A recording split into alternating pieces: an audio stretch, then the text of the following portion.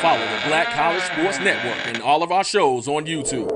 You can find us at MyJBN Online and on all social media at MyBCSN1. This is Carlos Brown, letting you know that we're on. Good afternoon, everyone, and welcome to Pregame, Alabama. This is Roy Evans with the Black College Sports Network, and we are here at the SWAC Media Day 2021. Last time we were in this space was 2019, and it's changed a whole lot. Joining me today, starting off, we have Mr. Jamie Walker doing his thing, Coach Works Productions, getting in the building. Appreciate it. And of course, you guys know the man, the myth, and the legend, Brian Fulford, the voice of the Black College Sports Network. Stay tuned. We're going to be joined by Dr. Cavil, as well as the commissioner of the SWAC, Dr. Charles McClelland. But guys, how you feeling today, man? Brian? This is big. This is a big event. Not quite the same space as the last time we were here. A much bigger room, a couple of rooms. Obviously, I guess you got to do that when you have an expansion from 10 teams to 12 teams, and then you bring in the celebrity of certain head coaches. Yeah, Willie Simmons is here. Exactly. There you go. Rattler striking, baby. Yeah, of course. We're talking about Coach Prime in Jackson State. Him too. Yeah, exactly. Him too. Right, but no, it's this is a good atmosphere. A lot more television and media and streaming folks in this space. So that's awesome. More coverage, the better. Jamie, what about you? I'm just loving the way it's being brought about as far as the importance of what the SWAC is doing. This is a pivotal year for them, and not just in the aspect of them just being that conference anyway, but just their expansion and what they're going to do in general. I'm excited to see what they're going to do. Well, hey, folks, we're definitely going to be getting ready to get some stuff going. Like I said, we're going to have Brian and Dr. Cavil are going to be talking to Commissioner Charles McClelland here in a little bit. But if you look across the bottom of the screen, we've got the whole crew of the network. Guys are in place today. The pregame show, the Carlos Brown show. We've got Dr. Cavil's inside the HBCU SportsLab, the SportsWrap. We got a couple of free agents. My man JB Simmons. Yes. BJ Jones is joining the team, so we're going to talk about how he's going to be impacted and engaged in what we've got going on. So what we want you to do is sit tight. We're going to be back here in just a few minutes to get this thing going, man. Bruh, we have gone over a complete year without real football. This is beautiful. Look, here's what I want you to take note of. As you look behind us and you look around us, a lot of folks here have gone through the vaccination process. That's why you can see a lot of people without masks. We understand, we're still maybe not clear, but the fact that you see a lot of people more comfortable in these closer spaces without masks just goes to show how far we've come. And yes, we still want to encourage people to be safe. I'm on that team of if you can and you can find a way to get vaccinated, do that. But if you're not one of those people, use precautions appropriately in your spaces. But that's what you're going to see a lot, and it's quite evident. There's a lot of people who are taking care of their own personal health and safety. I'm just happy to be outside. Quite honestly, with this football season coming up, we got a piece during the spring season. I'm ready to see this full bore going into this fall. We had a lot of discussions about what it would be like for spring football all the time. No, football is made for fall. I've completely changed my mind at this point. Yes, well said. Well, let's do this. And I do want to say this. So I actually forgot to put my mask back on, but I was already running around wiping down all the mics in between everybody, picking them up and touching them. But we're going to be there, man. We are having a ball, having fun, getting out, doing this thing. So we're going to get ready to go to a break, and when we come back, it'll be Dr. Cavil, Brian Fulford, and the commissioner of the Southwestern Athletic Conference, Dr. Charles McClelland, right here on the Black College Sports Network. The Cuvée Group is a Florida-based marketing and training consulting firm. We help businesses communicate to their target audience and engage them in conversation. We also help to expand their audiences, which will ultimately result in growth for those organizations. In addition to being a certified constant contact specialist, my colleagues and I are also certified in John Maxwell Leadership Principles. We use these proven principles to conduct workshops, training, and private coaching sessions for individuals and companies looking to take things to the next level. Contact us to schedule a free consultation. Issues today, don't delay, call Cuvée. Have you had your Earth Blend coffee today? At Earth Blend Coffee, we take pride in offering you the very best of beans across the world, blended and roasted to perfection, giving you superior quality and satisfying and flavorful taste. Experience the world in one cup with Earth Blend Coffee.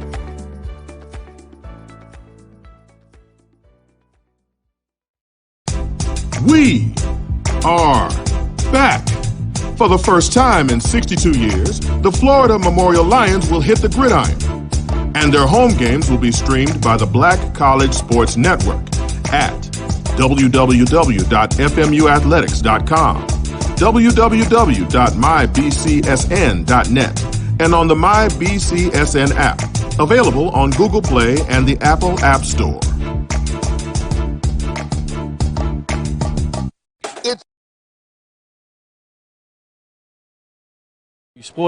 SportsWrap. This is BCSN Network and a trilogy of all the big-time components of the show, the pregame show. But without further ado, let's really get to what everybody wants to know. We have the commissioner of the Southwestern Athletic Conference, Dr. Charles McClelland. How's it going? It's going very well, Dr. Kenyatta Conville. Going well. Man, this gentleman and I go way back, way back. We say it. We won't get into that because y'all have heard it before, but that's why you see us cracking up when we talk to each other. Because in a lot of ways, I would say at least, I'm living a dream, and I would think in some ways you're living a dream. Well, you know, I thought about today, Dr. Cavil, I think it was about 13 years ago that I was athletics director at Prairie, and we came to one of these, and we flew back together on Southwest Airlines, and I talked to you about my dream of possibly one day being the commissioner of the Southwestern Athletic Conference.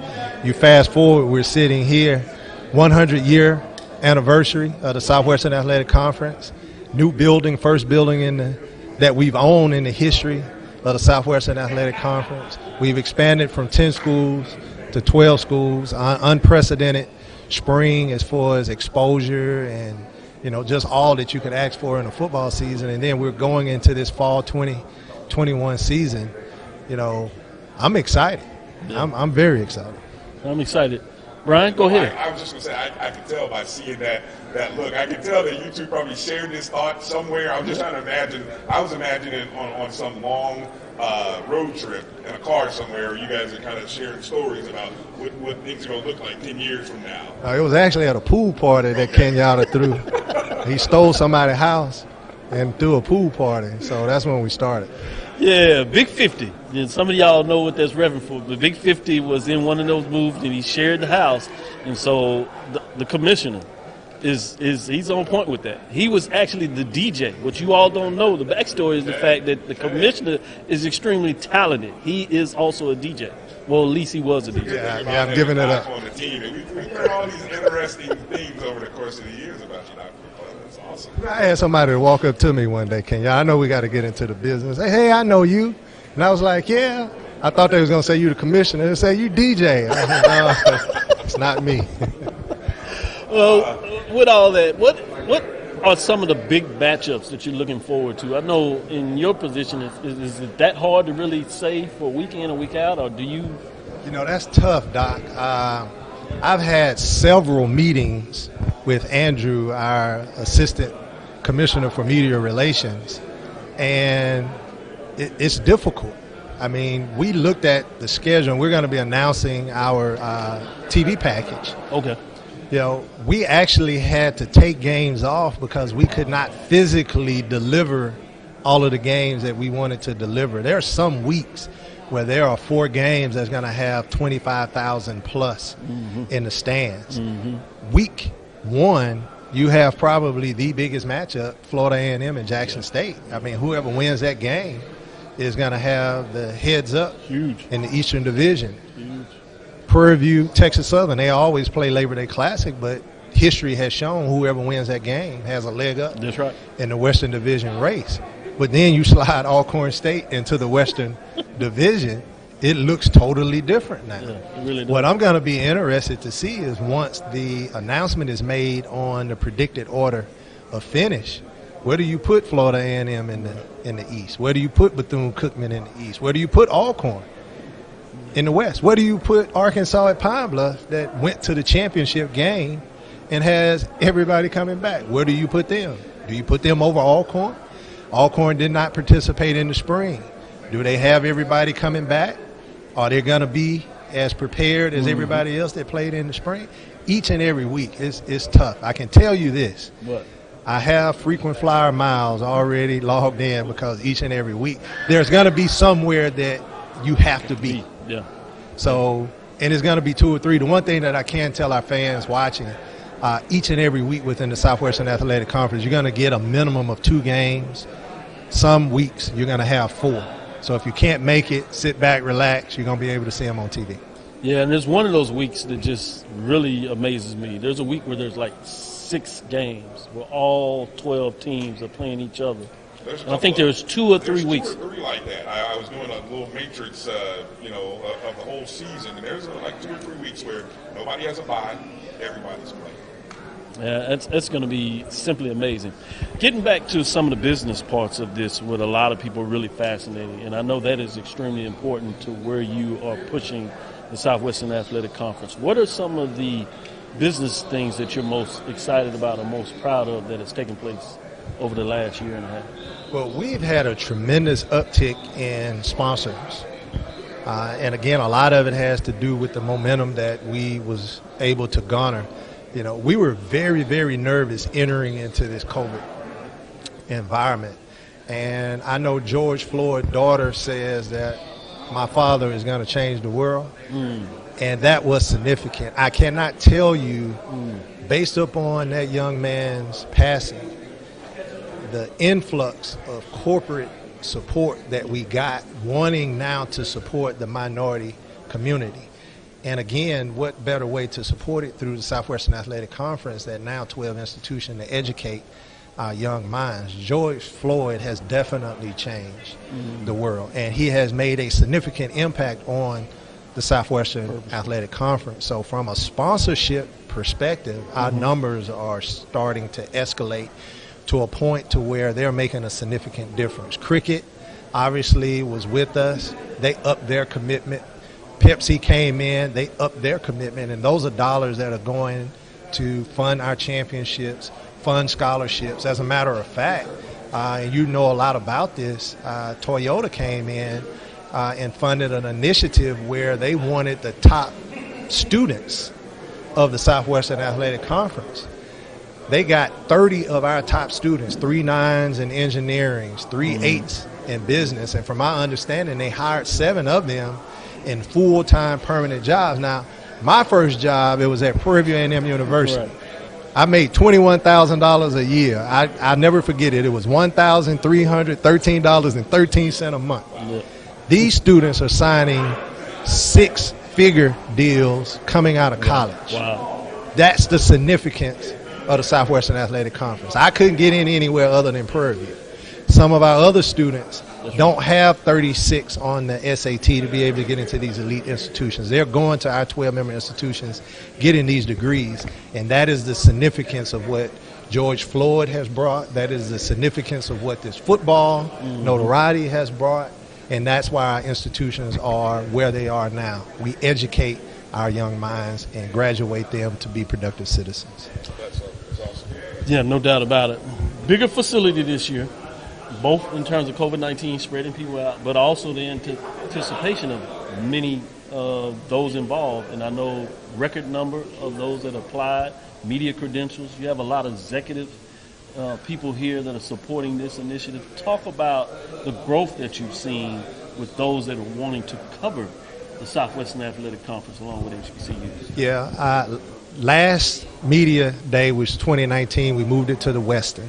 And we had a quaint room, and it was a very successful. I think we had, 50-something odd media, which was significant for us. As we transition again with a robust spring, with all of the notoriety that we've had with our coaches, student athletes. We had 2 teams to finish in the top 20, 3 teams, to finish in the top 25 in the FCS polls last year. A lot of notoriety. This year we had to move to the Sheraton. We had 212 media outlets to request credentials, and the last that I saw, we had 156 that are actually here in attendance. So when you look at, going from 50 plus to 150 plus, it shows you the value and the significance and the forward progression of the Southwestern Athletic Conference. So we had to get a bigger ballroom. We're on ESPN 3. We had press row, a lot of those press row, was radio. Now press row is comprised of multi-cameras and, lights and producers and guys in the back. This is where the Southwestern Athletic Conference is going. And I'm telling you, the best has yet to arrive. Wow. We are moving forward, and we're going to continue to forge ahead. We are a premier conference. Now the nation is starting to see it. I agree with that 100%, a premier conference.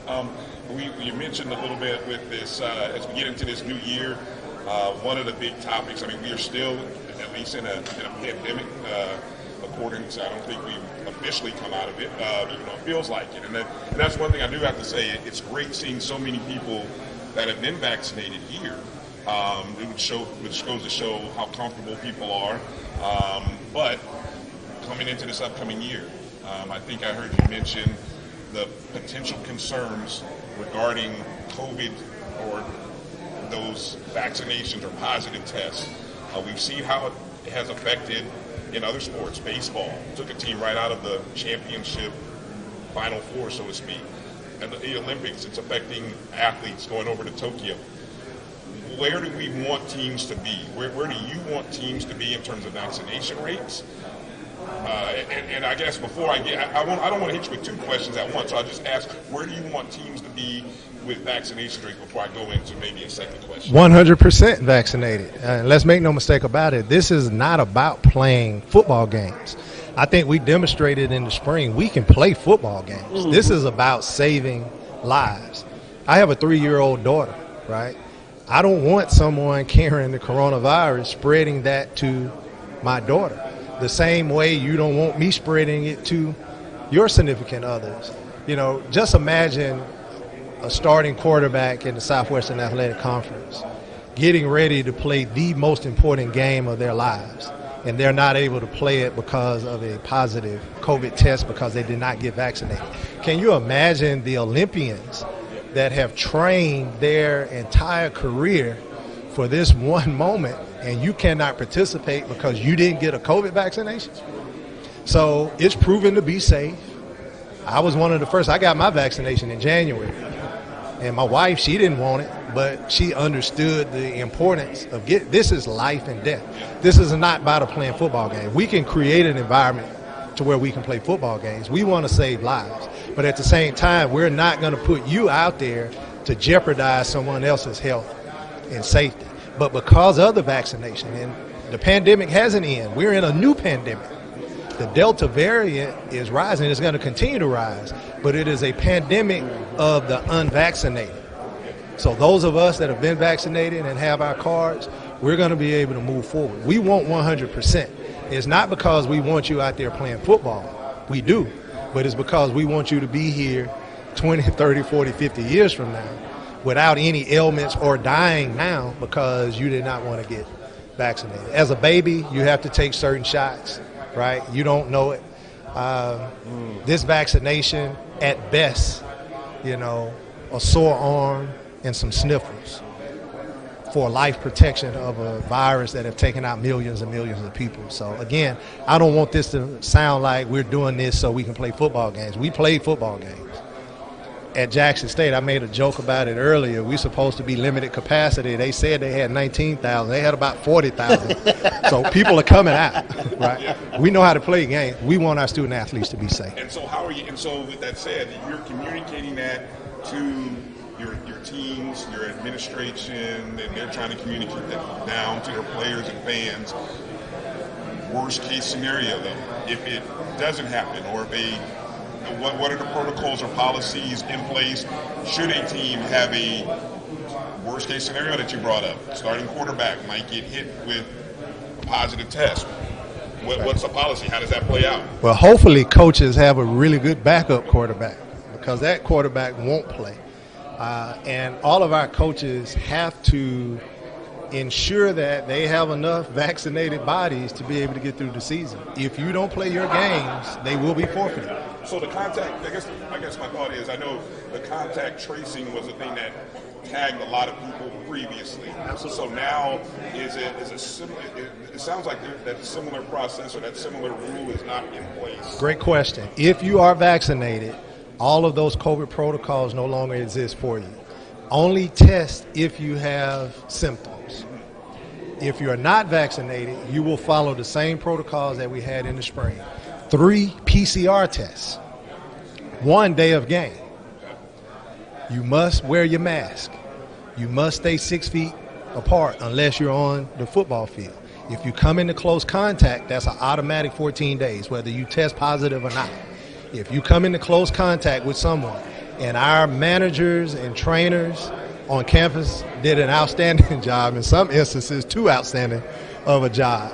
You know, they were 100% for health and safety. If somebody sneezed, you're in a 14-day quarantine, right? So you cannot risk not having the vaccination. You might not catch COVID, but if you're around Kenyatta and he has COVID, you're done for 14 days. Can you imagine missing the Orange Blossom Classic because you were in a hotel room, somebody sneezed, and now you're in a 14-day quarantine process? Get your vaccination. No doubt about it. Last thing we have they have released the predicted order of finish. Oh, okay. Excited about that in terms of what that news looked like. Surprise to some, not to others. Starting from the bottom, SWAC Eastern Division, Mississippi Valley, 25 votes. Bethune-Cookman, 71 votes. Alabama State, 76 votes. Jackson State, 80 votes. Florida A&M, 109 votes. Alabama A&M, they won in the spring. Not just the Southwestern Athletic Conference, but the National Black College Championship, 122 votes. I can see that. In the SWAC Western Division, Texas Southern, 37 votes. Arkansas Pine Bluff, 68 votes. Prairie, 78 votes. Grambling State, 85 votes. Southern, 108 votes. And Alcorn State, 128 votes. The 2019 SWAC champion. Player of the Year, Akil Glass, Alabama A&M. Yeah. Defensive Player of the Year, Jordan Lewis, Southern. Yeah. No surprises with that. But that was dynamic in terms of folks being excited where they are. Everybody was predicting their order of finish. There was a lot of talk all week long in terms of what that looks like.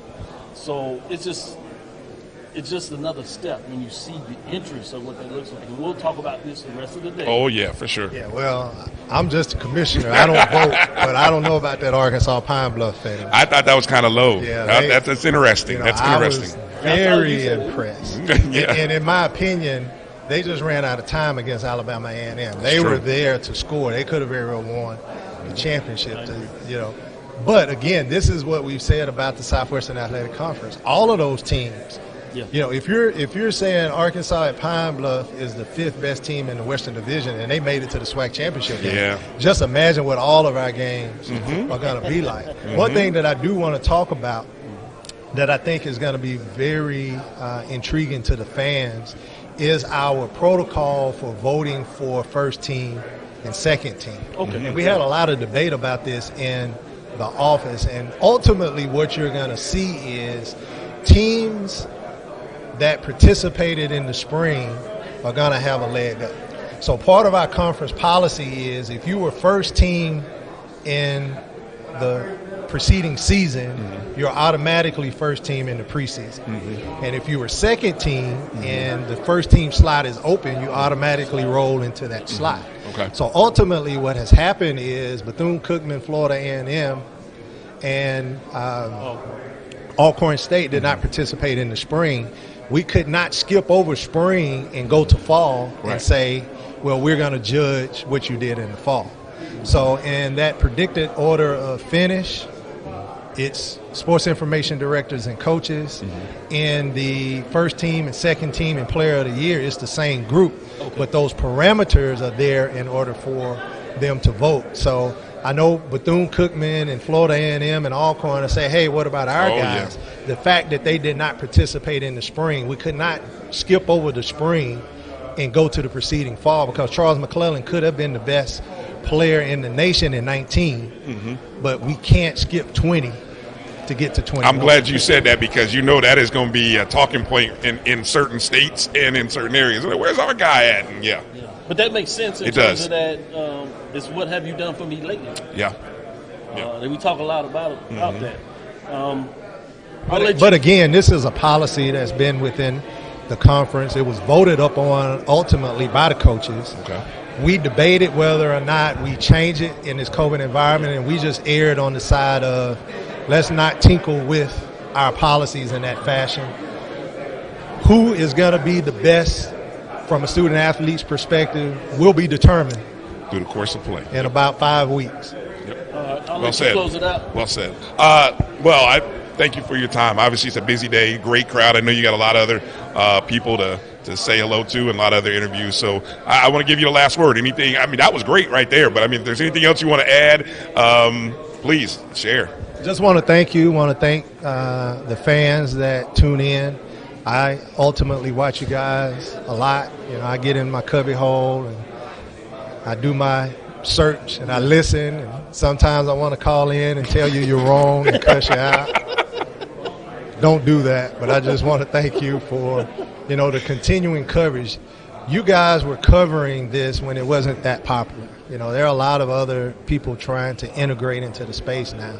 And you will forever have my commitment, you know, to coming on your show and giving you all of the information, because I am extremely thankful for what you've done for the Southwestern Athletic Conference and HBCU sports as a whole. So thanks again. Thank you. Dr. Charles McClelland, Commissioner, Southwestern Athletic Conference. We will be back right after these words with more interviews and guests right here on this BCSN Game Time with Dr. Cavil's Inside the HBCU Sports Lab and the SportsWrap. Deion next. It's never too early to plant the seed, to share the tradition, and instill a sense of pride in your HBCU with your little ones. HBCU Pride and Joy Children's Boutique helps you share your school spirit with a wide selection of adorable kids apparel and accessories officially licensed from your favorite HBCU. Visit hbcupridejoy.com and follow us on all social media at HBCU Pride Joy on Facebook and Twitter.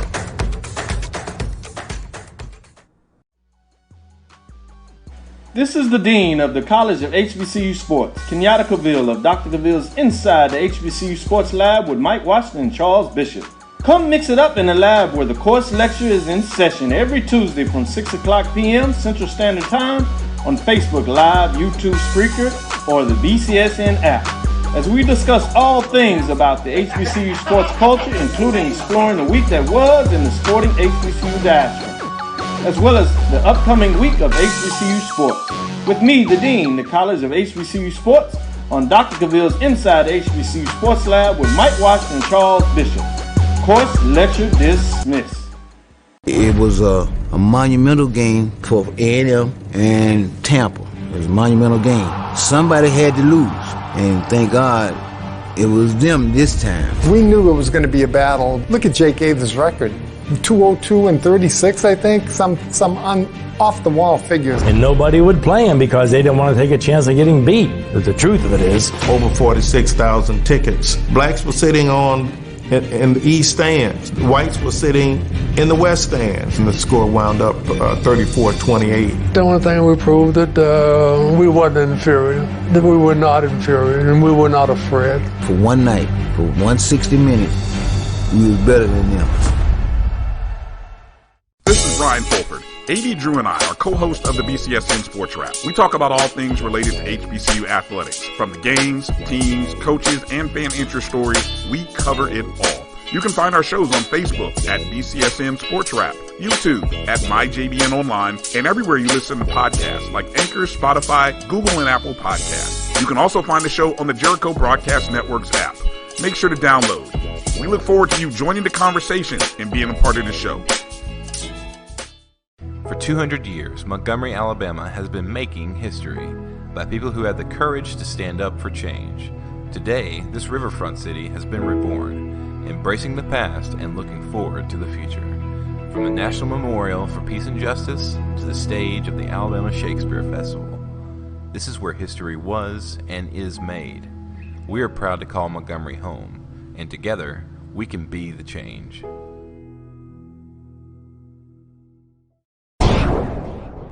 Follow the Black College Sports Network and all of our shows on YouTube. You can find us at MyJBN Online and on all social media at MyBCSN1. This is Carlos Brown, letting you know that we're on the move. You can now catch the Carlos Brown Show beginning this July on the Black College Sports Network each and every Saturday from 11 to 1 Eastern Time. That's 10 to 12 Central Time. Same time, new place. On Facebook at the Carlos Brown Show and Black College Sports Network. Online at www.mybcsn.net and on the BCSN app available on Google Play and the Apple App Store. The Cuvée Group is a Florida-based marketing and training consulting firm. We help businesses communicate to their target audience and engage them in conversation. We also help to expand their audiences, which will ultimately result in growth for those organizations. In addition to being a certified constant contact specialist, my colleagues and I are also certified in John Maxwell Leadership Principles. We use these proven principles to conduct workshops, training, and private coaching sessions for individuals and companies. And welcome back in live here on the pregame show here on the Black College Sports Network. Charles Bishop Neely and, of course, our coach, Coach Prairie. That joker came in so cold. That man, he cold. I mean, like, you could be like, man, what's up, man, welcome back. That joker came in like. He is the professional of this group. Thank God. Bring it, man. He brings it. No doubt. Coach, your first SWAC Media Day. Loving it. Full-fledged. Loving it. I'm loving it for the kids. Sure. Because, you know, you could prepare them, but you can't prepare them until they get to the real thing. Yeah. So you give them the frequently asked questions, the questions you want them to hit our smart, fast, tough discipline. You want them to be prepared for everything. Yeah. But to see them and to see how clean and well impeccably dressed they are. I love it, man. They are. And they're doing good, man. I got a chance to listen in on some of the interviews. Mm-hmm. The lights are bright, but they have not shied away. You brought two leaders with you. Amen. Well, that's they earned it. Yeah. I didn't bring them. They brought themselves. They earned it. Nyles, man, you got to understand, had to clean up his stuff in the classroom, knuckled up, and he did it. On the field, he's a grown man. In the weight room, conditioning, just leadership role. I mean, he rolled back with me one day from practice or somewhere, and we just had a candid conversation just about taking it to another level of leadership. And since the day Shedeur stepped on campus, he's been the same type of guy. He has. Yeah. He has. Coach, go ahead, Chuck. One of the things, and Neely and I were talking about even last night, was looking back into the 80s and 90s, the level of competition that Jackson State had back in the day. And with your recruiting ability, you have brought this standard, this level of competition back into Jackson State's program. Talk a little bit about just that aspect of getting us back to the upper tier of the SWAC. We have an expectation, and the expectation is to win. The expectation is to go pro. The expectation is to be better persons, better men, better sons, better nephews, grandchildren, better friends, better teammates. So it's all about the improvement of man. That's what we're all about. And these kids, man, I'm so proud of them. I don't like to say committed. They all in, man. Yeah. They all in on. And we talk all the time about we're the only team, and it's really still the first season. But the expectation is to win, not by just them outside, but everybody in the locker room. Yeah. We expect to win. So it's a bust with us. Yes, sir. You know, you talked about that intangible leadership quality that the guys with you today, they earned these spots. Yes, they did. One of the things I witnessed that our fans did get to see is you were the only coach, those were the only players that got up and went to every team to shake hands, introduce, get a feel. Talk about that leadership aspect in Jackson State being at the forefront of making that move. That's professionalism. That's professionalism. And it's not saying that's how you work the room, but that's how you work the room. That's professionalism. We want to touch everything inside that room. When we're in that stadium, we want to touch every kid, every elder, every alumni, every fan inside that stadium. We want to touch you and ignite you and make you think and dream and profess something. We want you to have some type of opinion. Yeah.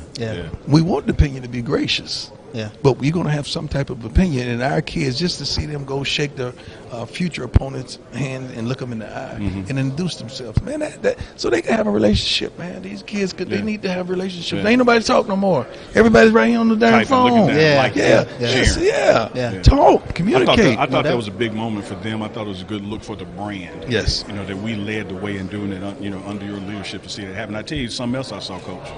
Now, we hear, and this is a spirit of marketing, brand, and camaraderie, but when they were shaking hands, I saw some of those other players go, man, those some big boys. They looked the part now. And I talked to Nyles about that. I said, Nyles, I saw you get a couple of looks now. He said, yeah, I want them to see me. And I told him to shake their hand and turn real slow. Real slow like a clock. Like turn real slow. Turn real slow so they can see it all. I think they've seen it, and it's coming. It's coming. Coach, we're some 40 some odd days now from the Orange Blossom Class. Only that many?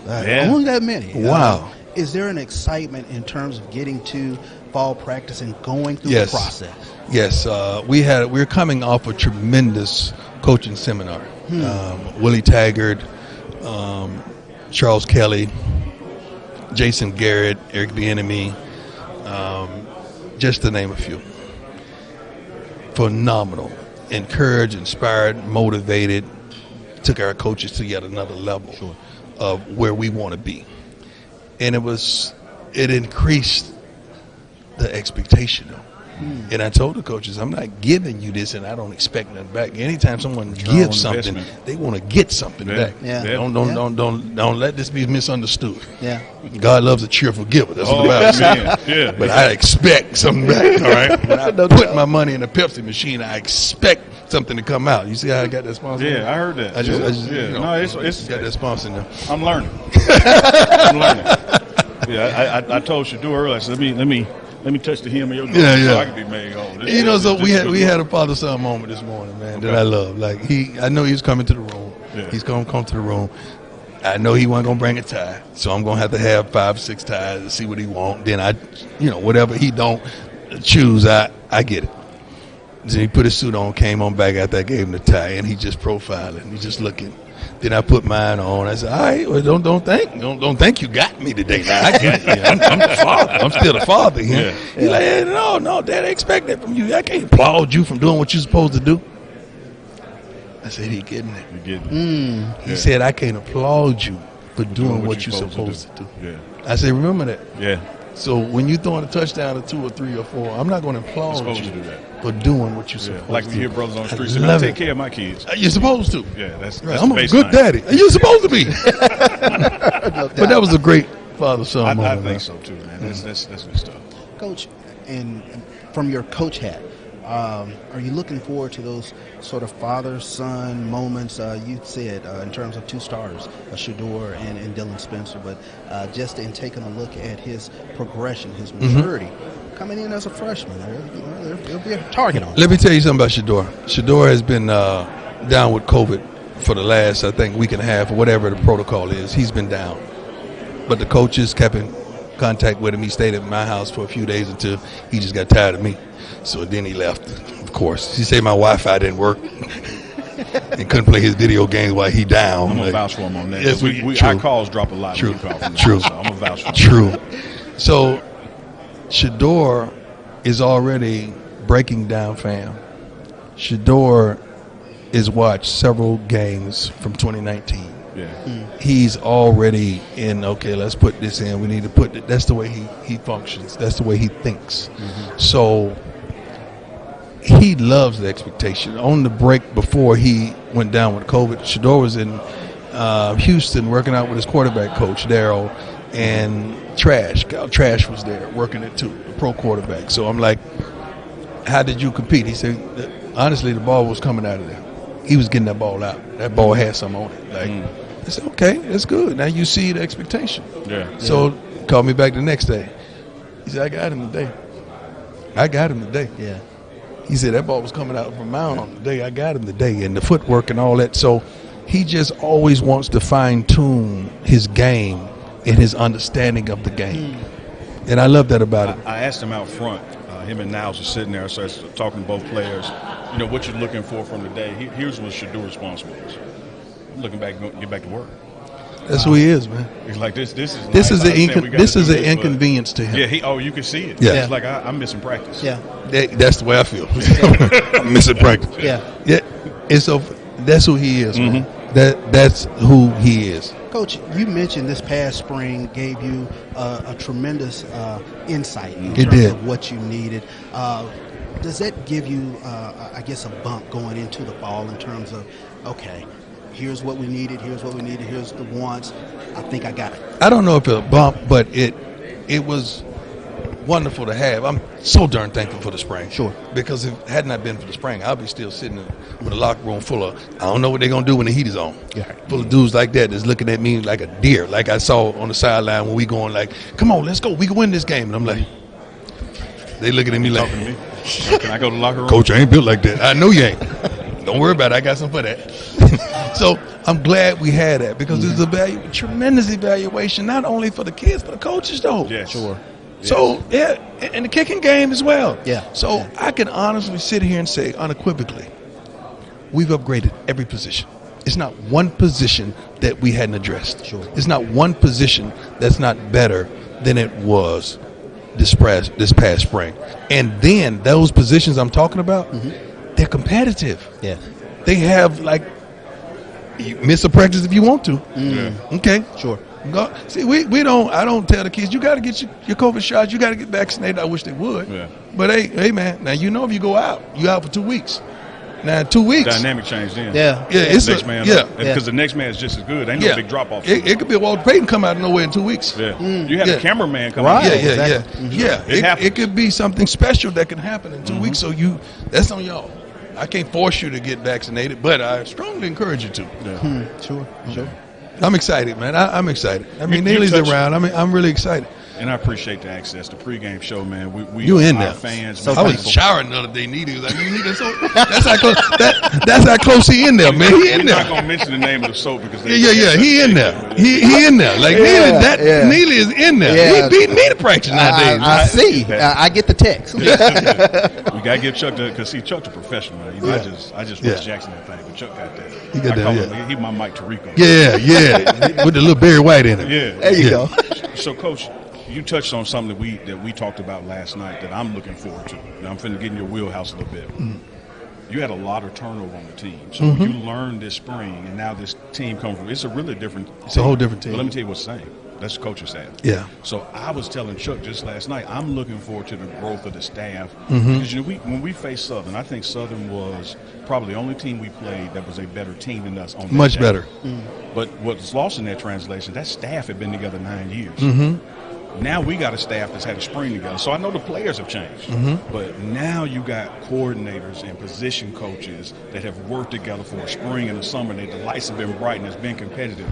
That's what I'm looking for, that flip to turn. And it should. It should. You should see improvement in that. You should see improvement in all of us, me included, in situational football as well as preparing, the preparation, practice scheduling. There's a lot goes into that stuff, and that stuff has to be on point to get what you want out of these young men because they're willing. They're more than willing to do whatever we ask because they want it. Yeah. They not only want to go to pro and take care of the families and the siblings and everything, but these kids want to make a mark. They want to make a difference. Yeah. They get it. Like, they understand what we have is something special, and they get it.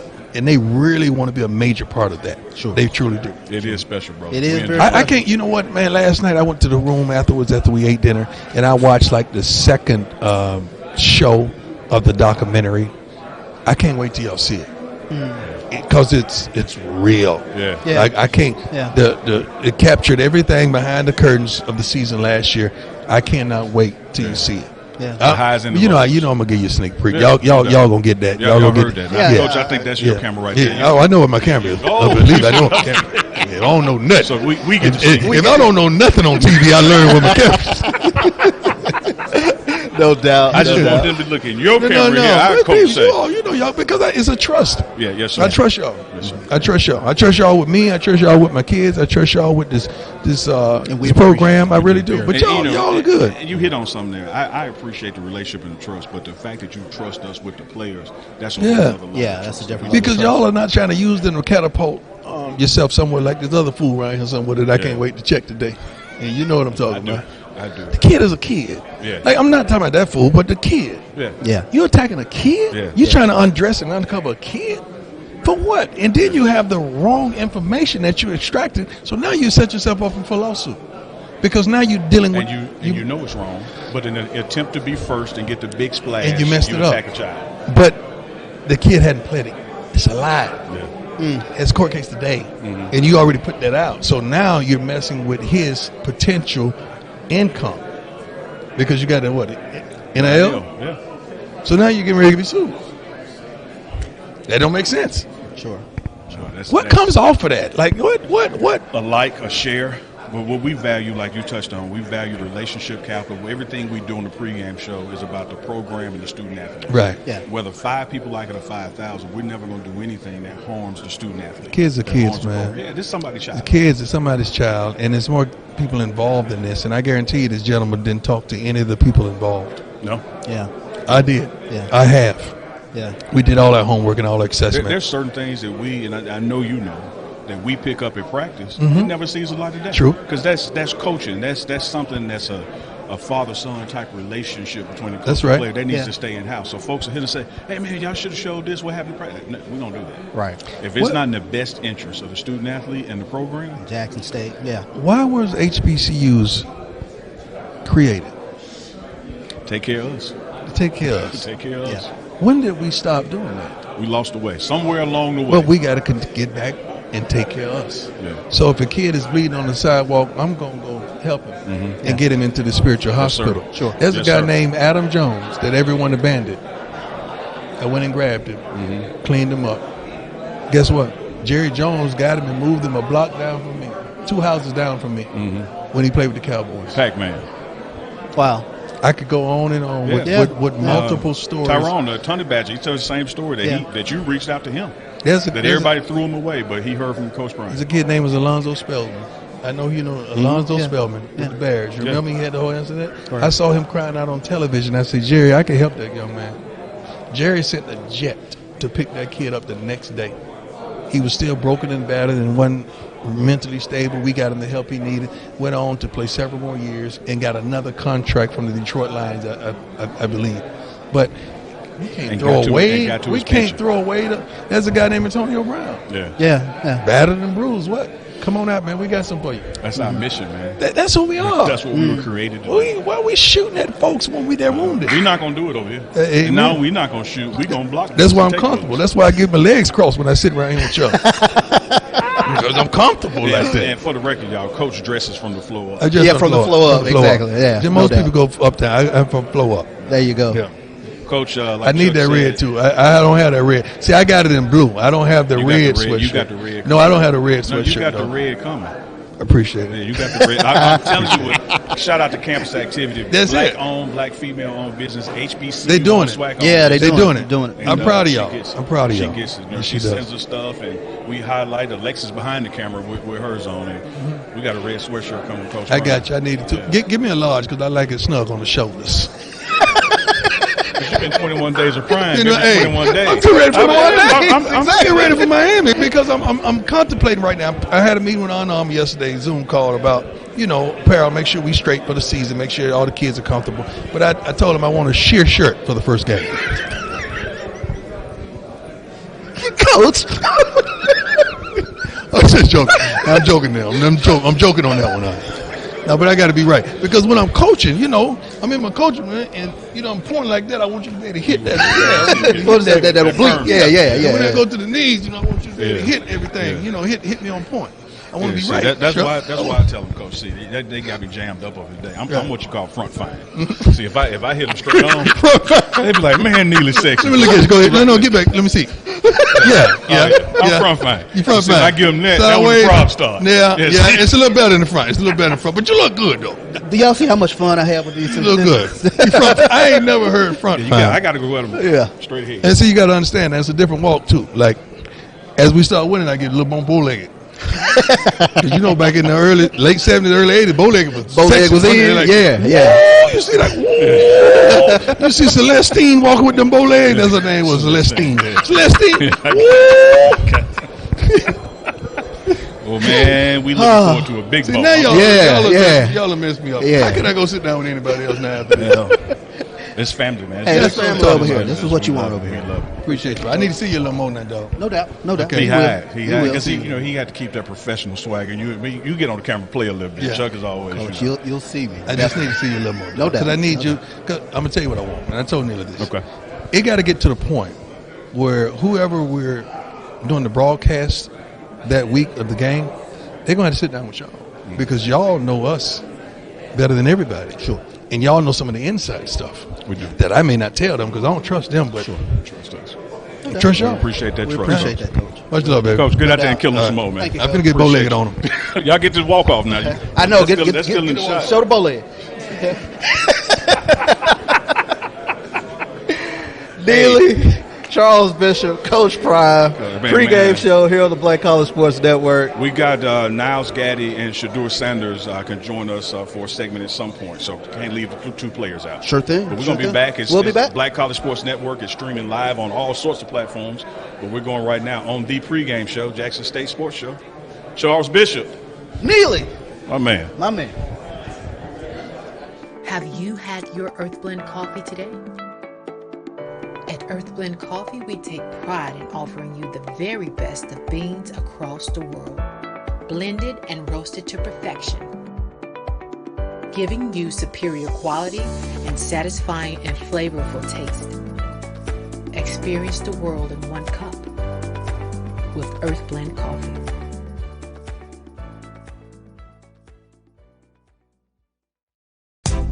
We are back.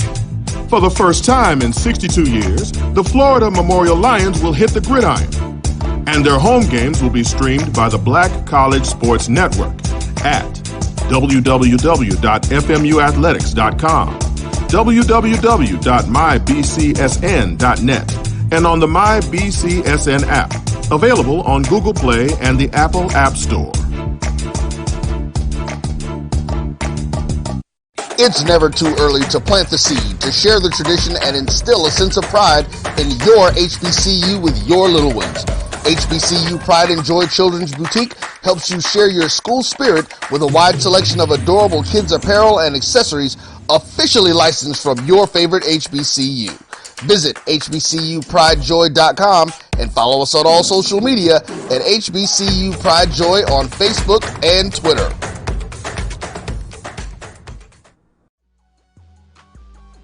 This is the Dean of the College of HBCU Sports, Kenyatta Cavil of Dr. Cavil's Inside the HBCU Sports Lab with Mike Washington and Charles Bishop. Come mix it up in the lab where the course lecture is in session every Tuesday from 6 o'clock p.m. Central Standard Time on Facebook Live, YouTube Spreaker, or the BCSN app. As we discuss all things about the HBCU sports culture, including exploring the week that was in the sporting HBCU diaspora, as well as the upcoming week of HBCU sports. With me, the Dean, the College of HBCU Sports, on Dr. Cavil's Inside the HBCU Sports Lab with Mike Washington and Charles Bishop. Course lecture dismissed. It was a monumental game for A&M and Tampa. It was a monumental game. Somebody had to lose, and thank God it was them this time. We knew it was going to be a battle. Look at Jake Aves' record.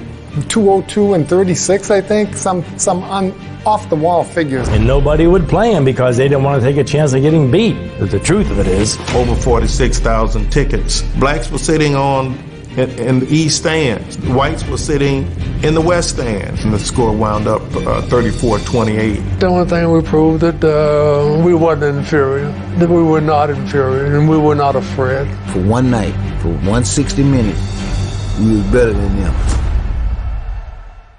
This is Brian Fulford. AD Drew and I are co-hosts of the BCSN SportsWrap. We talk about all things related to HBCU athletics. From the games, teams, coaches, and fan interest stories, we cover it all. You can find our shows on Facebook at BCSN SportsWrap, YouTube at MyJBN Online, and everywhere you listen to podcasts like Anchor, Spotify, Google, and Apple Podcasts. You can also find the show on the Jericho Broadcast Network's app. Make sure to download. We look forward to you joining the conversation and being a part of the show. For 200 years, Montgomery, Alabama has been making history by people who had the courage to stand up for change. Today, this riverfront city has been reborn, embracing the past and looking forward to the future. From the National Memorial for Peace and Justice to the stage of the Alabama Shakespeare Festival, this is where history was and is made. We are proud to call Montgomery home, and together, we can be the change.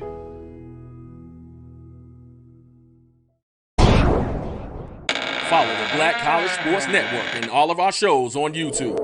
You can find us at MyJBN Online and on all social media at MyBCSN1.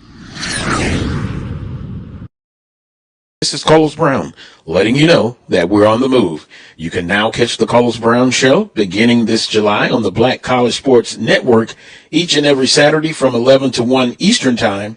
That's 10 to 12 Central Time. Same time, new place. On Facebook at the Carlos Brown Show and Black College Sports Network, online at www.mybcsn.net, and on the BCSN app available on Google Play and the Apple App Store. The Cuvée Group is a Florida-based marketing and training consulting firm. We help businesses communicate to their target audience and engage them in conversation. We also help to expand their audiences, which will ultimately result in growth for those organizations. In addition to being a certified constant contact specialist, my colleagues and I are also certified in John Maxwell Leadership Principles. We use these proven principles to conduct workshops, training, and private coaching sessions for individuals and companies looking to take things to the next level. Contact us to schedule a free consultation. Issues today, don't delay, call Cuvée. Hello and welcome back to SWAC Media Day. Making sure, is my mic up? Number 4, we turned up, boom, boom, boom. We're here, we're there. Black College Sports Network, man, along with the entire crew. You know, we want to first say thank you to all of you gentlemen for contributing and being a part of the vision, the dream, and the goal that we all share, which is bringing HBCU athletics and sports to the forefront. Of course, joining us right now, Charles Bishop, who is a member of Dr. Cavill's Inside the HBCU SportsLab, as well as the Pregame Show. Just finished seeing him and Neely kick it with Coach Prime. Hilarious. And of course, it is the man, the myth, and the legend, the dean of HBCU sports himself, Dr. Keenan. I thought that was my tag. Now you're giving it to Doc. No. He's the man, the myth, and the legend. You're the legend and the voice. Oh, my goodness. This is Brian Fulford, of course. The voice of the BCSN since day one. And he was the first person you heard, the first person you saw doing it. And one of our new members to the squad, joining the team, Mr. Carlos Brown. I'm the rookie, but I'm a team player. There it is.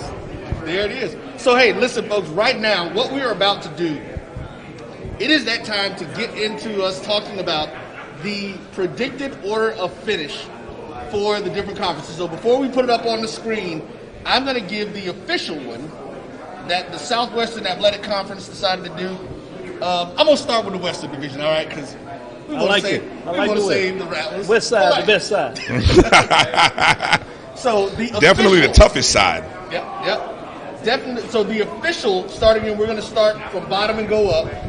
They have Arkansas Pine Bluff, Prairie View A&M, Grambling State, Southern, and Alcorn. So let's talk a quick minute about that and get some responses. We'll start with the rookie first. Carlos, what you got, man? Well, it's a pleasure to be here, as always. get to see everybody. It's been kind of over a year. Yeah. Since the pandemic to kind of see each other again. So I'm happy for that opportunity. Western Division. Some would say the tougher division. But official predictions, of course, they the champions. You know those FAMU folks and the Jackson State folks in the East, they curl up. But do your thing, because I'm with you, bro. I think the West is the best. Well, yeah, in the Western Division, the defending champions from 2019, All-Born State Braves. I'm not surprised by them getting the nod on that side. Southern University, well, they're champions of being a runner-up, being the second best team, whether it's overall in the division. They're built in the championship mode, so coming in at number 2, you're absolutely right. I can agree with that prediction. Also, Prairie at 3. I will have to agree with Coach Dooley. Offensively, we know that they can really score a lot of points.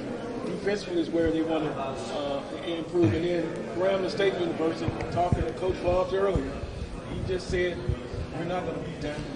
And so each and every week it's going to be a battle. So that's kind of some of my preliminary thoughts on the Western Division. Charles, what about you, man? I'm shocked that UAPB is down so low.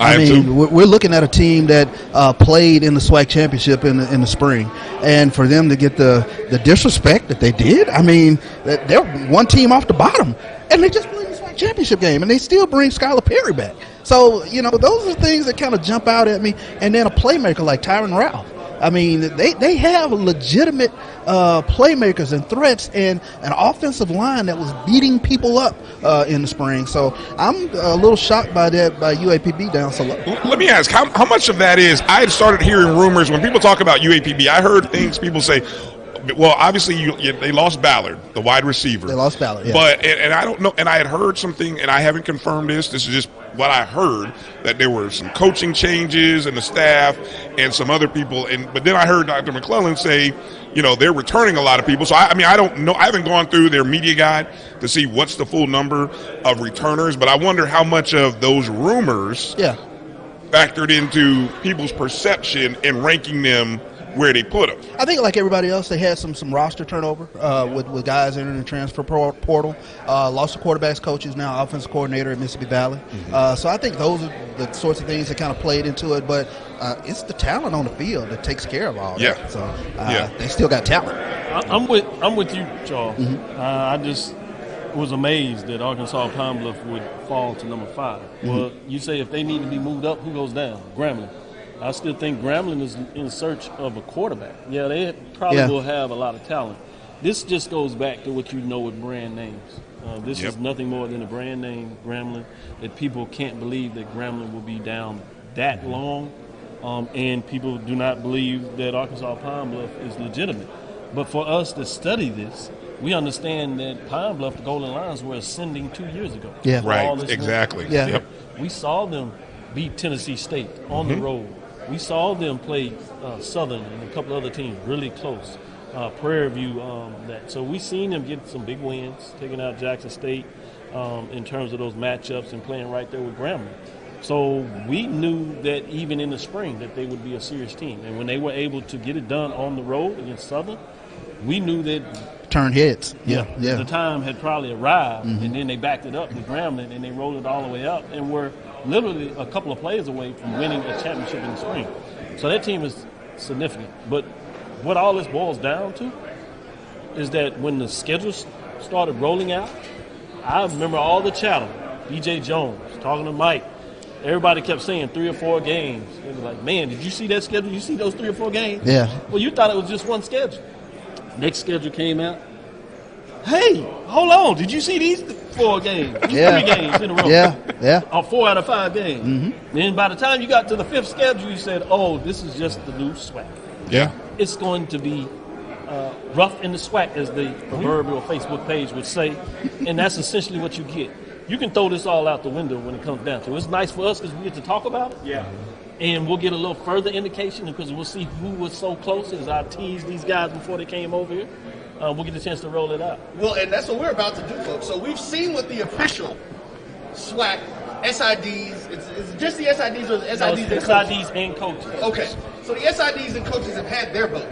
but we would not be the Black College Sports Network if we didn't do the way too early preseason stuff, because normally we don't do preseason.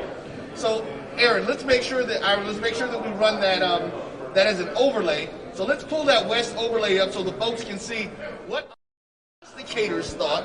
Yeah, just push it over to 1. There we go. So we're going to start over on the left side here of our left and see how they had it comparably. So we're going to start with Mr. Brown there, and he had Southern, and we think there might be a little biasness there. Just a little bit. Alcorn, UAPB, of course, he's got up there. And then Prairie A&M, Grambling, and Texas. And so, and I want to be clear here. The only reason I have Southern where I have them is because I actually have them losing to Grambling in the Bayou. Whoa. And that's yeah, I said it. That's 2021, bro. Oh yeah. I said it. I said it. You know what, though? And that's the only reason I have them where I have them and not number 2. Yeah. Well, you know, Sorry about that, Mike. No. But the spring season, it was historic, but you got to have a short memory. You got to be like that team that got burned on the touchdown play. Yeah. Spring was the spring, but it's going to be like that. It's going to be a war every week. And Grambling was close. Grambling probably should have won it in 2019. Obviously, they didn't. They've had a couple opportunities. I mean, I'm just saying it's. When you shoulda, coulda, woulda, but I mean, when a team is down, and you got in that rivalry, there's gonna be a lot in these classics. There's gonna be a shift, in some of these classics. We say it all the time. If you have a quarterback in this league, then you're 3/4 of the way there, and that's the question mark that I have of Grambling in terms of who's going to lead. I'm trusting in Forbes though. I'm gonna print the shirt. That's fair. I'm gonna get the shirts printed. That's in fair. Forbes, I like that. In Forbes, I trust. I'm gonna take it as he saw what happened in the spring. He's gonna fix it. He's not all about the extra talk that's going on out there behind us.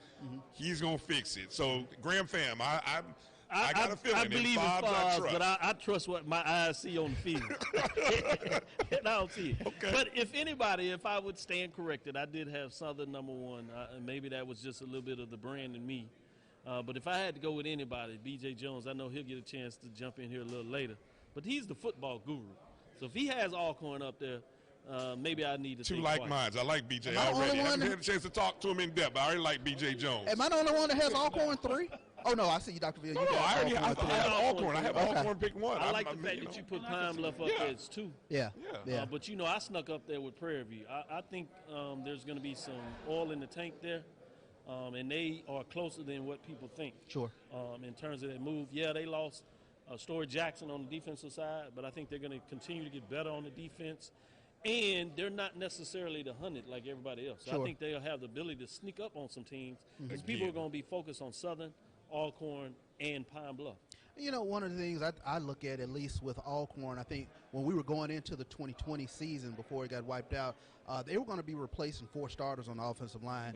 And watching Alcorn over the past few years, that is where they've been dominant, and they've kept reloading. So that was a question mark, at least for me, with Alcorn. Of course, they bring back Felix Harper, but the guys up front to protect him was one of my huge question marks with the Braves moving over to the West. Last time before we go to the East, one thing is consistent about everything we see here. I was not going to say that.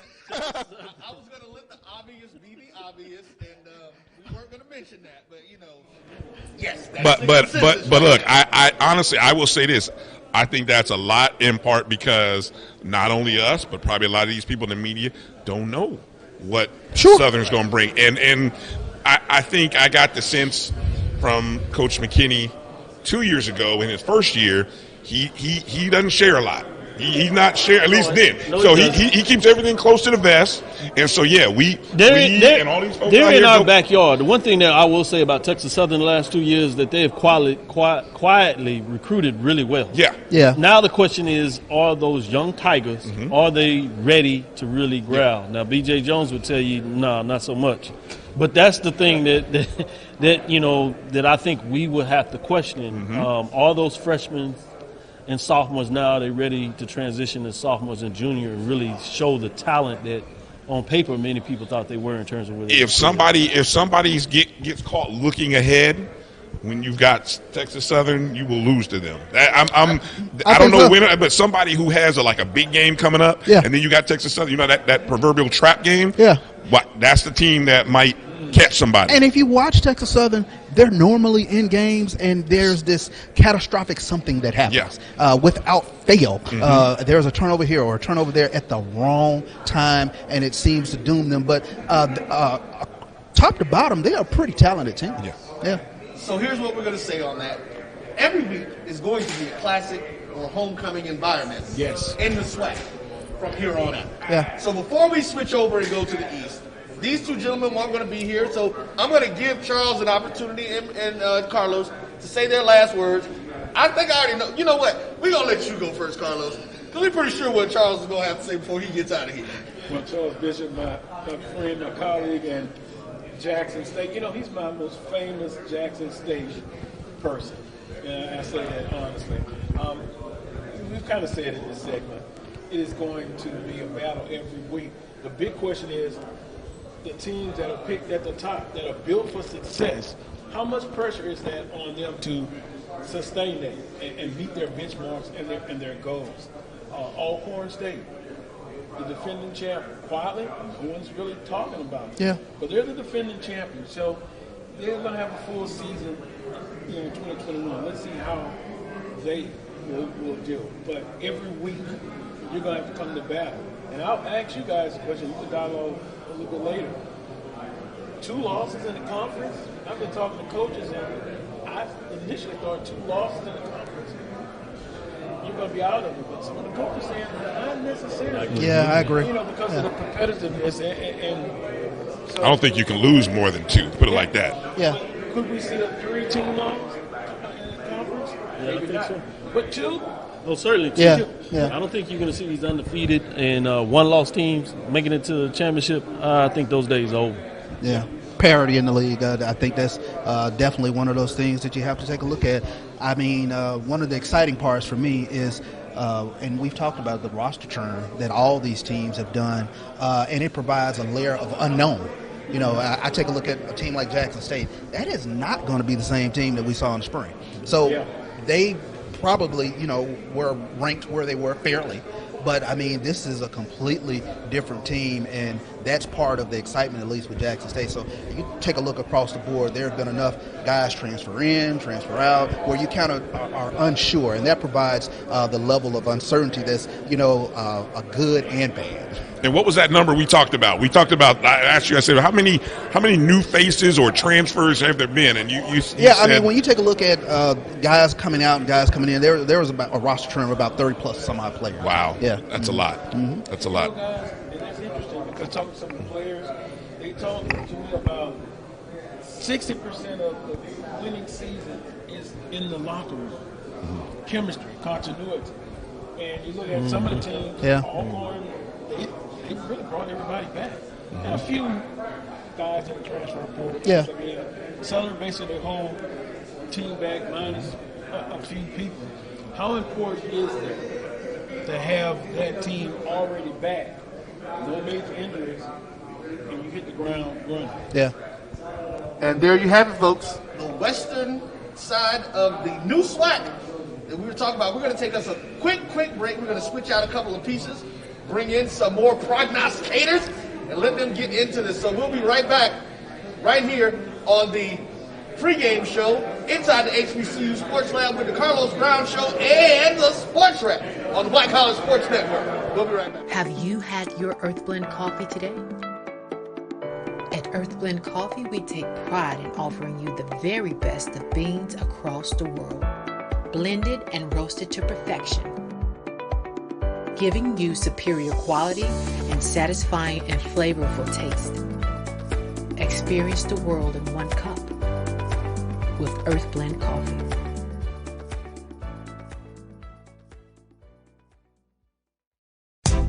We are back.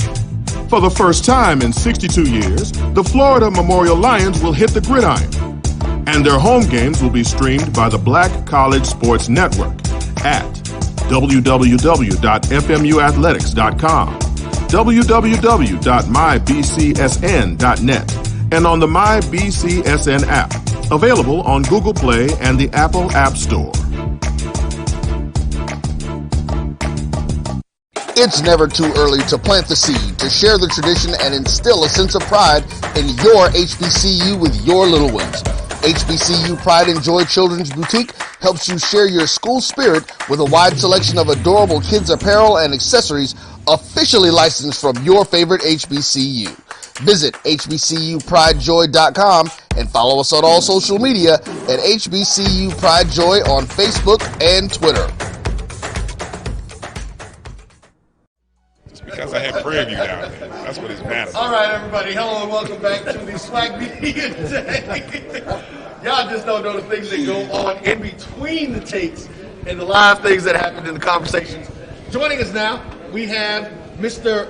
Mike Washington, who is, of course, inside the HBCU Sports Lab, and microphone. 1876 Sports and Culture. You're giving a shout out. I appreciate that. Oh, we got to.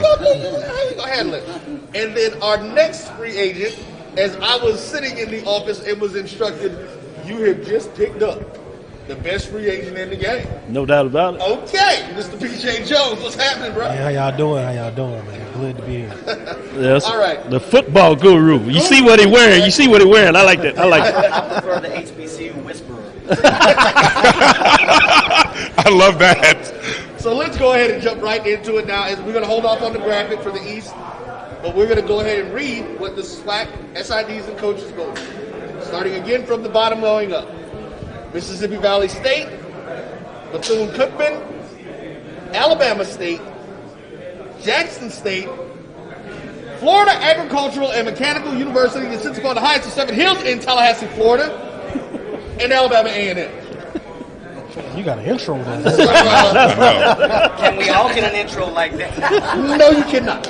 But let's talk about that first. And so we're gonna, since Mike called you the HBCU whisperer, we're gonna let BJ kick us off in this segment.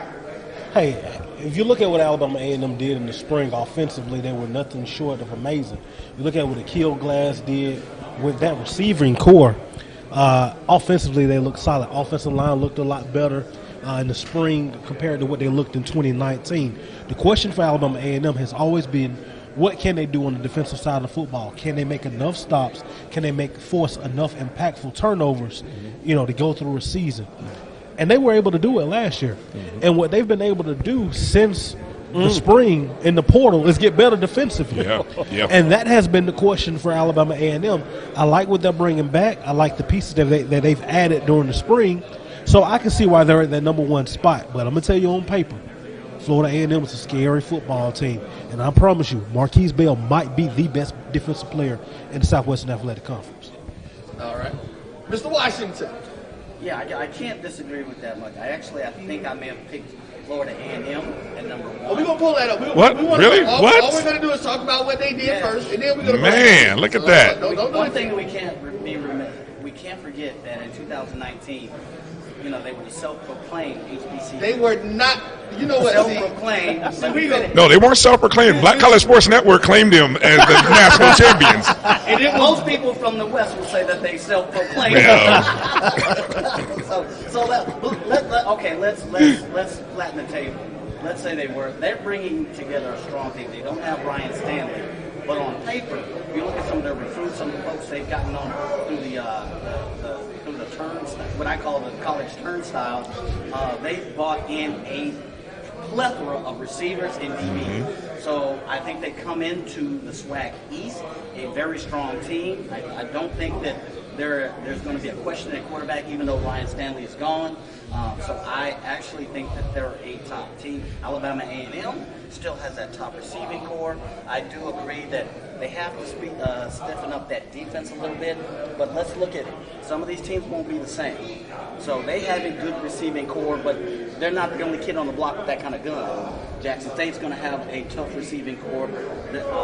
Even UAPB over in the West is going to have a tough receiving core.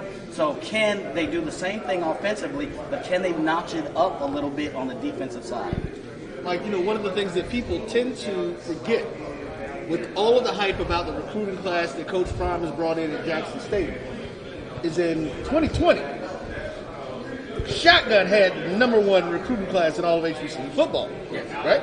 Doc, what's your thoughts on this East setup?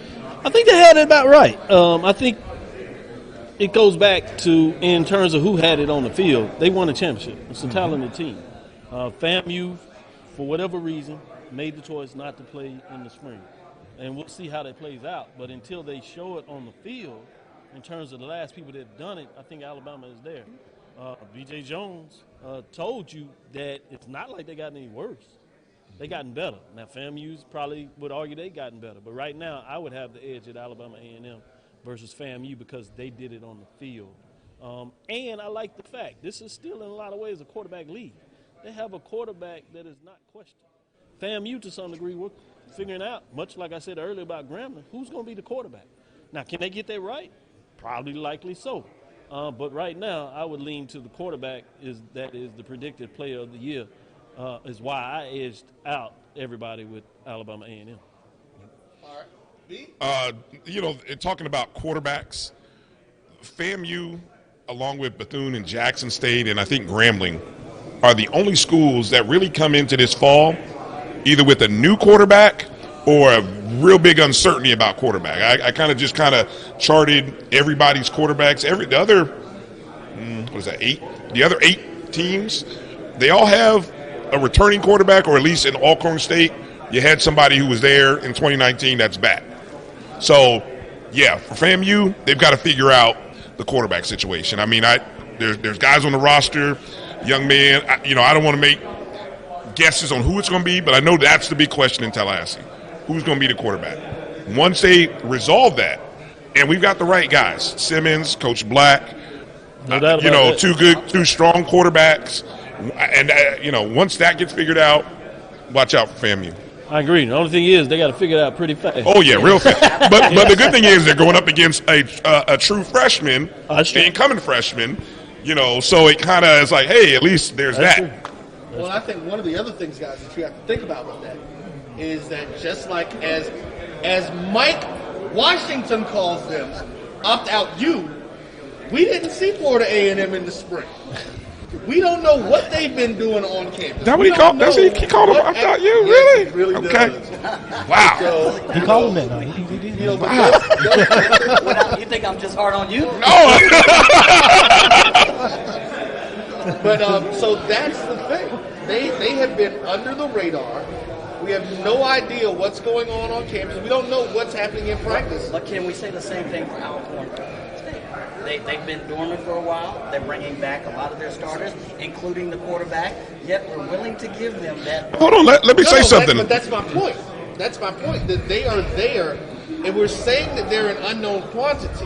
Right. But we don't know even with the changes that have been made, because everybody has gone through the portal. Hold on, here's something we're missing. We're missing here. For Alcorn and FAMU, they actually didn't have an unusual spring. They actually had the same spring that they would have had any other year. You didn't play 3 and 4, 5, 6, 7 games.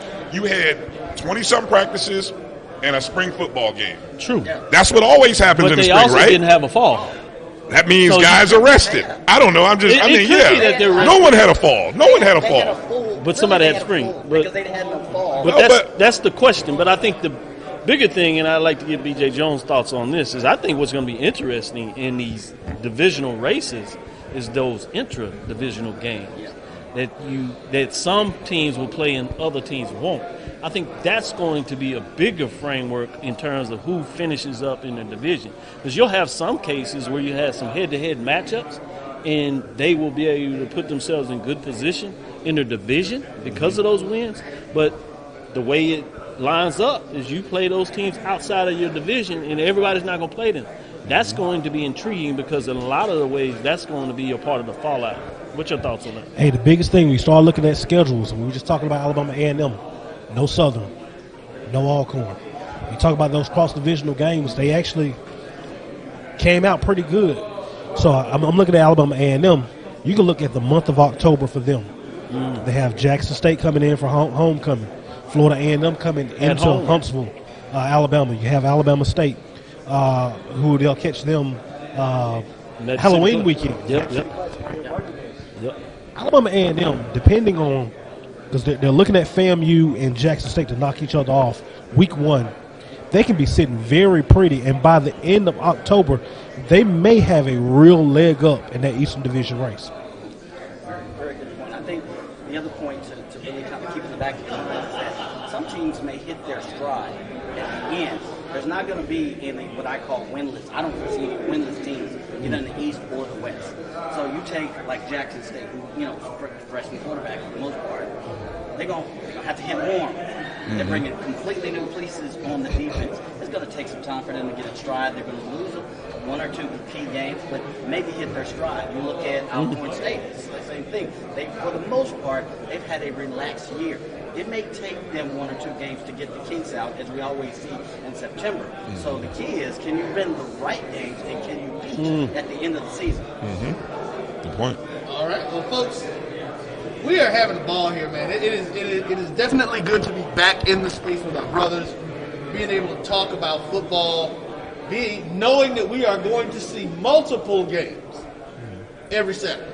And be guaranteed that the Black College Sports Network will be bringing you some. But these guys talked about it. You're going to see the Sports Wrap. You're going to see the pregame show down in Miami Labor Day weekend. Some of us are going to actually be in Montgomery for the Red Tails Classic Labor Day weekend. Also, ASU playing Miles that weekend. The Red Tails Classic will be Tuskegee versus Fort Valley State. We are going to be all over the country. I think we're going to get ready to go. I see the gentleman here. We're going to. Can we do the preseason? Oh, we didn't put our picks up. My bad. I'm sorry. Or if we want to save it, because if we've got somebody we coming can have up. Maynor, but put it up. I want Maynor, but put it up. Pull it up. Go ahead and pull it up. So I got to have Maynor. I want Maynor. Yeah, we got So here's the predicted order of finish that our team put together again. So, again, as we look at it, there are some things that seem to be very plain and simple and a consensus across the board. Charles really stays on script. Stays on script. I like that. Well, that business decision. You got to stay on script. Yeah, exactly. That was one of the reasons I did. Brian, we were not trying to have Charles in during this segment. So we wanted to make sure everybody had the opportunity to say something, and so hey. One thing's consistent, the Valley pick. Yeah. It's like Texas Southern. Yep. Valley. Like Texas Southern. Valley. We talking Valley. So normally I don't vote and I don't do these things unless there's ties and situations like that. But I am looking at this, and honestly, and I'm gonna have to get Coach in here because I think a lot of people are sleeping on Cookman, and that's hard for me to say as a rap. It really is. I really think people are looking at Cookman, and they're going to be there. Cookman is going to be there. Because, see, now, of course, both of us being in the SWAC, the Florida Classic now means everything. Yes. And that last game of the season now means everything. And we give them their props what props are due. They've been taking us out to the woodshed, and a beating is a beating. I don't care how many points you lose. Thank God that decade is gone. Right. That decade is gone. So we're going to get ready, but we wanted to make sure everybody saw that. We're going to get ready to head out of here. We know Dr. Cavil is going to be getting ready to come in to close out with their last part of their show, getting some things in before they get going. But again, folks, we want to thank you for tuning in, checking out. Stay tuned. We got more coming up. Don't go nowhere. There's a little bit more that'll be rolling for you. And we'll be back real soon, right after this. This is the Dean of the College of HBCU Sports, Kenyatta Cavil of Dr. Cavil's Inside the HBCU Sports Lab with Mike Washington and Charles Bishop. Come mix it up in the lab where the course lecture is in session every Tuesday from 6 o'clock p.m. Central Standard Time on Facebook Live, YouTube Spreaker, or the BCSN app, as we discuss all things about the HBCU sports culture, including exploring the week that was in the sporting HBCU diaspora, as well as the upcoming week of HBCU sports. With me, the Dean, the College of HBCU Sports, on Dr. Cavil's Inside the HBCU Sports Lab with Mike Washington and Charles Bishop. Course lecture dismissed. It was a monumental game for A&M and Tampa. It was a monumental game. Somebody had to lose, and thank God it was them this time. This is Dr. Bill with Inside the HBCU Sports Lab with our Sunday edition, as we have B.J. Jones, the football guru, on, and we have none other than Alabama A&M Coach Maynor, 2021 Spring Champion, HBCU Champion. How you doing, Coach? Doing great, man. Great. Great to be seen. Great to be a champion. Great to be here. Man, it's good to get into this with you. Coach, first of all, what are your thoughts for the upcoming season?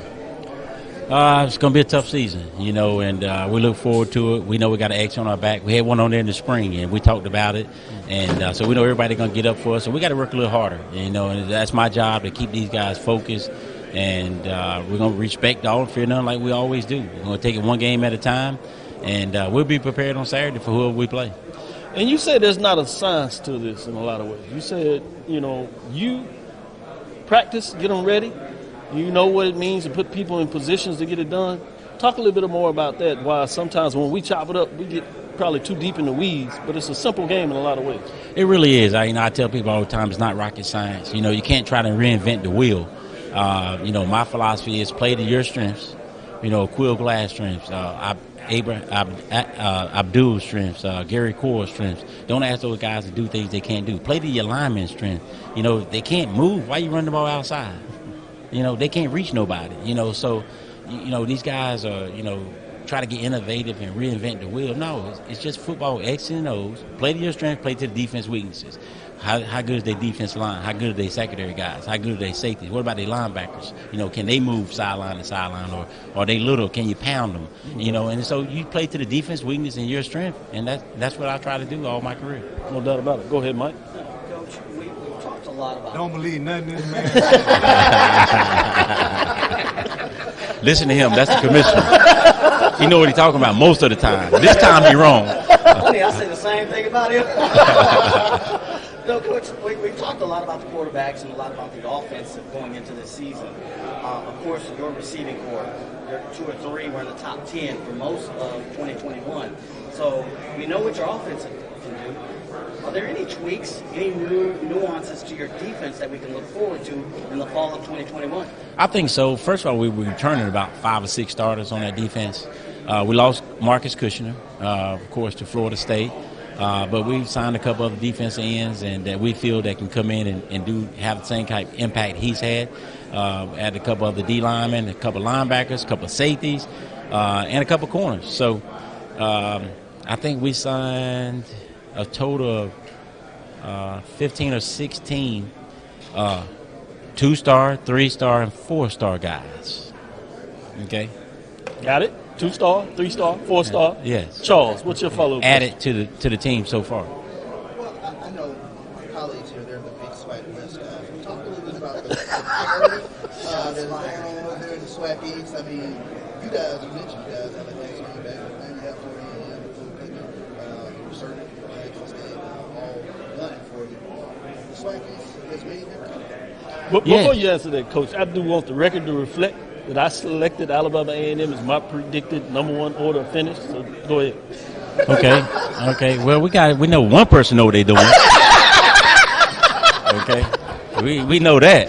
Okay. But anyway, we got a tough side. FAM is cool. Willie's done a great job at FAM, and he's always got a great offense and a great football team. I mean, he beat North Carolina A&T the last 2 times they played him. And had it wrapped up one year, and then he lost the last game and didn't get it. Then, of course, the year after that, they weren't eligible for it, but they only lost 1 football game. So he's doing a tremendous job. He's going to have a great football team, and we look forward to playing him. And then Terry Sims always does a great job at Bethune, and he beats Willie every year. So now I got to play both of these jokers. You know what I'm saying? I call them the T&T boys. Sims, the S&S boys. Sims and Simmons. So. And then you got Ely at Alabama State. It's a classic. And you throw the records out. It's going to be a good football game. The 3 overtimes 2 years ago. Great football game the first half this year. And then Valley's much improved. So, I mean, outside is tough, man. It's tough. I mean, it really is. And, so we got to be prepared every week. And but the toughest team on our side is A&M. So you got to face those boys. You better be ready for them boys.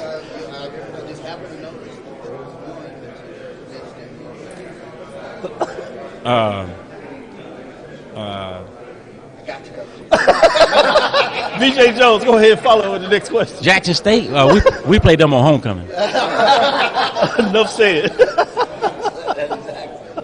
Coach, your offense is spring. I've been following this stuff. I've been around this stuff my entire life. That offense is put on the field this spring. Those receivers, the tight ends, even Garrett Claus coming to this backfield. And now you've added some pieces to that offense. How excited are you to see those guys this fall? Not only the weapons that you had in the spring, but the ones that you had this spring. I'm very excited. Can't wait. Like you said, we got a lot of returners. I think 9 on offense are returning, and we could have had 10. Had a senior that graduated in engineering, got a job, so he decided to take the job. And I encouraged him to. So that was Fuqua, our guard.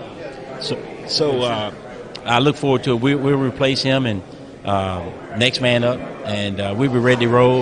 Like install. We're ahead of the game because we got everybody back. And not only that, we're young. We're young. The only 2 seniors on the offense was Quill and Fuqua and Zay. Xavier Moore, big play Zay, number 8. So those Quill and Zay will be gone next year. I mean, the receiving core we got, so we're not going to miss a beat there. And then we just have to replace Quill, and of course we got Quincy, and we got the other quarterbacks that's going to be battling for a Quill job, and so we look forward to this offense being this way for the next 4 or 5 years. And defensively, of course, like I said earlier, we had a lot of pieces. We really went out and focused on that side of the ball, and wanted to improve that side of the ball, and I think we did a good job of it. And now time will tell. We got to wait and see. Coach, congratulations on the championship. Congratulations on the extension. Job well done. As Coach Maynor, as we talk about the champion Bulldogs, both SWAC 2021 spring champion as well as HBCU national football champion. You got a champion coach here, and as you know him, he'll tell you he's all about champions, so look for many more to come in the Bulldog country. We'll get the chance to cover it, follow it, get him on there and talk a little more about it. We want to say thank you for your time. Dr. Cavill's inside the HBCU Sports Lab with Mike Washington, Charles Bishop, BJ Jones giving us time. Again, Coach Maynor. We'll be right back after this quick break, and we'll keep the information coming. This is Brian Fulford. AD Drew and I are co-hosts of the BCSN SportsWrap. We talk about all things related to HBCU athletics. From the games, teams, coaches, and fan interest stories, we cover it all. You can find our shows on Facebook at BCSN SportsWrap, YouTube at MyJBN Online, and everywhere you listen to podcasts like Anchor, Spotify, Google, and Apple Podcasts. You can also find the show on the Jericho Broadcast Network's app. Make sure to download. We look forward to you joining the conversation and being a part of the show. For 200 years, Montgomery, Alabama has been making history by people who had the courage to stand up for change. Today, this riverfront city has been reborn, embracing the past and looking forward to the future. From the National Memorial for Peace and Justice to the stage of the Alabama Shakespeare Festival, this is where history was and is made. We are proud to call Montgomery home, and together, we can be the change.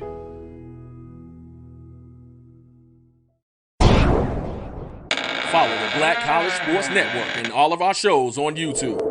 You can find us at MyJBN Online and on all social media at MyBCSN1. This is Carlos Brown, letting you know that we're on the move. You can now catch the Carlos Brown Show beginning this July on the Black College Sports Network each and every Saturday from 11 to 1 Eastern Time. That's 10 to 12 Central Time. Same time, new place. On Facebook at the Carlos Brown Show and Black College Sports Network. Online at www.mybcsn.net and on the BCSN app available on Google Play and the Apple App Store. The Cuvée Group is a Florida-based marketing and training consulting firm. We help businesses communicate to their target audience and engage them in conversation. We also help to expand their audiences, which will ultimately result in growth for those organizations. In addition to being a certified constant contact specialist, my colleagues and I are also certified in John Maxwell Leadership Principles. We use these proven principles to conduct workshops, training, and private coaching sessions for individuals and companies looking to take things to the next level. Contact us to schedule a free consultation. Issues today, don't delay, call Cuvée. Have you had your Earthblend coffee today? At Earthblend Coffee, we take pride in offering you the very best of beans across the world, blended and roasted to perfection. Giving Dr. Phil's inside the HBCU Sports Lab. We're back at it. Guess who we got with us? VP of Education Athletics at FAMU, Florida A&M University. What's going on, good doc? Welcome to your first meeting. How's it feel? I'm fired up. I'm fired up. So we got our trash talk game on 100, but for me, it's a little bit of a homecoming. I'm originally from Birmingham, Alabama, and so we're just excited to be here to celebrate and caught up with several of our AD friends and to see these young people get ready to perform. No doubt about it. Before I start passing the mic around and give some other folks how do you feel about all the things, the interaction in terms of being part of it? This is your first HBCU Media Day. Absolutely. Because when you came in, obviously you remember the MEAC, but the season was canceled. COVID-19 did it in for whatever reason. So how do you feel about the mix of what you experienced thus far? I mean, it's great to be back. We talk about getting back to normal and all those type of things. That's the first thing. And for our student athletes, this experience and the SWAC has done things first class. I mean, just the media attention that's here and to be able to celebrate what's to come. So it's been phenomenal. With that, let me go to BJ Jones. Ask follow-up question there. Man, Kortne, I'm definitely a fan. I call you one of the best and brightest young minds in college sports. So glad to have you in the conference. And he's a Birmingham native. I'm also from Birmingham, Alabama. I knew you were going to put that in there. Yeah, I had to throw that in. What are you looking forward to the most, first season in the conference? What are you looking forward to the most? I tell everybody, too, we're probably in one of the most competitive conferences in the country in all sports.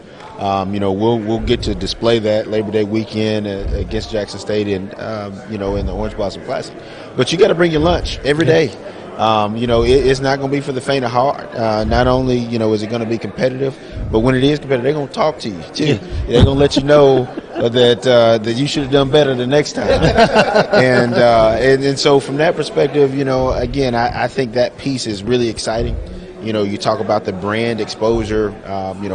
We have major games that are going to be nationally televised. Just all of the hype that's around it. But again, I think the league in itself is certainly going to live up to the hype. And we're going to set the expectations just around the country, at another level. No doubt about it. Mike? With the season coming up, we sit back and we marvel at the job you and your team has done to really engage the alumni and really get them excited. So we're about 5 or 6 weeks to start the season. What other events, campaigns do you have to really engage and get the FAMU fan base really geared up for this 2021 season, as if you may need anything? Absolutely. Well, I'll tell you, we're in phase 2 of our all-in campaign, and that's got $1 million goal. We're very much on our way. We're doing the Strike Tour right now, which is a tour of myself and several of our head coaches. We're going to some of our largest bases, and we're raising dollars. And we talk about being elite. We talk about being the number one HBCU. We got to finance our expectations, right? And so, as we talk about going into a new league and a new conference, we're going to do it first class. I know there's some schools in Mississippi, they finally just got a tractor trailer, and all that type of stuff. We got one too. They finally came into the 21st century, got a headset system, that's not like the high schools, and we got one too. And okay. A little bit of that, but we got some uniforms that nobody else in the country is going to wear, and some helmets and all that type of stuff, but. It takes resources, and I'm joking a little bit there, rubbing some folks, but them too. But yeah, all of that. They real happy they got some of this stuff now. But in Tallahassee we're used to that. But there's some really good things that are happening. But it's a joke a minute. At the end of the day, it's about giving these kids a chance to be successful, to compete at the highest levels. And we're talking about lifting. I joke, but all tides rise together. HBCUs as a whole. So when we roll into these PWIs and where they think that we should be second fiddle, we're going to show them that we're first class in everything we do. Sure. I appreciate that. Charles, go ahead. Yeah, I wanted to ask because Florida A&M is one of the more branded universities, HBCUs in the nation, but some of the initiatives that Florida A&M has undertaken in terms of doing even more to put the Florida A&M name even further. Absolutely. It's about brand exposure. We have the distinction academically of being the number one HBCU in the country. And so we tell our student athletes and our prospective student athletes, prospective students, period, all of your dreams can come true at Florida A&M. Not only as a professional athlete, but literally as part of our strike tour, we were in Miami and we had an alum who had a $4 million home, and that was a professional. We have alums who are doing movies and entertainment. Tiffany Green here with ESPN, and so we talk about that piece and how we can really lift up the institutional brand and what Florida A&M stands for. In addition to making sure that some things happen, there's going to be a docu-series on the Rattlers. More details to come here pretty soon. But you heard it here first. But that will have some national exposure. We have some of our friends at ESPN who are going to make their way to the Hill a couple of times this year for some pregame fun. And then we got, is this guy, he's short like me, but, they call him LeBron. We plan on having some official visits and some other things on campus this Must fall. Be nice. But again, we're just really celebrating these young people, right? And giving them an opportunity to demonstrate their talents on the top level. We're in name, image, and likeness, all of that type of stuff. We're leading the way in Florida, and so we're going to continue to push the limits. Sure. And so that's what it's all about. No doubt. No doubt. The final question I have for you is that first matchup, Orange Blossom Classic kicks back off. You brought that back, and you brought it back in a big way. And now it is not just a conference game; it is a divisional game in regards to what's going on there. How are things going with the ticket sales and things of that nature? Great. Ticket sales are taking off. I think people are continuing to be excited about that game. It will be for national exposure. And I honestly believe, my thought process is that game may determine who wins the SWAC. And so, in a little bit reverse order, most of those games are determined later in the year. I think for us, we're going to start off, in that way. And so I think for either team, it's going to set the tone. But again, there's no other destination. I mean, it's a destination location. We're playing in an NFL stadium. They played the national championship and the Super Bowl there. So just to be able to celebrate that in the bottom in our home state, weather's going to be great. The vibes are going to be great. And I'm serious. You might, don't get left out. Ticket sales are moving.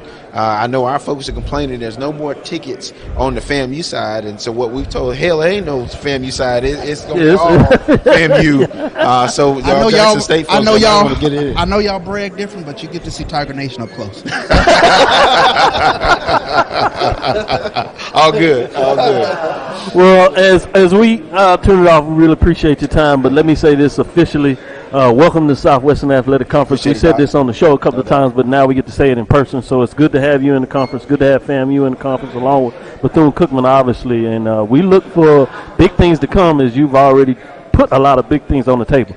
Dr. Cavill's inside the HBCU Sports Lab with our interview with the VP of Intercollegiate Athletics at Florida A&M University, FAMU, the Rattlers, as they like to say, strike again. With that, Mike Washington, Charles Bishop, BJ Jones. We'll take this quick break and we'll be switching out. Look for us to give you some more as we line it back up in the next part of the show. With this, we'll be right back for our next group to come in here with the pregame show to give you some more on the 2021 SWAC's Media Day football. The Cuvée Group is a Florida-based marketing and training consulting firm. We help businesses communicate to their target audience and engage them in conversation. We also help to expand their audiences, which will ultimately result in growth for those organizations. In addition to being a certified constant contact specialist, my colleagues and I are also certified in John Maxwell Leadership Principles. We use these proven principles to conduct workshops, training, and private coaching sessions for individuals and companies looking to take things to the next level. Contact us to schedule a free consultation. Issues today, don't delay, call Cuvée. Have you had your Earthblend coffee today? At Earthblend Coffee, we take pride in offering you the very best of beans across the world, blended and roasted to perfection, giving you superior quality and satisfying and flavorful taste. Experience the world in one cup with Earthblend Coffee.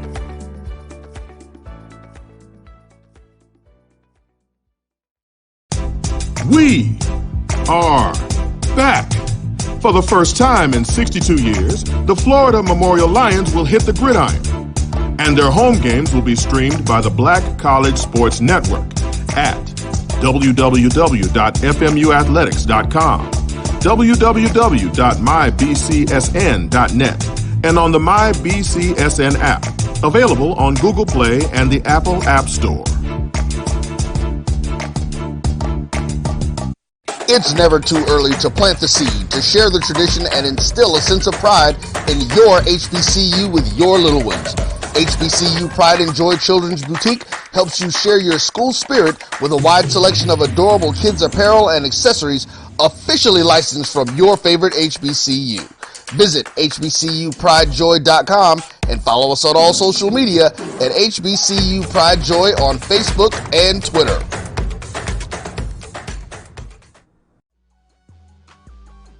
This is the Dean of the College of HBCU Sports, Kenyatta Cavil of Dr. Cavill's Inside the HBCU Sports Lab with Mike Washington and Charles Bishop.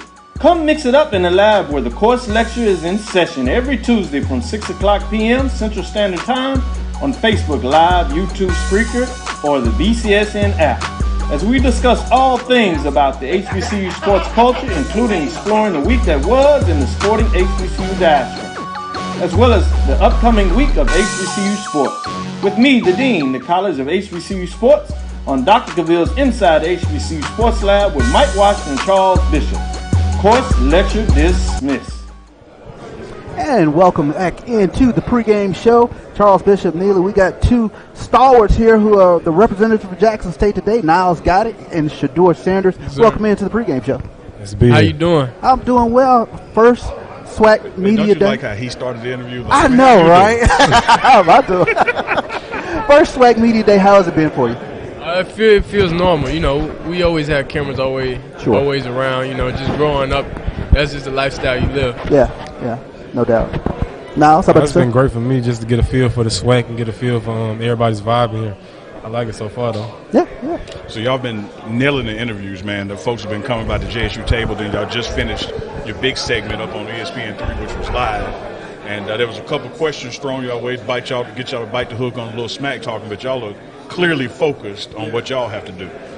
Yeah. So what's the outlook? I mean, the thing is, like, I'm not a player that talks about what I'm gonna do or care about really who we're playing. My main thing is just making sure, personally, I'm there. Yeah. Mentally, as a team, we're all bought in together. We all just know it's family. So it's like, it don't matter who the opponent is whenever we all bought in together. And one thing you touched on up there, Shedeur, is that you feel like when you practice against the best defense you're going to face. For sure. Yeah. We practice against the SEC defense. Wow. We in the SWAC. Yeah, you heard it. Make sure you get that. Yeah, no doubt. In terms of just those workouts and putting in that time in the off season, what does that look like for both of you guys? You talking about like my off season? Yeah. In terms of preparing yourself for this upcoming season. Oh well, every day is really just about bringing it to the table and competing. Like if you don't go out there and push yourself, then I don't know how you gonna push yourself on that field. Yeah. Like if you got to push yourself every day, so we know it ain't nothing gonna be easy, ain't nothing gonna be given to us. Like that's why we don't go out there and talk smack and all that, because only real opponent we got is ourselves. Yeah. And we playing against ourselves. And Nyles, I want to congratulate you because something got announced today. the past couple of weeks, Coach Prime been saying I only got 2 starters. Shedeur Sanders, QB1, and Dylan Spencer was going to be starting on the offensive line. And today he announced, well, I got a 3rd one. Yeah, so how did that feel to hear him say that on ESPN? He knew that. I know he knew it, but he knew it now it's public, though. In practice, what he been doing to us, he know it. Nah, it was crazy. Like, it's just crazy to be around. Like, sometimes you got to sit there and realize you're really around the Sounders. Like, you're really sitting here, like, on national TV. Sometimes I be sitting there, like, I be in a whole nother world. Like, I be vibing off in a whole nother world. But I'm sitting there like, dang, I'm really here. I'm really sitting here with Deion Sanders, Shedeur Sanders, and I'm really finna play. Yeah. I'm really finna be on prime time playing FAMU. Like, it's crazy. And the fact he just announced me and gave me praise like that, all it does is push me more. Yeah. It motivates me. Some guys get comfortable with stuff like that. I'm trying to go to the top. So you're not resting on that? No. Yeah. Neely touched on it. Both of you guys have had such a business-like demeanor in terms of tackling questions or whatever with regards to media day. But does that span across the team in terms of putting in the work and the business-like demeanor of knowing what's ahead? Yeah, we all came to Jackson State for one reason. But it is goofy people. You know how Nugget is. Nugget crazy. So just with the whole defensive mindset, it's just different. D-line, they like killers. DBs, they talk, they do all that extra stuff. How CJ, Shiloh, how they are. They just, how it is. If you be in practice, you'll understand. They real they crazy. Chirping out there. Yeah, they chirping for sure. Yeah, that's what we come to handle business. Like that's what they want us to understand. Everything is professional. Everything is business. Like they want us to run like almost like the NFL. If anything, like the NFL. So everything is business. When it's time to have business, time to have fun. Sure. And when you have to handle the business, it turns into fun. Sure. 9 times out of 10. So that's all we do. That's why it's easy for us to come out here and do this because they prepare us to do stuff like this. No doubt. Well, 45 days or so. Chuck keep up better than I do. So let's call it 45 days to Orange Blossom Classic. That means about 42 days before we all head that way. Week 1, lights are bright, national TV, SWAC East opponent. It's opening up with a SWAC game. They saying start with you QB1. You're a freshman. Definitely. You're a freshman now. What about it? Man, you're a freshman. Yeah. That's a big moment. Yeah, it is a big moment. You ready? I feel like I'm ready for it. Yes, sir. Whenever you do what you got to do to prepare for it, then it's just normal. It's just like practice. Shedeur and Coach Prime talked about how much of a help it was in terms of having this past spring season for you, watching it and watching the demeanor of the team and everything that went on. How much did it help you in terms of your progression as a quarterback? It helped me, mentally. It took me through a lot of different things. It took me through, like, understanding the mindset of the players we had. So week by week, they're worried about the opponent, but I'm sitting here thinking like, we worry about Southern. Like we worry about small teams like that, and we had the opportunity to play bigger teams, higher teams with a lot more talent. So I learned a lot in this spring. I learned the speed of the game, a little bit different, but in practice going against SEC players, it really helped. It really helped me. So same thing for you now. It's like you were on the sidelines. You could practice just like Shedeur, but you couldn't play in the games. What was it like, whether it was frustration or jubilation, to see moments like, man, I would have made that play, or man, I wish I was that. What was that like? Now, don't get me wrong, it was hard. Like, a few games, I was the ball boy. I'm on the other sideline talking a little stuff. I'm over there, man, y'all I ain't finna play. But, it was hard for sure. Like, it's hard sitting back watching my team, but all I can do is motivate and be there for them mentally and just tell them, like, just trying to calm them down, keep everybody cool. Yeah. That's the main thing. Like, Coach teaches us not to freeze, and that's what we can't be. We can't be jumping and freezing. We got to go out there and handle our business because can't nobody hold us down but us. Yeah. Well, I know the Tiger fans out there, man, through the pregame show are excited to hear from you two, offense and defense. But before we get out of here, it's still July. When we get back, we got our turf field coming online, and we'll be working out on campus. But August come and the pads come on. Yeah, for sure. What that mean? I'm ready to go against this guy in practice. I'm ready for it. He think he been studying blocking our screens and all that. I got something for it. Studying all that. I'm ready to put them pads on. That's what we all looking for. The whole team ready to put them pads on. Yeah. It's too much of being in the gym and jerseys and stuff. We need them pads on. Yeah, we do need them pads on. So offense to keep defense.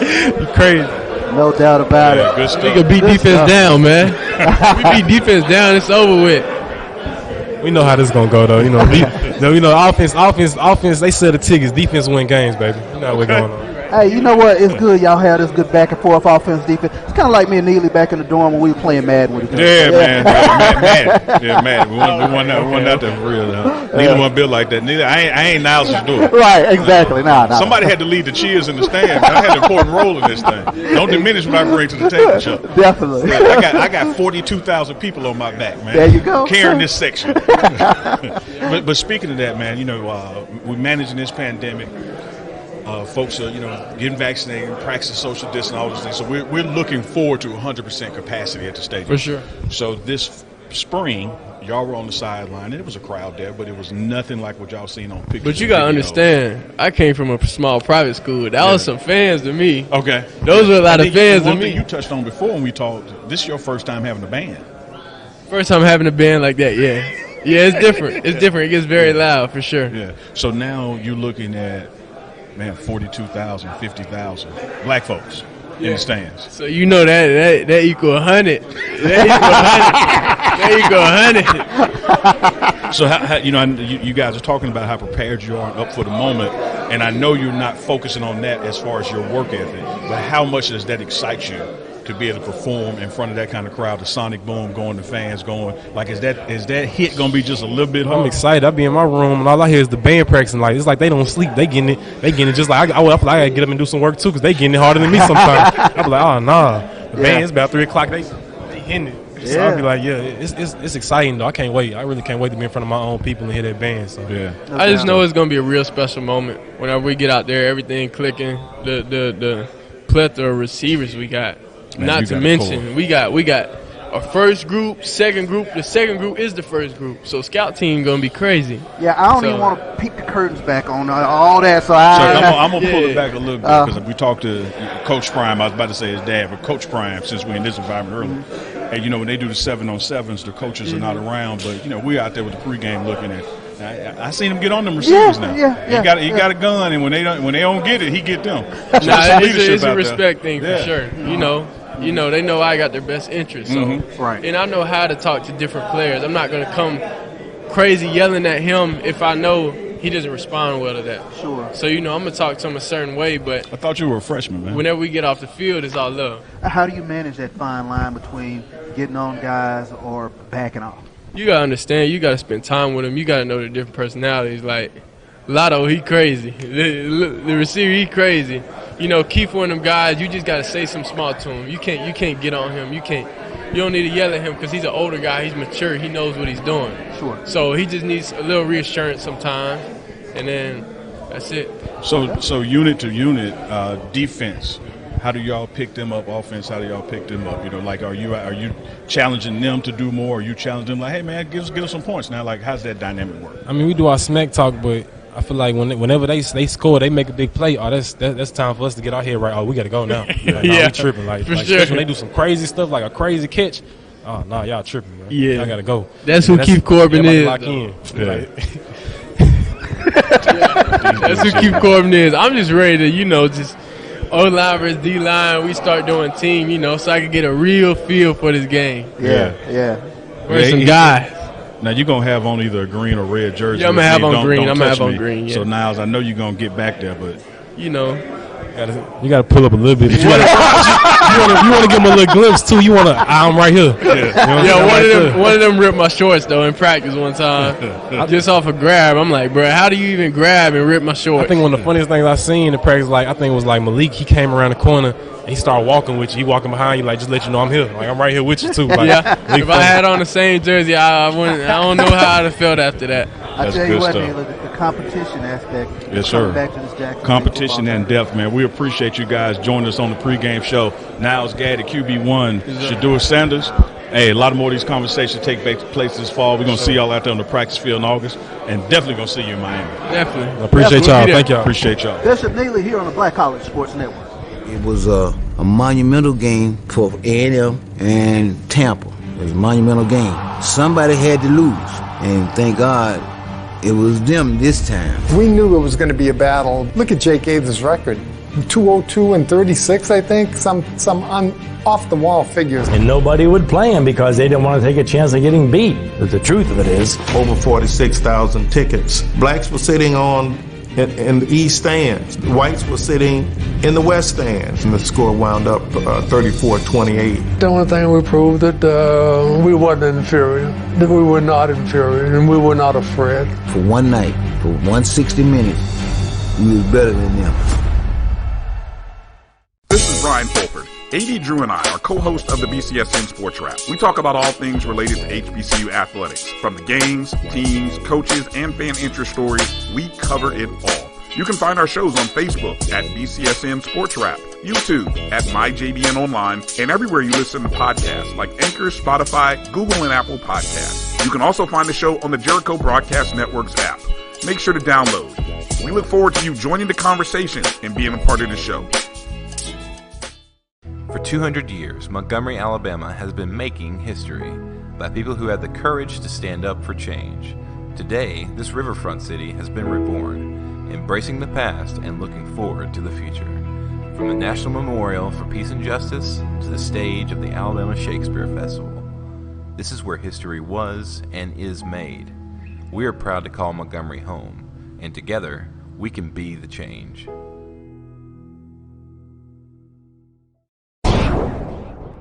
Follow the Black College Sports Network and all of our shows on YouTube.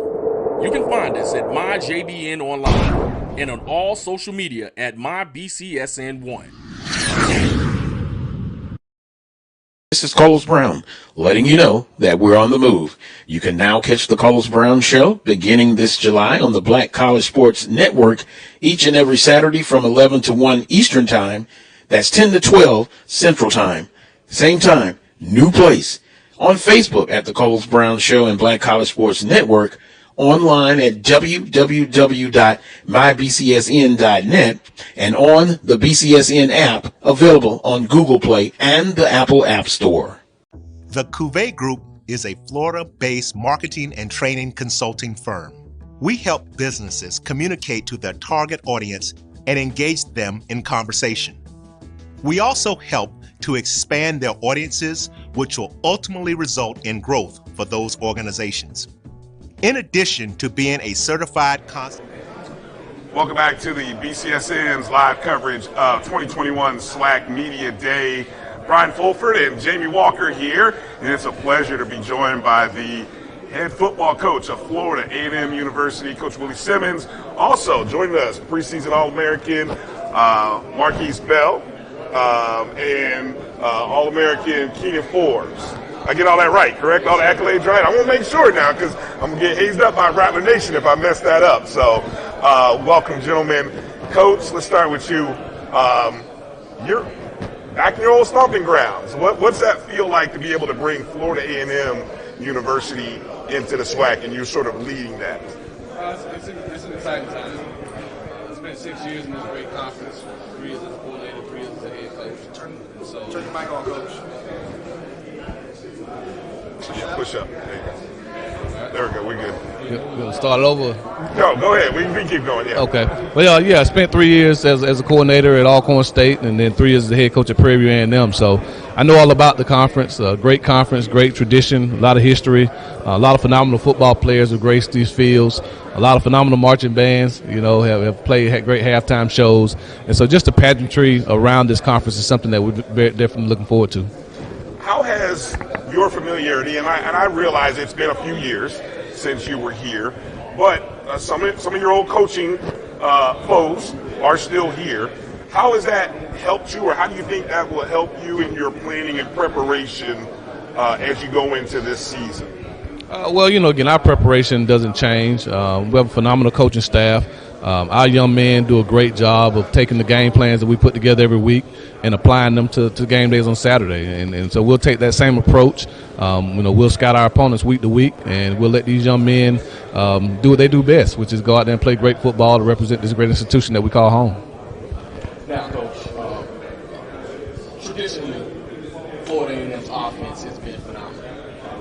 Coming into this conference, what do you foresee it being, and have you reached your fullest potential yet since the beginning of your tenure? No, I definitely don't think we reached our potential. I think this year will be the year that we can do that. We've solidified ourselves on the offensive line. I think that was an area of inconsistency for us in 2019. We didn't run the ball nearly as well as we thought we should have. But again, we're bringing in Coach Ryan Stanchek, a proven offensive line coach who's had a lot of success here in this conference and abroad. So I think he'll be the missing formula to us offensively. And then when you compound the fact that guys like Keenan Forbes are coming back for another year, his leadership, his tenacity, and just the ability to bring the rest of the guys to match his level of play is something that's going to take our offense to the next level. Do you foresee you all being more of a balanced offense, or will it be pass heavy as it has been for the past few years? Well, I like to think it'll be a lot more balanced. I think we'd be able to run the football a lot more effectively than we have in the past. We've always been able to throw the football. We want to continue to do that with our dynamic receiving core. But we look at the running backs that we're bringing back to the fold with Terrell Jennings and Bishop Bonnet, Jalen McLeod. And then, again, you add the fact that, again, these guys have worked extremely hard up front. And you bring that consistency and that toughness factor. I think we'll be a team that can run the football as well as pass the football. Always, and the reason I say traditionally is because I'm a North Carolina A&T graduate, so I've witnessed this firsthand over the last 20 years. But how do you foresee your defenses kind of matching up or matching wits with the defenses of the SWAC? Well, and again, we've always prided ourselves on playing a high level of defense, a lot of speed, a lot of tenacity, being able to create turnovers and keep pressure on opposing quarterbacks is what we pride ourselves on. And so when you look at the guys that we have returning, led by this individual to my right, I think we'll continue to have a ball-hawking defense, and I think we finally have the talent, the depth, and the scheme that will give us a chance to have the best defense in the conference. Before we come to Markquese and Keenan, Coach, I like to kind of think this spring, even though a lot of teams in the SWAC played, it was really a normal spring for FAMU and Alcorn, who didn't play. Is there a sense that it was a normal spring? I mean, obviously everything in the world's going on that wasn't normal, but because even though you're not playing games, you're still able to get your practices. You did a spring game. I think there was even you even did another game against an opponent, but you got a chance to watch. So take away, what can you tell us about what you can take away from the spring that sort of gives you or might give you a leg up on some of the other folks in the SWAC this year? Well, I think it still remains to be seen whether teams will have an advantage having played this spring or having not. You have 3 teams in the conference, us, Bethune, and Alcorn, who did not play this spring. You have the other 9 teams who played in some capacity. Some played up to 6 or 7 games. Some only played 1 or 2. And so I don't think you can determine now who has the upper hand in that regard. But I will say that I feel like our guys took full advantage of the time that we did put on the field. We had 15 phenomenal spring practices. These guys worked extremely hard the entire year. I took my hat to them for just maintaining their level of focus, maintaining their level of tenacity and commitment, because it would have been real easy for those guys to shut down and say, we're not playing football this fall nor this spring, so what's the point? Why be out here? But they never took that approach. They took a workman's attitude every single day, and I think that's going to pay huge dividends for us, in the long run. And so just moving over here to Markquese and Keenan, what were your thoughts? Obviously, you guys didn't have an opportunity to play as you're watching the SWAC play. And what are your thoughts on finally getting an opportunity to have some games this fall? I feel like the year off was a blessing and a curse at the same time. It allowed us to grow as a team, develop leadership in the spots where we lost it from the seniors that left. So I feel good about this season. Mm-hmm. What about you, Keenan? What are your thoughts on how you guys may have grown in the year of not playing actual competition? I feel great. It was unfortunate we didn't get to play, but we all stayed focused. We kept our eyes on the prize. Like Coach said, we had 15 phenomenal practices. We got to do a couple practices with different teams, so we're feeling good. What has been phenomenal?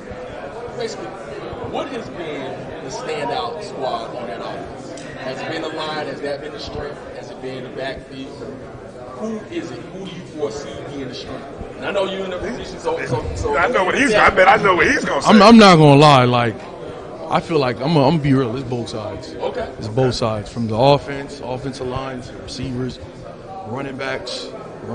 Telling you. Okay. Defense, secondary, of course, but I'm ready, man. I'm ready. Because I can definitely tell just the way coaches responded that the emphasis has been on improving his running game. Yeah. Got some road graders up front. We have actually some low key people. You feel me? I haven't heard of, but you're gonna find out. Look out for McClelland. He's a sleeper, but I believe in him. And from a defensive backfield standpoint, do you have those ball hawkers that you all have traditionally? Definitely. Okay. All right. Give me one. I love that. Just keep it simple. All of us. Okay. Like, you can't just pick one. We all ball hawks. We all going to the ball full speed. You know, we love it out there. We playing for each other, so it just means a lot more. Okay. I love what you're saying about playing for each other. Coming into this conference, do you feel like you have a target on your back? Yeah, but that's everywhere. You know, we had a target on our back in the MEAC, so like we just got to play the way we play. You know, keep our eyes on the prize and just focus on us. Now, knowing Markquese, Keenan, knowing that coach has a background in the SWAC, what questions did you ask him about the SWAC in terms of the atmosphere, the fans, maybe something to look forward to? What have you asked him? I'll start with you, Markquese. What's the number one question you ask coaches? You guys are getting ready to head into the SWAC. Honestly, I haven't asked him any questions about the SWAC. Nothing? I'm not really worried about it because at the end of the day, it's football. Football is football, regardless of being the MEAC, SWAC, any division. I love it. How about you, Keenan? It's the same. I ain't really asked no questions. At the end of the day, we're playing football, so it don't really change that much. Beautiful. Coach, as we get ready to wrap up, as you talk about one thing I got to say, a lot of the schools dealt with transfer portals, people coming and leaving and all that stuff. I feel like FAM stayed steady. I felt like we didn't lose anybody. I mean, I don't think we did. But what are your thoughts on? And you may have, and obviously there were some people that came in previously. What are your thoughts on, just the transfer portal and the fact that, what does it say about where you got the program, that you didn't lose anybody and that you had people that wanted to come? A lot of people wanted to come to FAMU.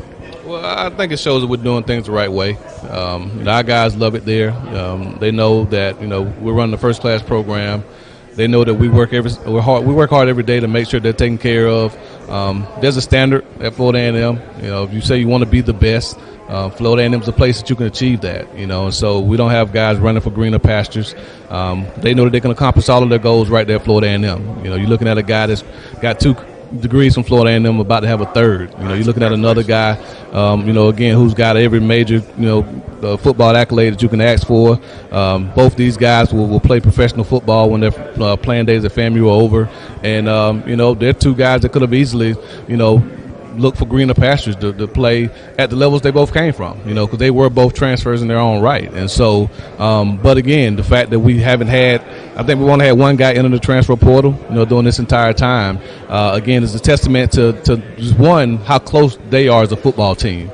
And I think that's the thing that's going to really surprise people when they see us play this fall, is how close of a football team we truly have. And you guys know, when we say family, we mean it. That word FAMULY is ingrained in our DNA. And it's not no one person's bigger than the program. And, we understand that. And as long as we continue to trust and believe that, I think the sky's the limit for this football team. And I'm just excited to be able to lead them. And I can't wait to hit the field on September 5th with them. It's not just a hashtag or a catchy little chant there, Jamie. Just remember that, right?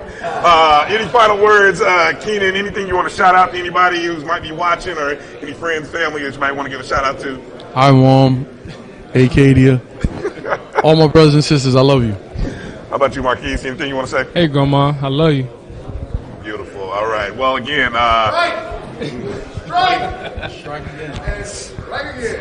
Only here on the Black College Sports Network do we put our non-biased media to the side, because we are loyal around. Again, Keenan Forbes, Markquese Bell, head coach Willie Simmons. We'll be back right after these words with more here on the Black College Sports Network's live coverage of 2021 SWAC Football Media Day. Have you had your Earthblend coffee today? At Earthblend Coffee, we take pride in offering you the very best of beans across the world. blended and roasted to perfection, giving you superior quality and satisfying and flavorful taste. Experience the world in one cup with Earth Blend Coffee.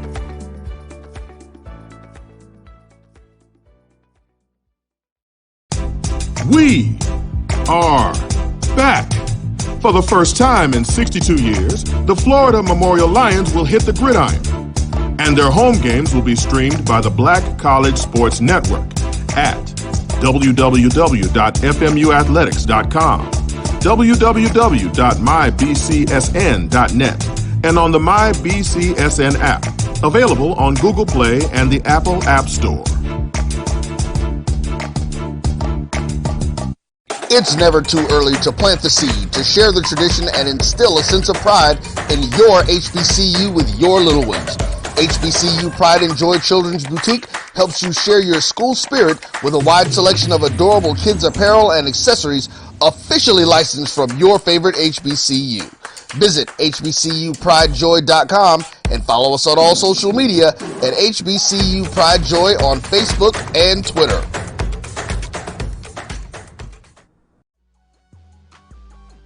This is the Dean of the College of HBCU Sports, Kenyatta Cavil of Dr. Cavill's Inside the HBCU Sports Lab with Mike Washington and Charles Bishop. Come mix it up in the lab where the course lecture is in session every Tuesday from 6 o'clock p.m. Central Standard Time on Facebook Live, YouTube Spreaker, or the BCSN app, as we discuss all things about the HBCU sports culture, including exploring the week that was in the sporting HBCU diaspora, as well as the upcoming week of HBCU sports. With me, the Dean, the College of HBCU Sports, on Dr. Cavill's Inside the HBCU Sports Lab with Mike Washington and Charles Bishop. Course lecture dismissed. It was a monumental game for A&M and Tampa. It was a monumental game. Somebody had to lose, and thank God it was them this time. We knew it was going to be a battle. Look at Jake Aves' record. This is Dr. Cavil with Inside HBCU Sports Lab, here with our interview with Prairie A&M University head coach Dooley. Coach Dooley, you looking clean, brother. I don't care what they say. You the best dressed one out here. I put my test. I'm gonna go get them lessons from you. And I say what? Y'all not bad yourself, huh? Just trying to keep up. Drake Cheatun and Jason Dumas. Yes, sir. Dumas is. I heard you don't play with him. You like our interviews? We all right? Yeah, I like it. I'm just saying. I seen the pass on around, seeing Tristan Wallace. I liked it. It was okay. fun. Appreciate it. Well, cool. That's what you're gonna get when you come in inside the HBCU Sports Lab. Let's start with the coach. Coach, 2021. In terms of the fall season, spring, in terms of COVID-19, interrupted a lot of that. Team was playing really well early. A lot of things going forward. But let's really fast forward. What are your expectations for the 2021 season? Well, I'm excited about this year coming along right here. We had an opportunity to prepare in the spring. Went through some challenging times, but we got through it, and that's the big word of it. We finished. We got through it, but now moving forward to the fall, I'm excited about what we have coming to the table. I like the team that we're bringing back. We did add some more pieces to the puzzle. I like what we have, and I like our chances. Certainly. In just a framework of the divisional, probably heard this enough now, 2 additional teams in the conference, not necessarily in regards to those teams, but just does it change any framework when you're playing 6 teams in a division, 5 other teams in a division versus 4 other teams in a division? Does that matter any, or do you just line it up? We just line it up. The reason why I say that, because we normally play 2 out-of-conference games, so we normally play at least 9 teams in our conference anyway, so it's the same thing. We just know that it all counts because you got some more guys that's coming to the conference, and I think it just make the conference more competitive. Let me go with you before I hit the mic. Jason Dumas. Yes, sir. I'm really excited. What are your expectations for the season? My expectation about this season is just, everybody doing their job. To start off with that, having discipline, but it's a championship. We working so hard for that. Just trying to get there. Playing full season with Coach Dooley. Been with Drake since I got here. Every day we talk about working hard and just doing the little things to get us there. So we kept the same mindset. Ever since we've been here. Just winning the championship. That's all. That's all. Leaving a legacy. That's all. I like that mindset. Everything else will take care of itself. There it is. Mike, go ahead. Let's start with you, Coach Willie. You know, in the spring, I think you were number 2 in offense, number 2 or 3 in defense. Very balanced team. You lose a few pieces. Now you come back, reloaded. You've got a team that is ready to hit the season. What, from a philosophy standpoint, are you going to tweak on the offensive and defensive side of the ball going into the fall 2021 season? Well, from the spring, I thought we had the best defense in the conference. I really felt that way, the way they were playing, the things that they were doing. So we got 8 starters, returning starters coming back, and we was able to add to that. So I feel real confident in what we have on the defense side of the ball. Now, that doesn't lack any confidence on the offense either.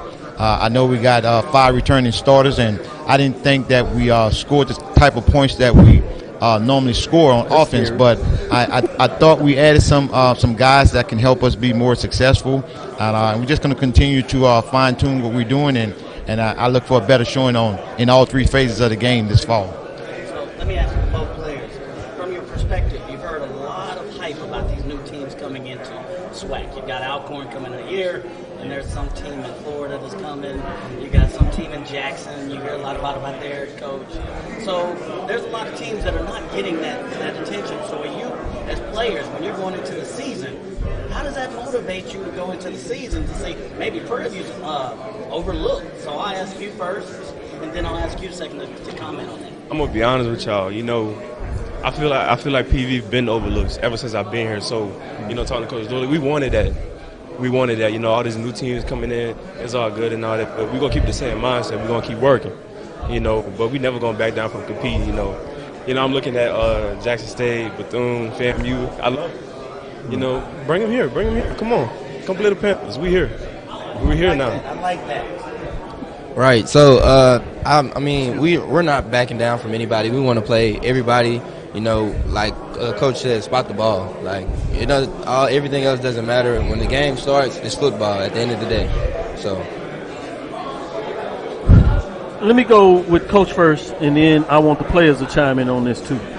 Obviously, the last couple of years there was a change. The championship game, if you had the best record overall, comes to campus versus the neutral site.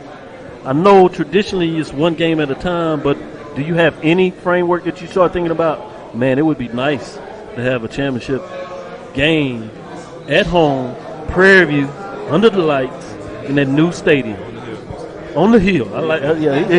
He true to it. Let me start with Coach, and then we're going to come back to the players. Well, the big picture, you say that's how you put it in order. But, you got to take the little pieces to make that big piece. So we're gonna always, and I know it's a cliche, one game at a time, but that's what we believe in, and that's how we feel. We just need to go 1-0 right now. If we go 1-0, it'll take care of itself as the season continues to matriculate. So we feel good, but that would be a good sight to see. Of course, that's what everybody's working on. I know that's what the Panthers is working on. We're not going to keep it a secret. There's no question we want to be in the championship. That's why you play the game. No doubt about it. I'm going to say the Hill, the championship on the Hill would be so beautiful. Yeah. I'm just saying, you think about our stadium, how it's set up, all the fans, the purple, just looking at it. I know Coach Dooley be swagged out before the game. Come on, man. It's here, we're here. Just thinking about it, we ready for that, but like saying we're gonna take it one day at a time, one day, each day come in and work. That's all it is. Spot the ball, just playing for him. He said that a little earlier, talking about he could do better on offense. I was a little scared when I heard that. I like that attitude. All the points we put up there, we can do more. Yeah. Chime in. What are your thoughts? Of course, we want to have the championship at Prairie View, but it starts with the Labor Day Classic first, 1-0. So every week we try to be 1-0. That's simple and plain. Hey, man, you can't get to the championship game without starting off 1-0, putting a series of those 1-0s in a row, right? Game. You got to have it in your mind. Each week is going to be make you or break you. I'm going to just say that, but one day at a time, one game at a time. It's just simple, It's just football. Right. You did well. I like that. You can come back on the show anytime. Coach, let him know. He can call it up, tell him he keep doing what he's doing. We certainly going to be calling and asking, man. We need you on the show. This is Dr. Cavil with Inside HBCU Sports Lab. Before we go, Coach Dooley, let you have the last word. Anything that we didn't ask you that you want to share? No, I think it's going to be an exciting year for us. I know it's a lot of different teams that are mentioned, but, you know, we don't have to be mentioned when the way I was brought up, no one gives you respect. You got to earn it. And we're gonna put our big boy clothes on and we're gonna earn it. That's what we're gonna do. We're gonna take it one game at a time. It's gonna be exciting for Panther Nation, and we want them to come out and support us September the 4th. No doubt about it. Best way to be. Yeah, that's what we do. Prairie A&M produces productive people. We're humble with it, but get in the way if you want to. These boys will take care of you. Doctorville's inside the HBCU Sports Lab. I know I had to get that in. Mike usually does that, but, you know, every once in a while it shows up a little bit. The color shows up a little bit. Doctorville inside the HBCU Sports Lab. Stick with us. We'll be right back. We're going to give you more here in Birmingham, Sheraton at the 2021 SWAC Football Media Day. This is Doctorville's inside the HBCU Sports Lab with Mike Washington and Charles Bishop. Thank you for your time, Coach. This is Brian Fulford. AD Drew and I are co-hosts of the BCSN SportsWrap. We talk about all things related to HBCU athletics. From the games, teams, coaches, and fan interest stories, we cover it all. You can find our shows on Facebook at BCSN SportsWrap, YouTube at MyJBN Online, and everywhere you listen to podcasts like Anchor, Spotify, Google, and Apple Podcasts. You can also find the show on the Jericho Broadcast Network's app. Make sure to download. We look forward to you joining the conversation and being a part of the show. For 200 years, Montgomery, Alabama has been making history by people who had the courage to stand up for change. Today, this riverfront city has been reborn, embracing the past and looking forward to the future. From the National Memorial for Peace and Justice to the stage of the Alabama Shakespeare Festival, this is where history was and is made. We are proud to call Montgomery home, and together, we can be the change.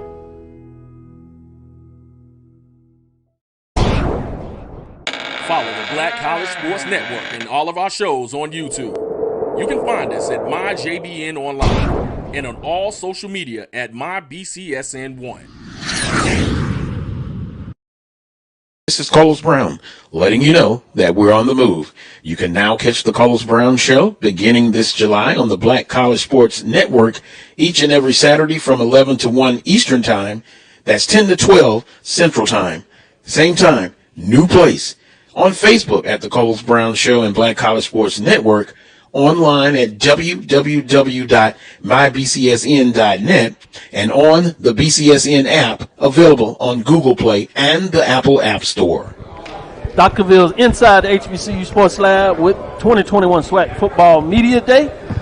We got none other than John Grant, Executive Director of the MEAC SWAC Challenge, as well as the Celebration Bowl, as he likes to say, and I agree with him. It starts in Atlanta and ends in Atlanta. Mm-hmm. If you want to be the champion, you better find your way to get there. Because I tell you what, we going to be there. All these other 12, they got to fight it out. We got the easy job. We just show up. Tell us a little bit. What are your thoughts about the environment today? Oh, outstanding. I think the SWAC did an outstanding job with today's media day. Certainly having you guys here and, you know, over 150 media outlets, you know, speaks volumes to the interest of what's happening in the SWAC conference, and certainly, you know, the season that's upon us, and everybody's excited about having college football back in full force coming, you know, this fall. You can't tell, you know, I'm excited. I know, and I don't think anyone can tell that I'm excited. You know, just a little. Right, go ahead. We've got a great matchup to start off week 0. Do we like calling it week 0? There's just debate. We love calling it week 0. We like, okay, because I mean, you know, I heard some shows talking about why are we calling it week 0. So I didn't know, but week 0 with North Carolina Central and Alcorn, and look, Alcorn coming in. Talk about that matchup. How excited you get, the defending 2019 champs. We've really just been kind of sitting back, watching everybody else kind of take their shine, and it's like, okay, yeah, I think you get a great matchup for the opening game. Well, let's look at it this way. You're absolutely correct. You know, Alcorn did not technically get a chance to defend their championship, so I would imagine they're saying that, you know, Alabama A&M may not be the authentic champions since they didn't take it, but you know, they are the champions because they played against who was there. But you know, both Alcorn and North Carolina Central have been representatives of their conferences in the Celebration Bowl. Very important. So we've got two teams that have both played for the national championship. Alcorn's been there 3 times, North Carolina Central 1. The fact that those two have never played each other, and so that's a historic fact on both, that this will be their first meeting in Atlanta. And we've never had an HBCU matchup in Week 0, which was really launched in 2014. ESPN and the NCAA came together to create this Week 0 early season kickoff. So what our attempt is to turn Week 0 into the launch into the college football season, which effectively begins, rather than Week 1 Labor Day weekend, it begins Week 0 in Atlanta with the Cricket MEAC SWAC Challenge kickoff. No doubt about it. Mike, let me let you jump in here and ask a follow-up question. So, yeah, but we heard the announcement at College Game Day coming to us early. This announcement was passed out this morning. Tiffany Green passed it out. It was an official announcement. So tell us what that means to you from a cultural standpoint, ESPN Game Day, showing up, early game, HBCU matchup. What does that mean in your own words for us culturally? We have arrived. Okay. We have arrived. We are now opening the college football season with an HBCU platform with the biggest show in college football, and that's College Game Day built by the Home Depot. Yep. And we launch into that with our other flagship show at ESPN, First Take, with Stephen A. Smith, Max Kellerman, and Molly Quinn on Friday, and then with Game Day on Saturday, and then this major matchup on Saturday night at 7 p.m. on ESPN in prime time. Wow. We have arrived. Absolutely. And we're arriving with flair. Yes. This well is said. going to be an epic weekend. And for fans who can't make it, I always say turn it on and watch. If you for some reason can't watch, turn your television on anyway. But if you do either of those, you're missing out on being there, which I know all of you guys will be. Yes, sir. It's going to be a great weekend for not just HBCU football, but for college football, period. In a lot of ways, it really makes sense when you talk about Week 0. It's so much of an introduction for fans in general of football, particularly HBCU fans. So the fact that you were able to navigate the space and move it to Week 0 was, simply put, brilliant in so many different ways. And then you add all these other crown jewels of the ESPN, I think says it in and of itself. Let me let BJ Jones jump in and ask a follow-up question. We knew coming into the season that this would be the most anticipated season, probably in SWAC history. This is to introduce the First Take Game Day. Now having that ESPN spot on Saturday night. How excited are you looking forward to Week 0? So fans will be coming in from North Carolina Central as well from all Well, a lot of the excitement for me goes around the fact, we've been working hard at this for a number of years. And certainly I can thank you guys because you have been, an anchor in terms of continuing to promote that these properties exist. You promoted the value of them. You continue to have us on to give us an opportunity to talk about it. But this is just a natural synergy of loving the grind. I love the grind. Yeah. And, we love the fact that, being committed to it, recognizing what we had in our purview, these HBCU universities, we've seen them all today as you've been interviewing coaches and players, etc. There is no difference between what is offered on this platform versus any other platform out there in college football.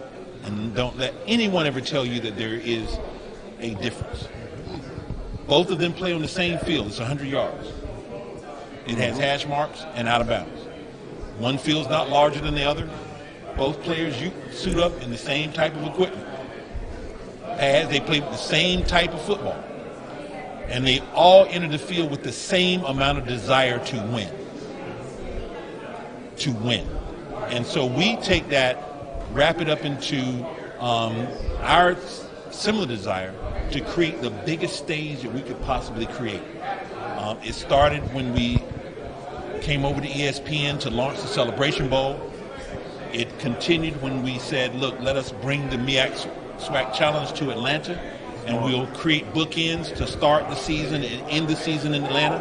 And then it began to show fruit when, partners like Cricket Wireless signed up to be the title sponsor of the Cricket MEAC SWAC Challenge kickoff and the Cricket Celebration Bowl.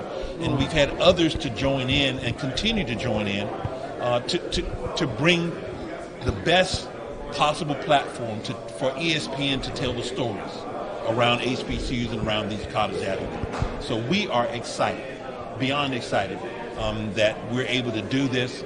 And the goal for us is to not just settle with what we have this year. We want to repeat just like the champions want to repeat. So I'm going live now to say we hope and we expect to have College Game Day back in 2022. Mm-hmm. And our hope is that we'll have First Take live with us at the Celebration Bowl this year. Nice. So if we can continue to do that, and it comes up to us, the fans, the viewers, to make sure that happens, we believe it will. No doubt about it. Well, tell them in terms of those that are going to tune in, they can't make it, but they're going to view it. Where will they find it at? On ESPN, 7 o'clock p.m. on Saturday, August the 28th. But first, tune in to First Take Live at 10 a.m. on Saturday, on Friday, August the 27th on ESPN, and then tune in at 9 a.m. on Saturday, August the 28th, to make sure you're watching College Game Day built by the Home Depot. Nice. For those that want to be there to check out some of those events, either Friday, Saturday, certainly the game, how do they get tickets? Visit MEACSWACchallenge.com. That's MEACSWACchallenge.com. MEACSWACchallenge.com for tickets and information. And oh, by the way, for those that are watching, if you sign up now, you can get tickets for the First Take show. It's free. You just go to the website, MEACSWACchallenge.com, and you can register for your free tickets. And certainly game day is free as well to show up for that. And certainly information on that will be on the website also. No doubt about it. This is Dr. Bill with Inside the HBCU Sports Lab. We have Brian and AD of SportsWrap. BJ Jones, the hottest free agent in the market. He's coming over to the BCSN network. Obviously, you've been hearing all day from the pregame show. Carlos Brown is on the air, bringing us to it. So this is 2021 SWAC Football Media Day here in Birmingham, Alabama at the Sheraton. You just heard the interview with none other than the Executive Director of the MEAC SWAC Challenge as well as the Celebration Bowl, John Grant. Thank you for your time. Great information. Y'all be there because we will. Thank you. Absolutely. The Cuvée Group is a Florida-based marketing and training consulting firm. We help businesses communicate to their target audience and engage them in conversation. We also help to expand their audiences, which will ultimately result in growth for those organizations. In addition to being a certified constant contact specialist, my colleagues and I are also certified in John Maxwell Leadership Principles. We use these proven principles to conduct workshops, training, and private coaching sessions for individuals and companies looking to take things to the next level. Contact us to schedule a free consultation. Issues today, don't delay, call Cuvée.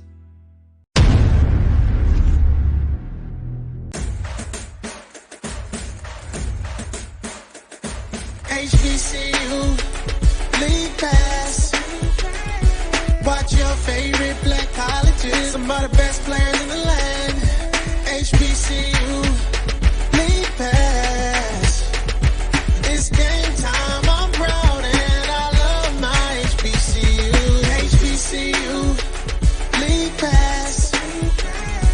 Watch your favorite black colleges. Some of the best players in the land. HBCU League Pass.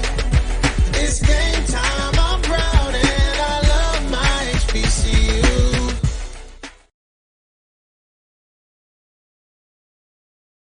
Have you had your Earth Blend coffee today?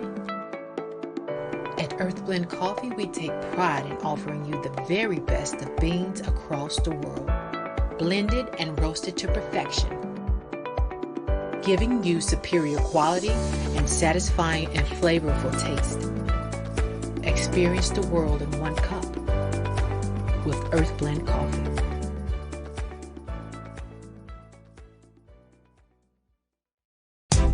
We are back. For the first time in 62 years, the Florida Memorial Lions will hit the gridiron, and their home games will be streamed by the Black College Sports Network at www.fmuathletics.com, www.mybcsn.net, and on the MyBCSN app, available on Google Play and the Apple App Store. It's never too early to plant the seed, to share the tradition, and instill a sense of pride in your HBCU with your little ones. HBCU Pride and Joy Children's Boutique helps you share your school spirit with a wide selection of adorable kids' apparel and accessories officially licensed from your favorite HBCU. Visit hbcupridejoy.com and follow us on all social media at HBCU Pride Joy on Facebook and Twitter.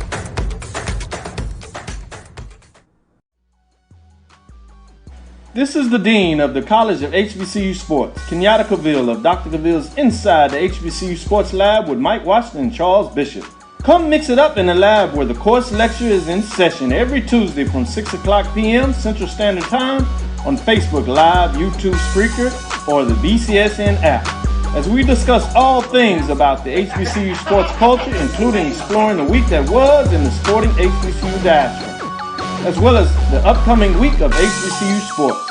With me, the Dean, the College of HBCU Sports, on Dr. Cavill's Inside the HBCU Sports Lab with Mike Washington and Charles Bishop. Course lecture dismissed. It was a monumental game for A&M and Tampa. It was a monumental game. Somebody had to lose, and thank God it was them this time. We knew it was going to be a battle. Look at Jake Aves' record. 202 and 36, I think, some off-the-wall figures. And nobody would play him because they didn't want to take a chance of getting beat. But the truth of it is, over 46,000 tickets. Blacks were sitting in the east stands. The whites were sitting in the west stands. And the score wound up 34-28. The only thing we proved that we wasn't inferior.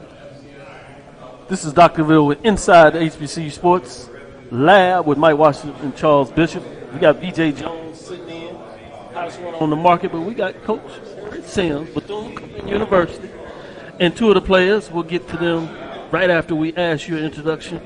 First, let me do this properly. Welcome to the SWAC. I appreciate it. Glad to be here. Yeah, we're happy to have you, seriously, in all talks. This has been fascinating and fabulous. But tell us, in terms of your expectation for the 2021 season, what are your thoughts? Expectations are always high at our place. We're not going to ever lower our standards for anything or anyone. The standards have always been high, and they're going to remain high. No doubt about it. That's one thing, if you know about Coach Sims, you expected that and you understand that. Let me go to Ontario Johnson and Mallard. Let me start with you, Ontario. What are your thoughts in terms of coming into the league? Has this been different for you in any way? Has it been exciting, or is it just business as usual? It's exciting to get a chance to play football again. So we haven't played in 2 years. So that's the exciting part.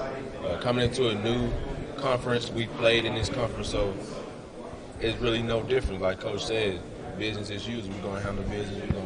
We're going to prepare like we prepare. So it's not nothing that we're going to overstress or try to overdo. We're going to do what we do.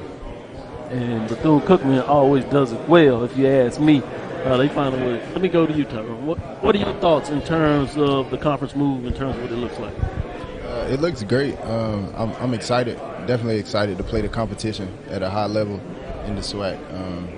Just the talent and everything that we've seen this spring and just seeing where we fit in at. Really exciting. I'm ready to see what we do in the SWAC. No doubt about it. BJ Jones, go ahead. I will say this, coming into this media day, Coach Sims, you were one of the coaches I was looking forward to meet, been able to see what you've been able to do with this football team from afar. We all know about the streak that you have against Florida A&M, but just how competitive you've kept this football team. Cookman is one of those teams that people forget about, but then in October, November, when it matters, you guys are right there. No doubt. How do you guys feel making that move over from the MEAC to the SWAC? We know the environments that you guys are going to play in, the passion that's in this conference. How do you feel about that, and what are you looking forward to the most coming over to the conference? Well, I think the SWAC fits us. When you look at it, and I just finished another interview, and a guy was telling me, he said, well, y'all finally left that basketball conference.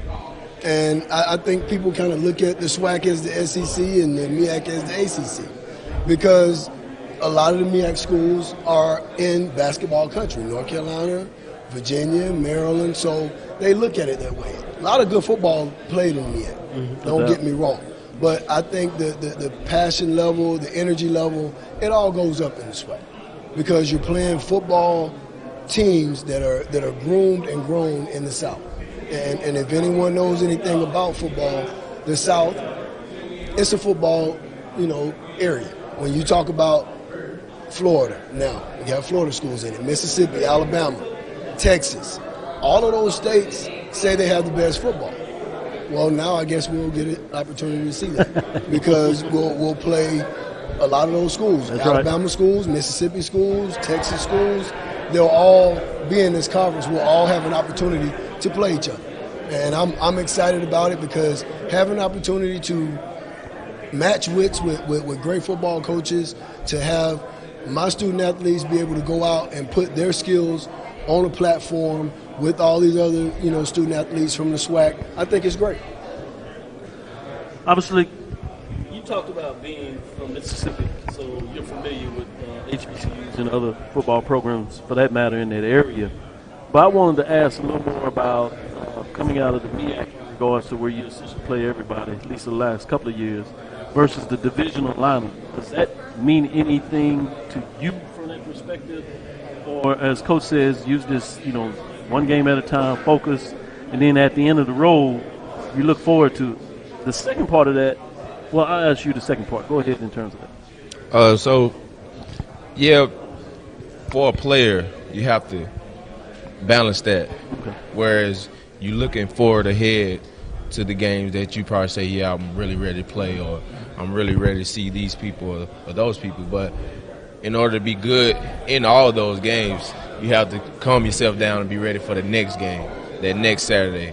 Because you don't know, especially with everything that's going on with the COVID protocols and everything, you don't know if you're going to make it to that game that you want to make it to. Or if anything that happens or come up, you just have to be ready for the game that you're able to play that Saturday.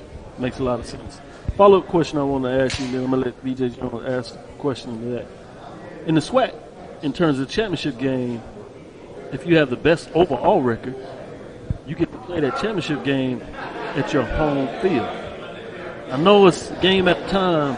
What would that mean for Bethune-Cookman coming into the conference and having an opportunity for your fans, that from that perspective, to be able to host a SWAC championship game? It would mean everything. I mean, they deserve it. We haven't played football in 2 years. I feel like the first home game is going to be great too. We start off with the spring SWAC champions in Alabama A&M. So to be able to host the SWAC championship, that would mean everything, just to the fans and to us as a team, the seniors, everything being the first and just being able to make history and keep writing it. Yeah, I love that. Love that thought. BJ Jones, go ahead. I'm one of the guys, Doc always talks about that. I'm one of the guys that spent media day in you guys' shoes. Doesn't feel like it was that long ago. I was here with Coach Richardson at Southern University, but how was your media day? Coming into the conference, how was it? Going and seeing the rounds and seeing the different schools and the different players. What did you take from today? Like we was talking earlier, off camera, it's been good for me. Kind of getting that sweat back on your palms when you're ready. Yes, sir. When you're ready to play a ball game. But I have on a suit today. Yeah. And you're looking good. Thank you. So it's been a good just getting my level of competition back to where I know that I can feel it now. I can feel like we finna play football. It's coming. It's getting closer. So it's been good just walking around, talking, having the interviews, and getting back in the swing of things. Yeah, follow up with you in that same program. I know y'all got off a little bit yesterday. You got to get out as the SWAC allows the players to do some things. I think y'all went to top off or something like that. Were you able to get in for that? Yes, okay, no problem. But with that framework, same question. What was your thoughts in terms of the SWAC Media Day for your first one? It was fun being able to see the talent and stuff that we seen in the spring on TV. Being able to see those guys in real life and seeing how they match up, and just seeing that there's really not a solid difference like from FBS to FCS as far as skill wise. Yeah. You feel me? And just being able to see that, like being a fan of football, like okay, yeah, Akil Glass really 6'4". I can see why he's doing what he's doing out there on the field and stuff like that. So just that was fun. It was good seeing those guys. Appreciate it, Coach. Last question for you. Just in general, give us some overall thought process or anything that we didn't ask you that you want to share, maybe particularly even to your fans. I think that the last thing that I want to tell everybody that, the Wildcats are back. We're here. We're in the SWAC. We're not a football team that you're going to see all over social media. We don't do all that. Our motto is put the ball down. Doesn't matter where it is. Grass field, interstate, backyard, it doesn't matter. Put the ball down, and we're ready to play. Yeah, you're talking about a workman-like team. And if you know anything about Coach, you've seen him. Some of us had the pleasure back the time when you were part of the SWAC in terms of your coaching, that drinking in, followed you what you've been able to do and building up in terms of the MEAC. And you're talking about a workman-like effort. And all of you all really are putting that on display. I want to say I appreciate that mindset and what you bring to the table. Thank you for your time. And, again, welcome to the SWAC. We appreciate it. Thanks. Dr. Cavil inside the HBCU Sports Lab with Coach Sims, Bethune-Cookman University, and the players, young men, telling us their expectation for the season. Be ready. They tell you, put it down. It don't matter where it is. They're going to be ready. Put it down. Put it down. Put it down. I like that. 2021 Fall Football Media Day right here in the SWAC. Thank you for your time. We'll be right back after this break. Stick with us. This is Brian Fulford. AD Drew and I are co-hosts of the BCSN SportsWrap. We talk about all things related to HBCU athletics. From the games, teams, coaches, and fan interest stories, we cover it all. You can find our shows on Facebook at BCSN SportsWrap, YouTube at MyJBN Online, and everywhere you listen to podcasts like Anchor, Spotify, Google, and Apple Podcasts. You can also find the show on the Jericho Broadcast Network's app. Make sure to download. We look forward to you joining the conversation and being a part of the show. For 200 years, Montgomery, Alabama has been making history by people who had the courage to stand up for change. Today, this riverfront city has been reborn, embracing the past and looking forward to the future. From the National Memorial for Peace and Justice to the stage of the Alabama Shakespeare Festival, this is where history was and is made. We are proud to call Montgomery home, and together, we can be the change.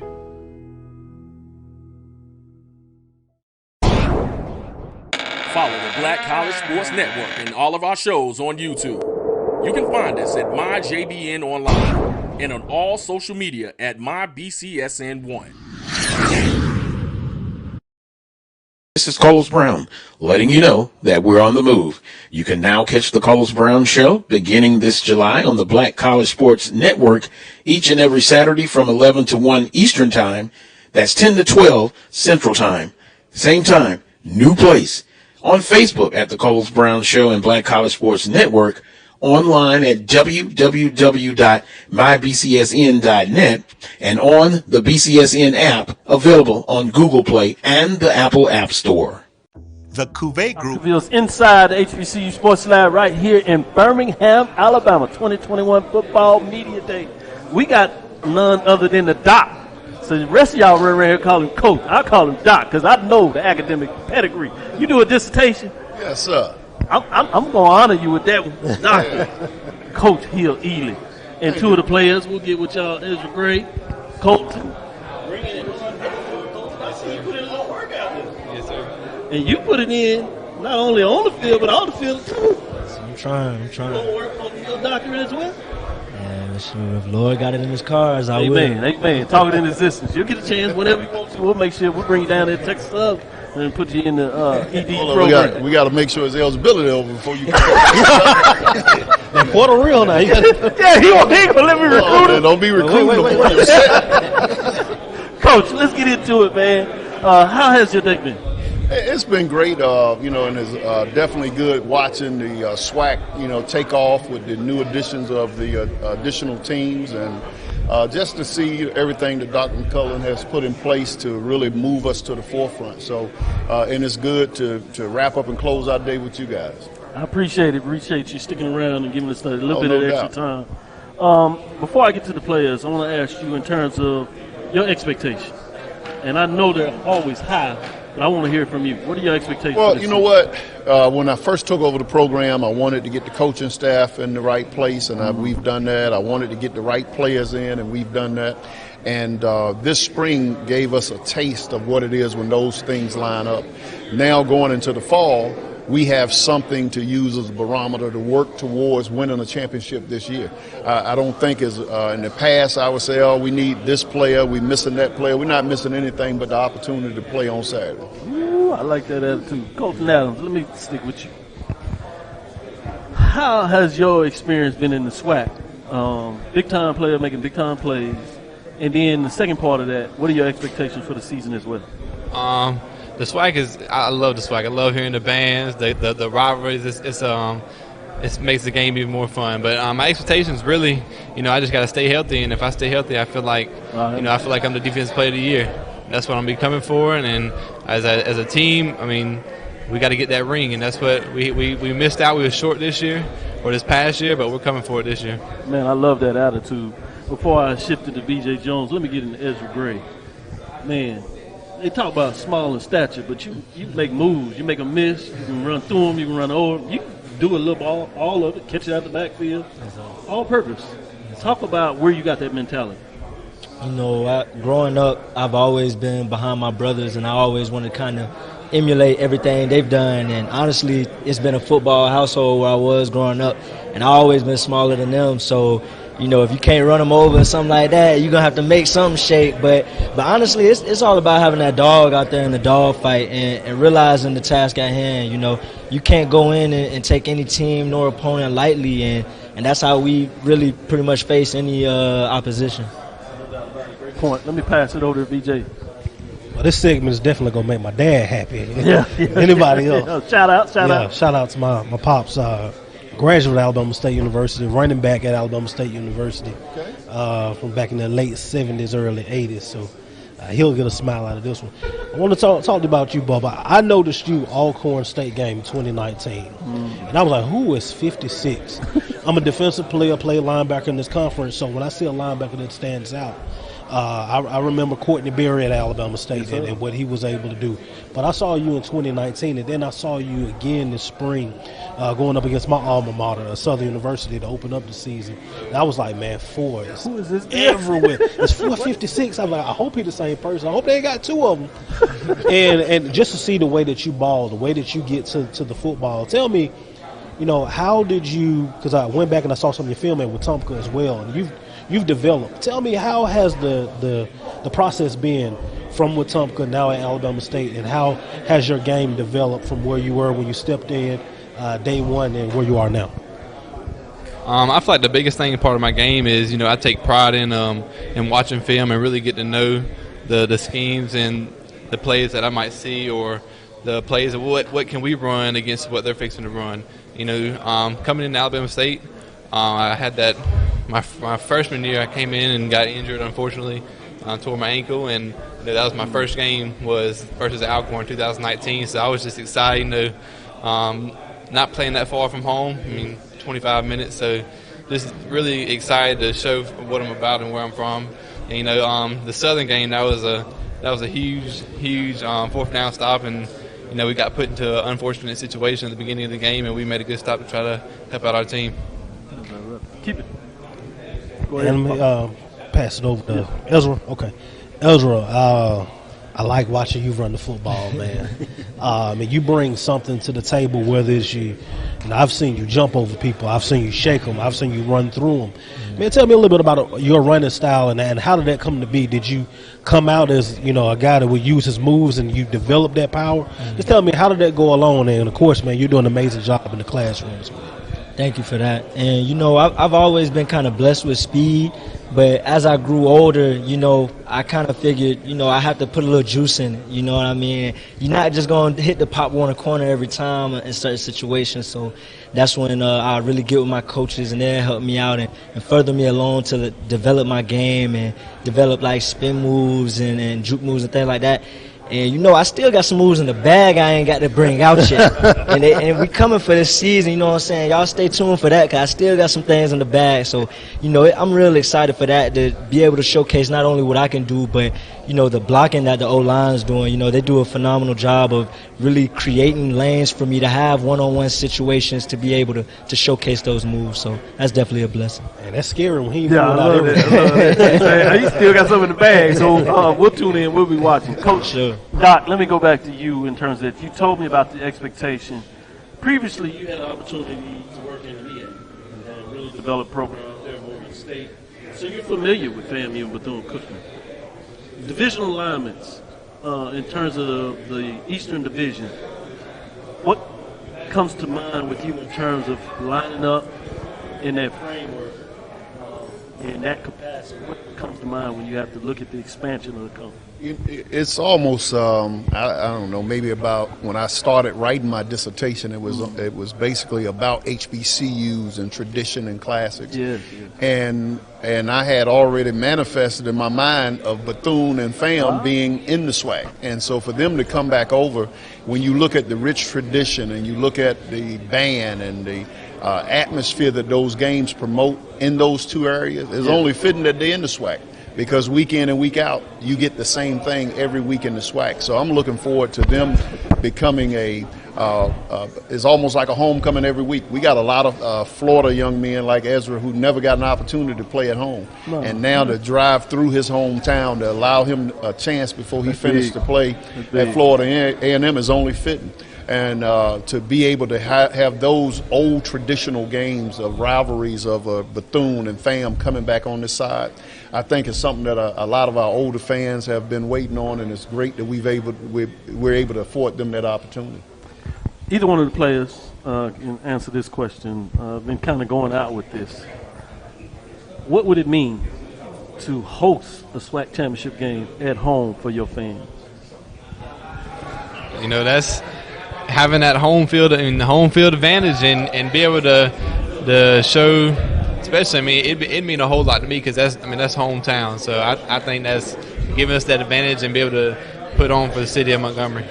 No doubt about it. You want to add anything to it? Yeah, for me, it'd definitely be special because I've been here a good amount of time. Yes, sir. And every year it seems like we've always had a window of opportunity, but we would never actually seize it, you know, and for us to be able to go out there and seize it, it'll just really make our trials and tribulations that much greater in the end. You know, having a team and a coaching staff who's really stood beside us the whole time throughout all thick and thin, ups and downs. So I feel like that'd be a storybook ending for me. I mean, it's my last year, though, so I know Bubba and them will have to continue to improve on that. But if we can get that done, you know, it'd be very special. That's the expectation. I know, Doc. That's the expectation. So, got to do it for us, 2020-21 Football Media Day right here in Birmingham. Thank you, Coach, Doc. Thank you, young men, for coming in here and giving us your opportunity. This is Dr. Ville's Inside the HBCU Sports Lab with Mike Washington and Charles Bishop, with B.J. Jones sitting in. Stick with us. We have another exciting interview as the pregame show will be giving you a closing interview. And then check us out this evening. We'll have something ready for you to go to sum all this up. Stick with us. Dr. Ville's Inside the HBCU Sports Lab, BCSN Network. We'll be right back after this break.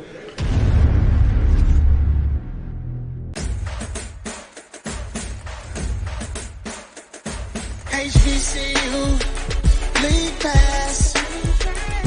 Watch your favorite black colleges. Some of the best players in the land. HBCU League Pass. It's game time. I'm proud and I love my HBCU. HBCU League Pass.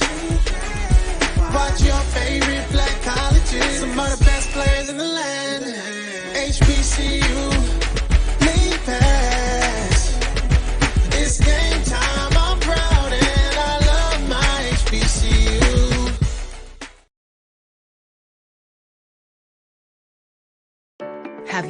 had your Earth Blend coffee today? At Earth Blend Coffee, we take pride in offering you the very best of beans across the world, blended and roasted to perfection, giving you superior quality and satisfying and flavorful taste. Experience the world in one cup with Earth Blend Coffee.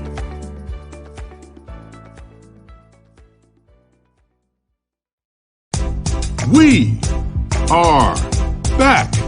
For the first time in 62 years, the Florida Memorial Lions will hit the gridiron, and their home games will be streamed by the Black College Sports Network at www.fmuathletics.com, www.mybcsn.net, and on the MyBCSN app, available on Google Play and the Apple App Store. It's never too early.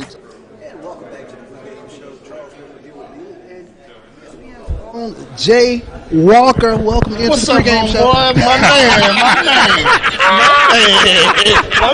He couldn't wait.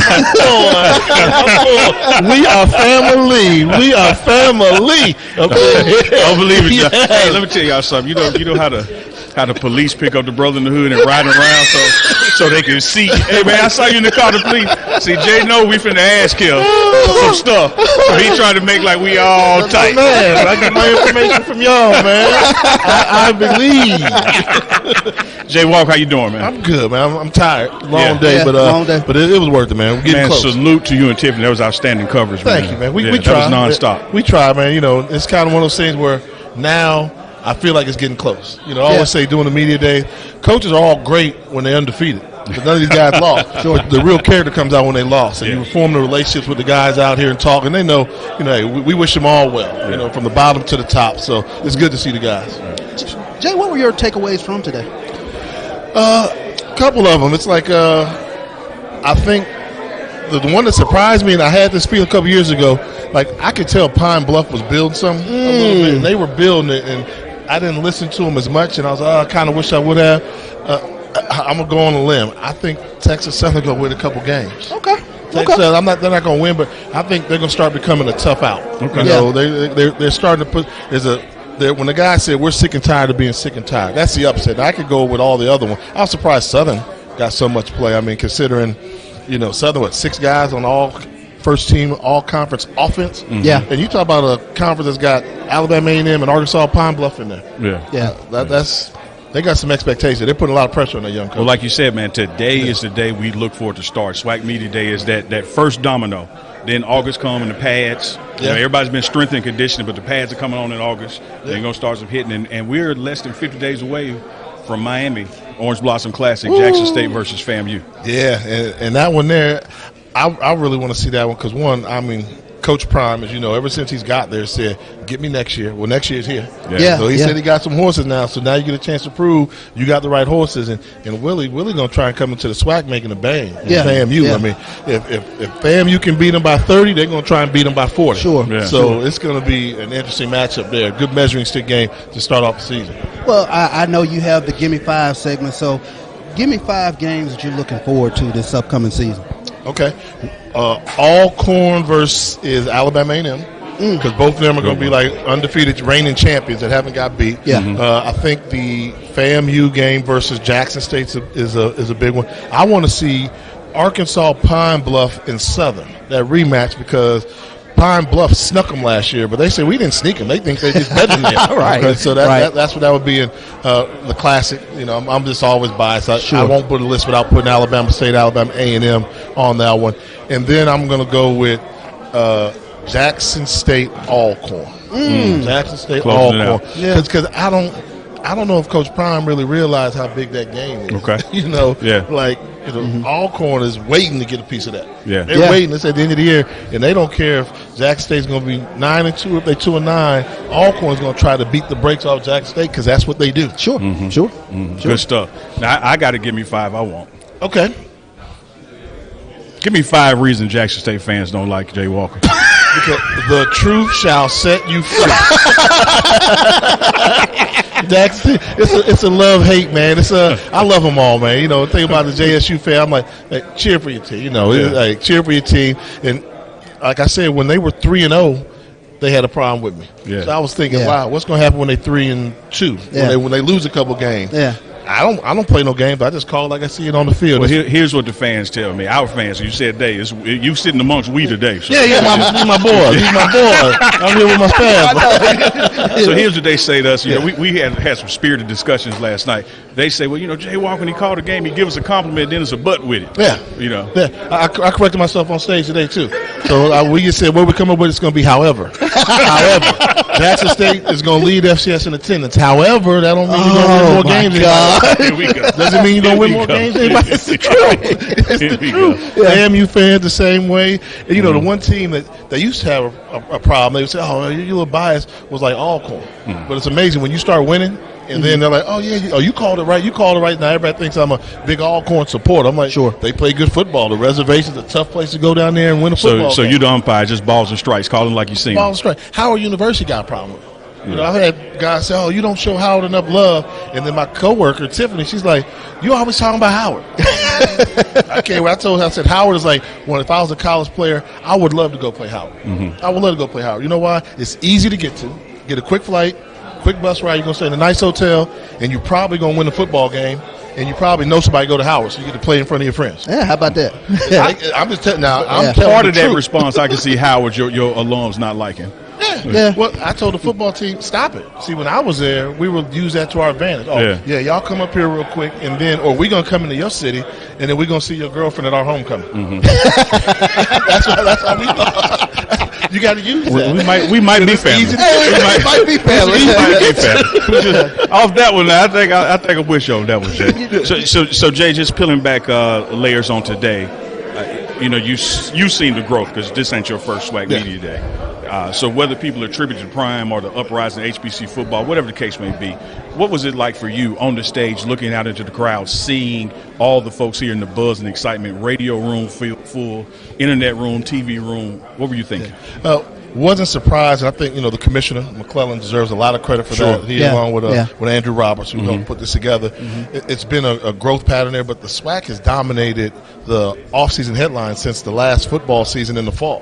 When FCS played. I mean, with Bethune-Cookman and FAMU coming over, they were front and center. And with the MEAC kind of going through its struggles, it's been all about the SWAC. I mean, the SWAC was like the first FCS conference to say, you know what, we are going to come out and try and play some football. And I said, you should, because y'all are the biggest. Yeah. You know, when college football on the FBS level is being determined, it's all about what the SEC says. Sure. You know, then the Big Ten. Well, in FCS football, it should be the SWAC. They should kind of run things, and I think they're starting to recognize the importance and power that they have. Right.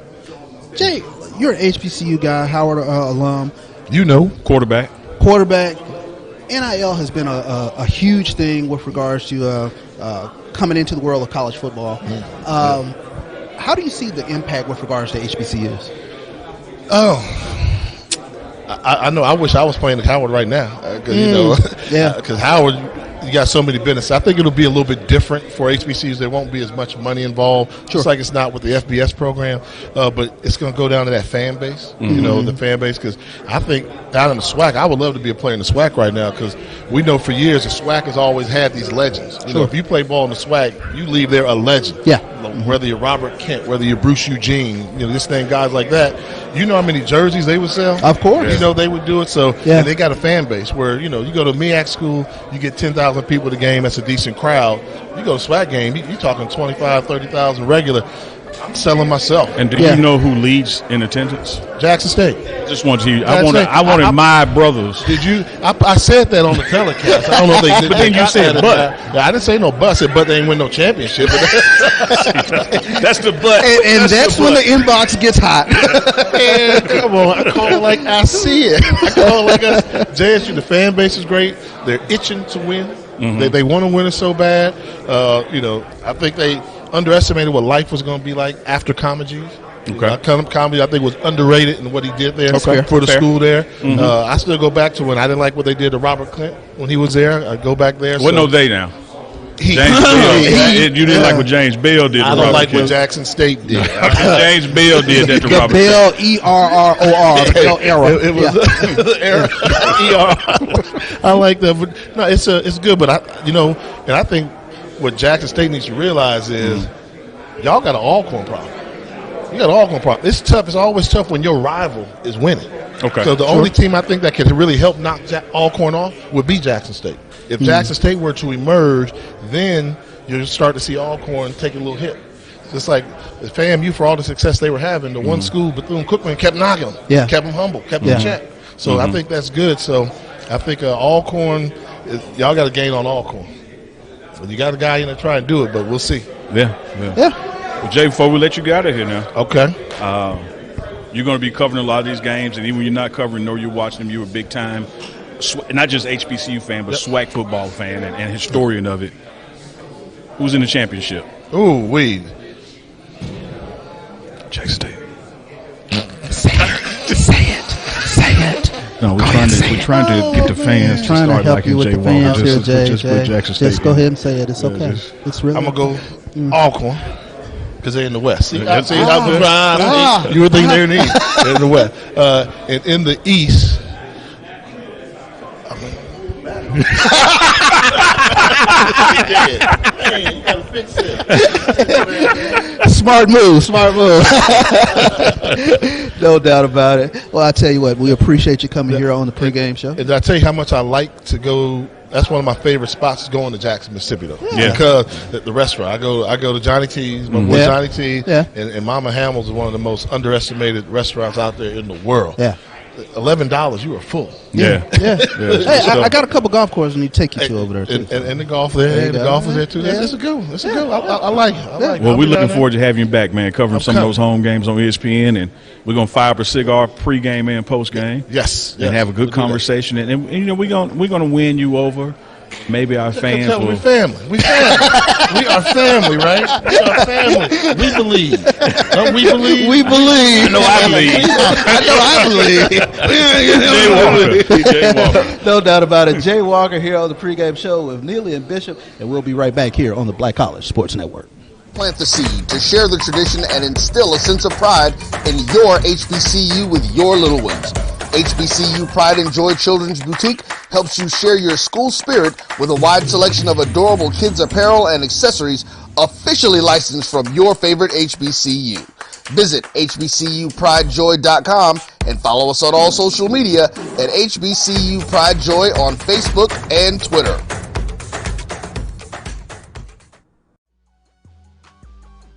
This is the Dean of the College of HBCU Sports, Kenyatta Cavil of Dr. Cavill's Inside the HBCU Sports Lab with Mike Washington and Charles Bishop.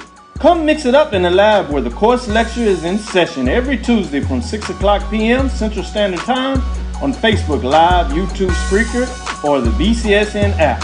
As we discuss all things about the HBCU sports culture, including exploring the week that was in the sporting HBCU diaspora, as well as the upcoming week of HBCU sports. With me, the Dean, the College of HBCU Sports, on Dr. Cavill's Inside the HBCU Sports Lab with Mike Washington and Charles Bishop. Course lecture dismissed. It was a monumental game for A&M and Tampa. It was a monumental game. Somebody had to lose, and thank God it was them this time. We knew it was going to be a battle. Look at Jake Ave's record. 202 and 36, I think, some off-the-wall figures. And nobody would play him because they didn't want to take a chance of getting beat. But the truth of it is, over 46,000 tickets. Blacks were sitting in the east stands. The whites were sitting in the west stands. And the score wound up 34-28. The only thing we proved that we wasn't inferior, that we were not inferior, and we were not afraid. Dr. Cavill's Inside the HBCU Sports Lab with Mike Washington and Charles Bishop. Charles Bishop is joining us again, and we with Arkansas Pine Bluff. Sometimes they say the best for last. I'm sure y'all feel that way for sure. Coach Doc Gamble, man, it's a pleasure interviewing you and get you in here. I so appreciate you sticking around and giving us a chance. Thanks for having us. No problem. We got Mark Evans II, Isaac Peppers. Well, y'all some bad boys. Greenville, Mississippi? Yeah, I know a little something about Greenville. They got some nice hot tamales up there. Oh, no. You know, the Mississippi boys get together. We'll never. Let me get this mic back. Let me start out with you, Coach. Great season in the spring. Not quite the way you want to end it. Obviously, the goal is a championship. Very close. But I'm sure that leaves a hunger in your mouths, in your spirit. And so I'm going to ask the players a follow-up. But talk about your expectations for this season. Our expectations is to win every game. Bottom line. I mean, if it's on the schedule, we expect to win. That's what the expectations are. You know, we talked about, you talking about a hunger. Well, you know, I'm happy to get the guys back. They came back on campus yesterday, and nice. Now we can work where we start getting that nasty taste out of our mouth and start to develop a hunger and thirst for getting back to the championship game, and not just getting back but winning it. No doubt about it. Let me go to the players and ask you about that. Let me know how your feelings about that hunger, that taste that's left in the mouth. How does it motivate you coming in to this season? You know, it definitely left a chip on our shoulder because I feel like we should have won that game most definitely. So, you know, we're going into this season looking to get back on that stage and this time win the game. No doubt about it. I feel as if it was a tease for us because I'm still hungry. It look like you could eat too. Yeah. I'm still hungry, so, you know, we're trying to get back to up to the SWAC championship, which is our goal. And as he said, win every game. We win every game, and ain't no doubt about it, we're going to get that. No doubt about it. And I like the style you got, there in terms of your shoes. I want to point out the shoes. See, people don't understand, and we'll get a chance. We'll make sure we get a look at those. If not, we'll get a picture and put it out there because you're clean. Anybody that stepped on them though, so you know they got a little spot on them. Well, at least you can take that out on the field. You make that person leave it up with them. But let me stick with you in terms of that. In all seriousness, there's an attitude that I can tell that you come to play the games. Where does that come from? You know, it just come from, you know, kind of growing up, being, you know, disrespected on the field. You know, I come out of the house school, I didn't really have me doing offers. You know, I only had a couple JUCOs and a couple Division IIs. So, you know, that's kind of what keep me motivated to get to the next stage and do better and be the best player I can be. We see it. All purpose. Let me let Charles jump in here and ask a follow-up question. Yeah, Coach, and you've come on Dr. Cavil's program before in regards to talking about the leaps and bounds that you all have made in the time that you've been at Arkansas Pine Bluff. For fans that still aren't still don't believe, so to speak, what would you say to them with regards to where your program is now? Well, I can't control anybody else's thoughts. Mm-hmm. The only thing we can do is control what we can control, and that's how we feel about us, you know. And I know that our university's behind us, our community's behind us, our team is behind us, and not only behind us but with us. You know, whatever anybody else say about us, that's how they feel, and so be it. But they just don't know us, right? You know, that's all, and they don't know the guys that we're gonna work with every single day. You know, so we got a standard. And sometimes you just can't change people's minds overnight. Sure. You know, so for us getting to where we are today, it didn't happen overnight as well. So, you know, but so knowing that, but now we're here, we plan on staying here. Not that you needed added motivation, but we saw the SWAC predictions and whatnot today. What say you to that? Say it again. We saw what the SWAC predictions were with regards to where Arkansas Pine Bluff was predicted to finish. But what would you say in regards to that? Not as though you needed any other motivation, but well, I know the last time I checked, you don't vote for a champion anymore. So, there's no mythical champion. It's got to be done on the field. Done on the field. No doubt. And I'll be able to tell you here in a couple of weeks where we are, you know, as a team, because it is a new team. We got a great group of guys coming back, but they're going to be joined by another good group of guys. So right now, our challenge is going to be to get the good group of guys to become a great group of guys. Sure. You know, for us. So, but we got something to work with, and, no doubt. And we're looking forward to it. Mm-hmm. This is going to be for the players. I've asked most of the guys that we had a chance to talk to this framework. Obviously, last year when you played in the spring, the championship game was played at basically a neutral site. You know, it was outside of your control. It is what it is. But you're going back to the framework that you have the best overall record. That championship game would be at home. Each of you, starting with you, Isaac, tell me, what would that feel like? Why is that important that you would like to have your fans be able to host a championship game at home? Honestly, the fans come. You know, they always going to support us because they there with us. So Yes, we sir. get their support. That's all the support we ever ask for, honestly. real. Then we feed out their energy. Yes, sir. 'Cause we an energy motivated team. So we get some energy, we going out there and dominate. No doubt about it. I like that attitude. Go ahead. I would just say it's a blessing to be able to play in the home team because, we the home team. We Pine Bluff tough. So, they'll be out there to support us and everything, It's just stuff like that. It'll be a very cool deal to be able to play in hometown. That's it. That's who we are, tough. Yeah, I certainly know that's a goal. On the back of every helmet, you'll see the words tough. On the back of the helmet, there's a reason for it. No doubt. Well, let me let you have your final thoughts. Anything that we didn't ask you or that you'd like to share with your fans or just the listeners out there in general, leave us with something. Well, it's thank you. Thank you for allowing us to be here, allowing us to be on your show, like always. And I've become a fan of it, I need to stop being a closet fan and be a fan of. Hey, you guys need to check that out. Maybe you guys can name, image, and likeness. Maybe I might be able to get a check sent to me. There you go. We'll write it. You have us fine. We get them checks. We're gonna refund it. We're gonna make sure you get the stuff. But you like to eat too. That's right. But no, we're excited about this upcoming season, and we know it's going to be a challenge. But the thing about it is our standard is set, foundation is set, and our expectations not going to change. It's if put the ball down, we're going to go play, and not just go play, but we're going to go win. So no doubt about it. Love that about you, Coach. First time I got to interview, found that foundation, and I was like, man, it's something about it. I like it. I like it. And the players keep that same attitude. Man, y'all keep grinding, keep doing it. Wish you the best this season, and certainly we'll continue to follow you and make sure y'all get the respect and the knowledge you need. We'll get it out there. Y'all keep doing what you're doing. We'll do it. This is Dr. Cavil inside the HBCU Sports Lab. This is the last thing we'll do in terms of our live show. Dr. Cavill's inside the HBCU Sports Lab. Brian and AD of SportsWrap. Game Time show. Carlos Brown on the air, as you know, and the Pregame show. All part of the BCSN network, along with BJ Jones, best free agent in the business.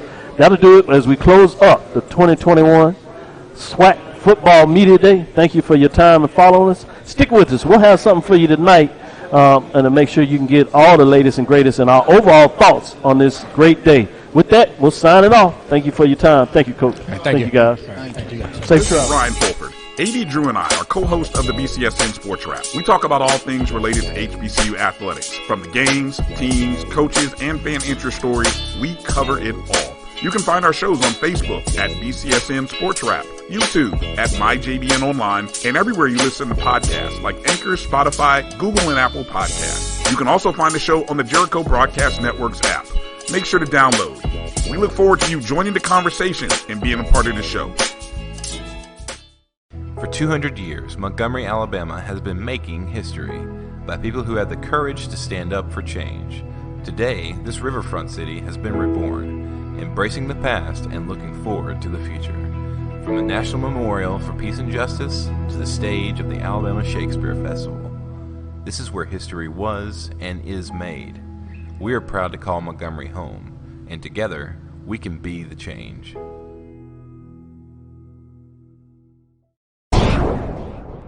Follow the Black College Sports Network and all of our shows on YouTube. You can find us at MyJBN Online and on all social media at MyBCSN1. This is Carlos Brown, letting you know that we're on the move. You can now catch the Carlos Brown Show beginning this July on the Black College Sports Network each and every Saturday from 11 to 1 Eastern Time. That's 10 to 12 Central Time. Same time, new place. On Facebook at the Carlos Brown Show and Black College Sports Network. Online at www.mybcsn.net and on the BCSN app available on Google Play and the Apple App Store. The Cuvée Group is a Florida-based marketing and training consultant. Welcome back to the Black College Sports Network's live coverage of the 2021 SWAC Media Day. This is what we call the media post segment now. These are all media members. Of course, we've got Ms. Tiffany Green here, ESPN. Keisha Kelly, Black College Experience. Jamie Walker, Coach Work Productions, always been with us. And, of course, Neely of the Pregame show.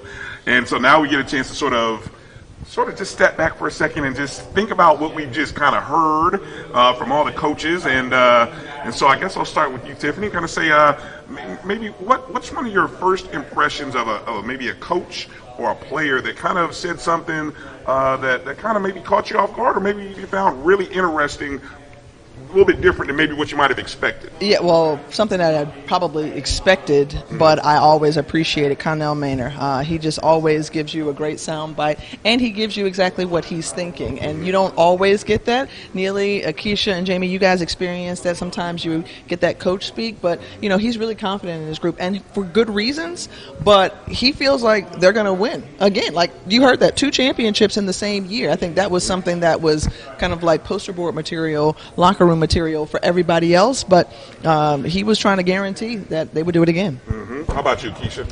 So for me, I think it was Bethune-Cookman, you know, the new guys on the block. They did talk about coming in. They talk about how sizing everybody up. They said, you know, we see guys that say they're 6'4" and 250, 260 pounds, and so they're excited to get out there, but you know, just listening to Bethune talking about how they're excited to come over and seeing the difference of what they hear and actually seeing it face to face, definitely Bethune-Cookman. Mm-hmm. How about you, Jamie? For me, FAMU, and the reason being is because Coach Simmons was a coordinator in that conference, and so you can kind of see it already permeate throughout the entire team that they're totally unafraid or unconcerned coming into this conference. So I thought that was big. How about you, Neely? Well, I hate to sound like a homer, but I got to go to 1400 Lynch Street to make it Jackson State University. And it's not so much what Coach Prime or his players said, it's what they didn't say. You know, Tiffany and Jay did a great job moderating and threw some bait out there on the hook, but they didn't bite the hook as far as smack talk or making it about their opponents or payback. They were totally focused and dialed in on doing what they have to do. So even the freshman quarterback, Shedeur Sanders, like, no, I'm focused on me. And I'm practicing against the best defense in the SWAC, so I don't have to look at what everybody else is doing. So I thought that was interesting because you would think with Coach Prime's personality that it would be a show, that he was going to be the one out there throwing darts, but it was reserved, laid back, and they were focused on themselves. I'll tell you, one of the players that I enjoyed listening to follow up Neely's point was Nyles Gaddy. Like, Nyles had this edge. It was radiating off of him on stage. I mean, like, unbothered for sure. So I like that attitude that he's bringing in to the season. Jalen Ivey is another young man who stood out to me, who just presents a great package both on and off the field. I thought he said some cool stuff. Some of it all kind of ran together, I'm not going to lie to you, because it was like, all right, this is getting long. And then also I really liked Doc Gamble, because to be in the SWAC championship game and then to be disrespected the way that they were, you know, they shrug it off and say, yep, we're taking that, we're going to internalize that, and we'll figure it out on the field. I just like the way that they approached it as well. And when you said, you're referring to the prediction of them being fourth. Right. Okay, so that's a nice transition. We can kind of transition into those predictions. And outside of UAPB, I mean, does it kind of go the script of maybe what you thought, or do you think what did I almost want to call this group of voters. We don't know who they are. I still haven't met one of them yet. I don't think any of us have met one. No one's claiming that they are a voter. So whoever this cabal of voters are. But anyway, what did they get right? What did they get wrong? Oh, I'll tell you this. Alcorn State has the most approved right now. Yes, you know, A&M has the target on their back, but Alcorn State feels like even though they didn't get a chance to defend their title, they have, to me, the most approved. And you know, Fred McNair, kind of a cool, calm, collected kind of customer. Trigger man, Felix Harper, kind of takes on that same vibe as his head coach. I think they'll come out there as a really confident bunch. And what they have the advantage of, although they did not play, they had plenty of film to study. Right? They had a lot of, you know, game that they could, you know, really dissect. And so because of that, I think Alcorn State was pitted in the right place. We talked about the disrespect for UAPB. I think 1 and 2 will be very interesting, although Neely may see something different within the SWAC East. I think 1 and 2 will be really interesting with FAMU and A&M as well at the top. Keisha, what do you think the voters got right, wrong? What's your personal prediction if you want to go out there? Listen, going over to the West, I'm going to be a homer. I'm Southern University, so for me, you know, Alcorn, it's been Alcorn. They've been back-to-back-to-back SWAC champs, so you can't take anything from them. But, of course, it's still a toss-up for me between Alcorn and Southern. Alabama A&M, I can see a repeat there, but as we all know, football is played between the lines, so we can talk about predictions all day long, but the game still has to be played. Right. Jamie, what they get? What do you think the voters got right or wrong?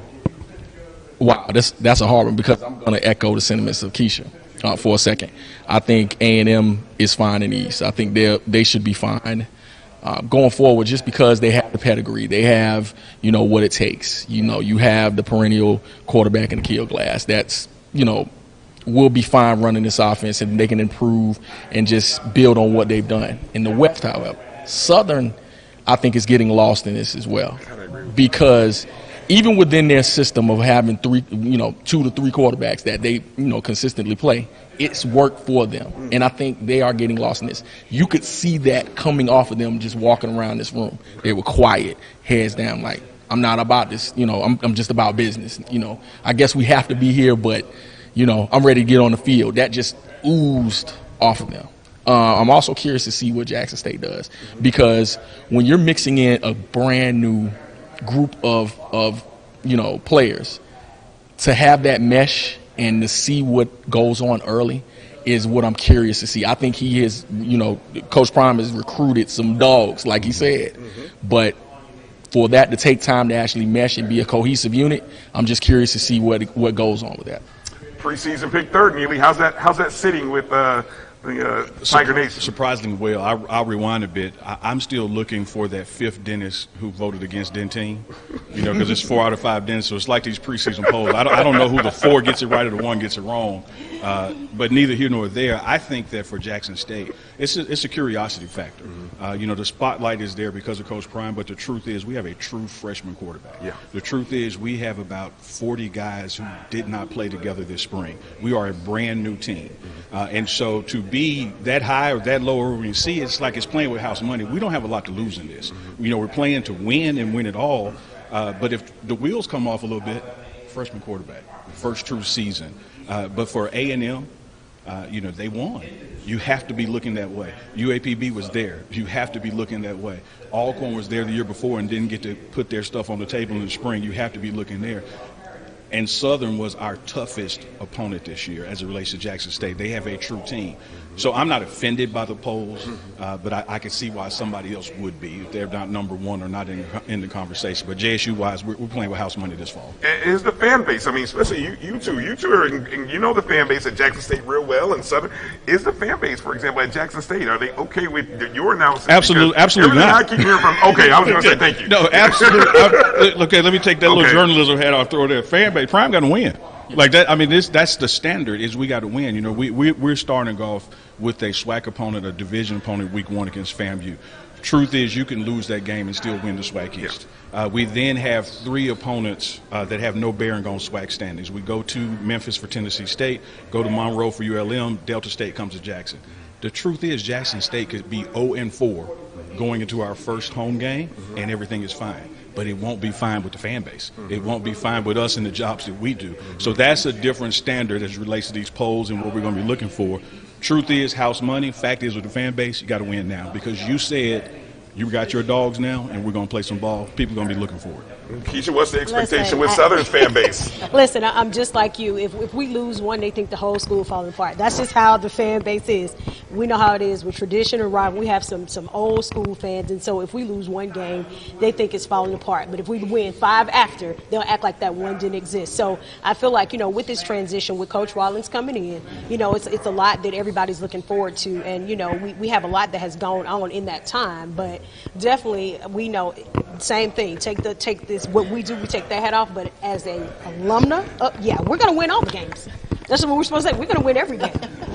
Tiffany, you know Rattler Nation very well, but maybe from a just overall perspective throughout the SWAC, which fan base is sort of that fan base that you hear from a lot. Oh, you're not giving us this kind of love. Which fan base do you hear from? You can call them out now. Can all of the big dogs be on the block for this answer? Because let me tell you, all the blue bloods. All the blue bloods, yes, for sure.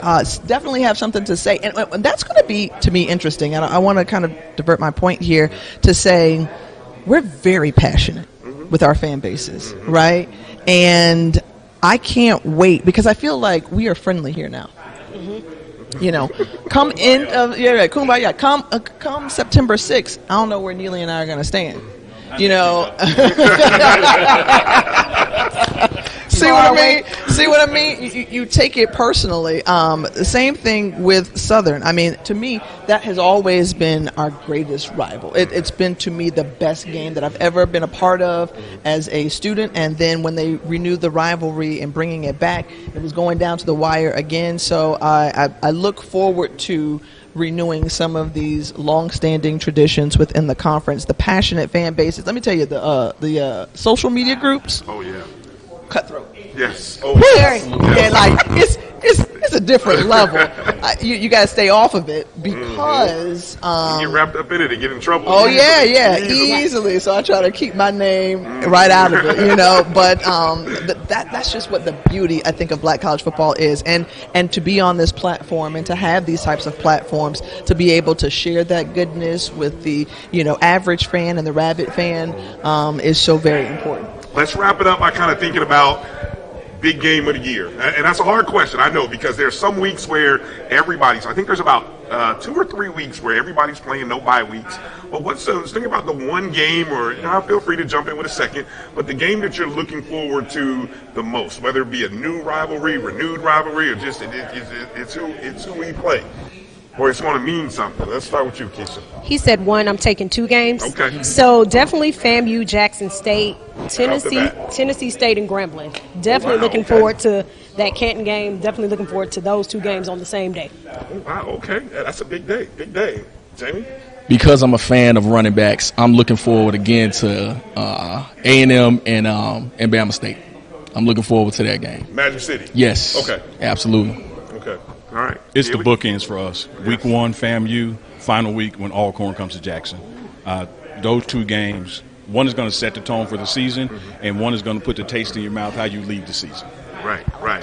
I would echo the first game of the season and the bookend side of it as well, because I think it's well documented how the last game of the season has affected FAMU and obviously going against our in-state rivals. So I think that game ultimately becomes the most important game for us because that's the one that matters beyond measure.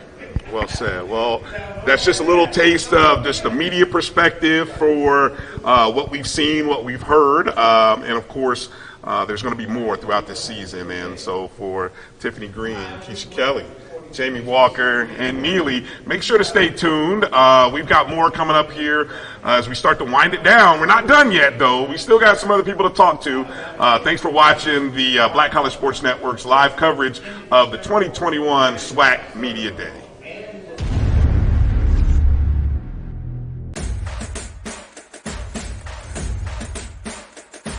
HBCU League Pass. Watch your favorite black colleges. Some of the best players in the land. HBCU League Pass. It's game time. I'm proud and I love my HBCU. HBCU League Pass. Watch your favorite black colleges. Some of the best players in the land. HBCU League Pass. It's game time. I'm proud and I love my HBCU.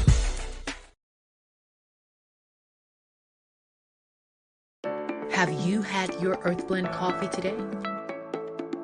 At Earth Blend Coffee, we take pride in offering you the very best of beans across the world, blended and roasted to perfection, giving you superior quality and satisfying and flavorful taste. Experience the world in one cup with Earth Blend Coffee.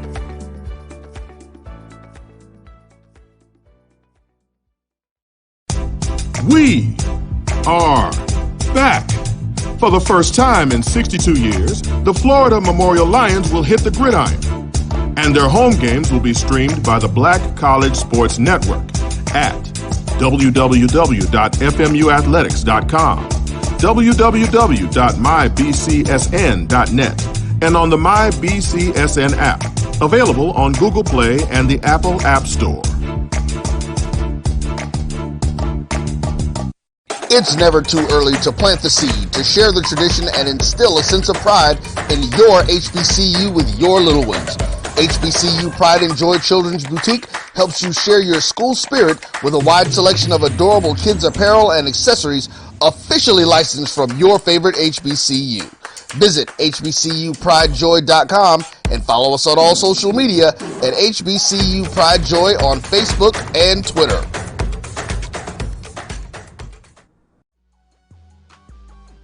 This is the Dean of the College of HBCU Sports, Kenyatta Cavil of Dr. Cavil's Inside the HBCU Sports Lab with Mike Washington and Charles Bishop.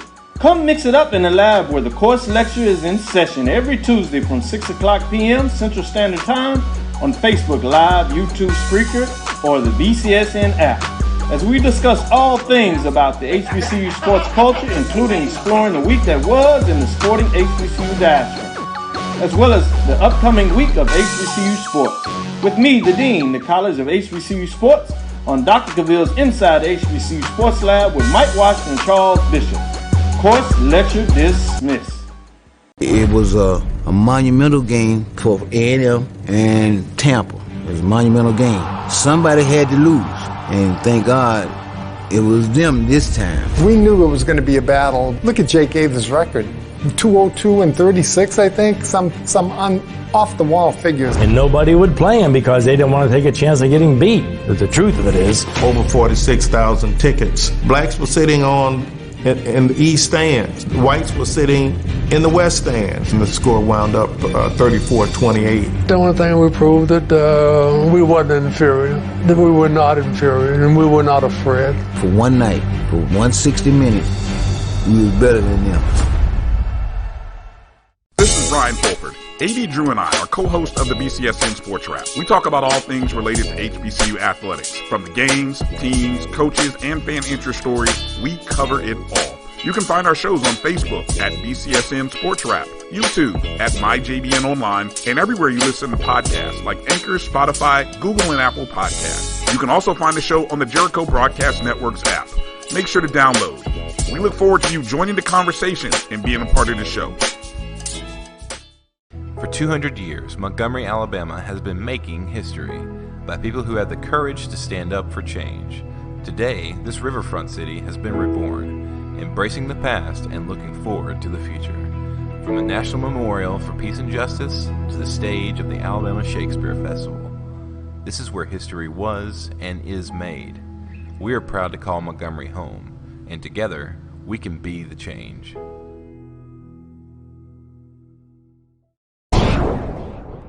Follow the Black College Sports Network and all of our shows on YouTube. You can find us at MyJBN Online and on all social media at MyBCSN1. This is Carlos Brown, letting you know that we're on the move. You can now catch the Carlos Brown Show beginning this July on the Black College Sports Network each and every Saturday from 11 to 1 Eastern Time. That's 10 to 12 Central Time. Same time, new place. On Facebook at the Carlos Brown Show and Black College Sports Network, online at www.mybcsn.net, and on the BCSN app, available on Google Play and the Apple App Store. The Cuvée Group is a Florida-based marketing and training consulting firm. We help businesses communicate to their target audience and engage them in conversation. We also help to expand their audiences, which will ultimately result in growth for those organizations. In addition to being a certified constant contact specialist, my colleagues and I are also certified in John Maxwell Leadership Principles. We use these proven principles to conduct workshops, training, and private coaching sessions for individuals and companies looking to take things to the next level. Contact us to schedule a free consultation. Issues today, Don't delay. Call Cuvée.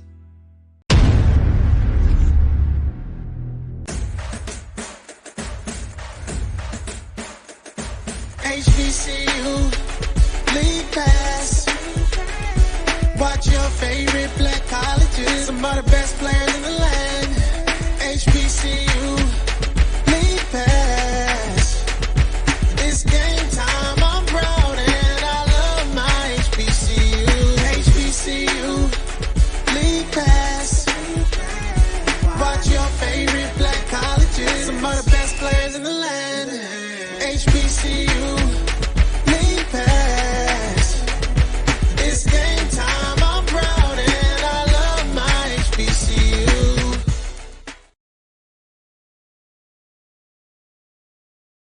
Have you had your Earthblend coffee today? At Earthblend Coffee, we take pride in offering you the very best of beans across the world, blended and roasted to perfection, giving you superior quality and satisfying and flavorful taste. Experience the world in one cup with Earthblend Coffee.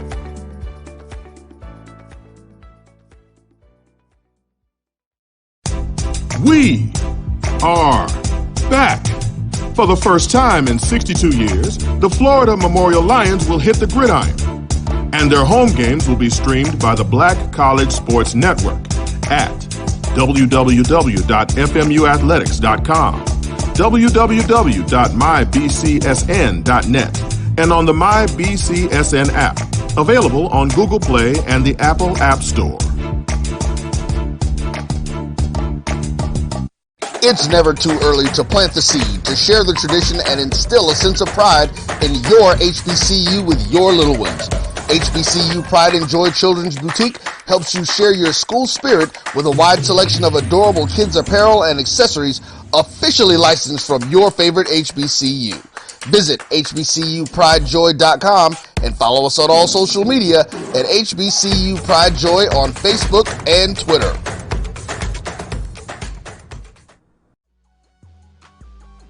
This is the Dean of the College of HBCU Sports, Kenyatta Cavil of Dr. Cavill's Inside the HBCU Sports Lab with Mike Washington and Charles Bishop. Come mix it up in the lab where the course lecture is in session every Tuesday from 6 o'clock p.m. Central Standard Time on Facebook Live, YouTube Spreaker, or the BCSN app, as we discuss all things about the HBCU sports culture, including exploring the week that was in the sporting HBCU diaspora, as well as the upcoming week of HBCU sports.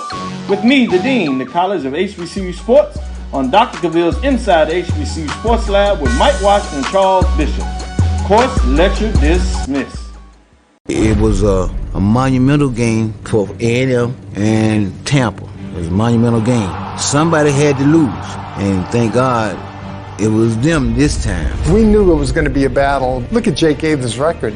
202 and 36, I think, some off-the-wall figures. And nobody would play him because they didn't want to take a chance of getting beat. But the truth of it is, Over 46,000 tickets. Blacks were sitting in the east stands. Whites were sitting in the west stands. And the score wound up 34-28. The only thing we proved that we wasn't inferior, that we were not inferior, and we were not afraid. For one night, for 160 minutes, we was better than them.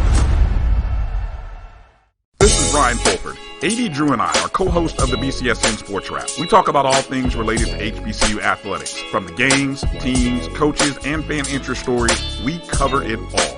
You can find our shows on Facebook at BCSN SportsWrap, YouTube at MyJBN Online, and everywhere you listen to podcasts like Anchor, Spotify, Google, and Apple Podcasts. You can also find the show on the Jericho Broadcast Network's app. Make sure to download. We look forward to you joining the conversation and being a part of the show. All right, welcome back to the Black College Sports Network's coverage of 2021 SWAC Football Media Day. This is part two of our media post-Media Day wrap-up here. Second group of media folks who heavily ingrained in covering Black College football, athletics, their universities. I've got to my right Charles Edmond, the voice of Alcorn State. To his right, Luke Williams of the Black College Sports page, and then to my left, Mo Williams, WZDX in Huntsville, Alabama, and then Jamie Walker joining us again, Coach Work Productions, and of course, Jamie's been with us here. All right, so gentlemen, we can get into, and I think Jamie, we've kind of talked, but let's go around the horn, kind of, let's talk top storyline, or maybe most impressive interview, conversation that you might have had with somebody. I'll start here, Mo, and then we'll kind of go this way.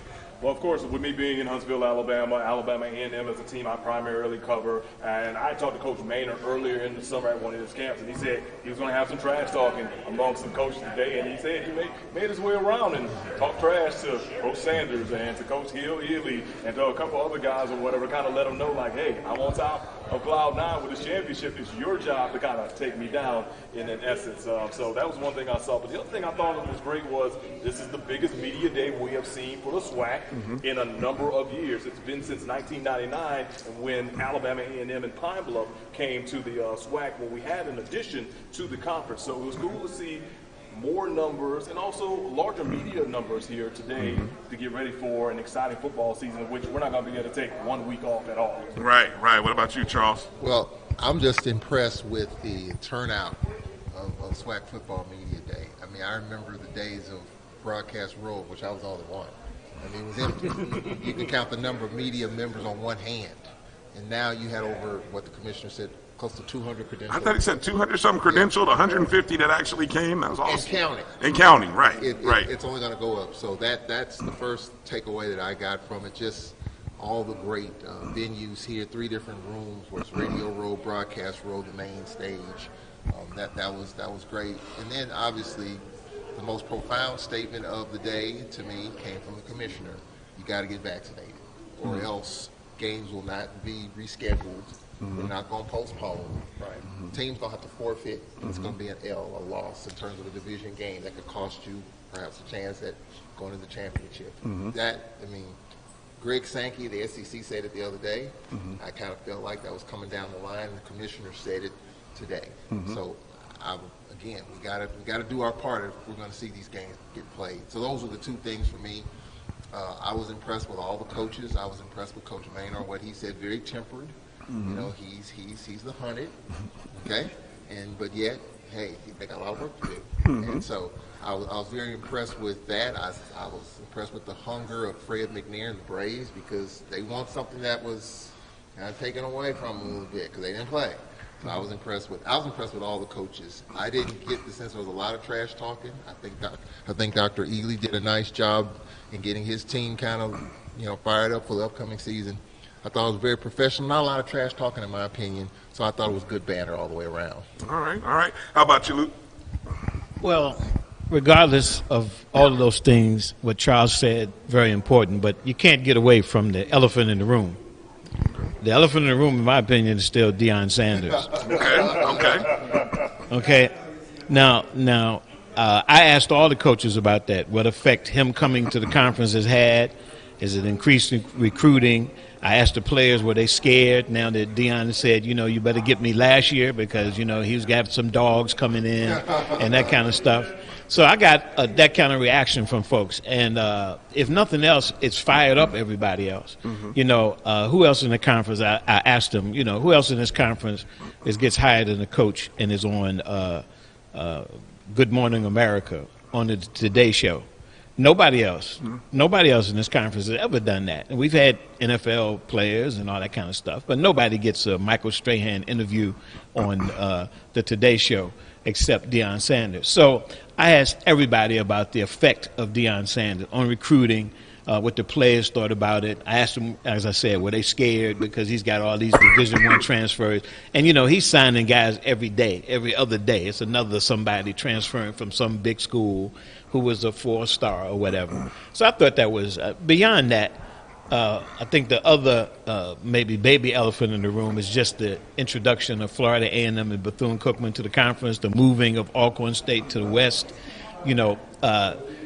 Coach McNair didn't think that meant a whole lot. He said, we played Southern before, we played Grambling before, what's the big deal?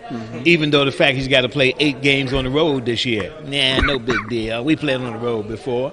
So I thought it was. I think everybody's excited about this season for any number of reasons.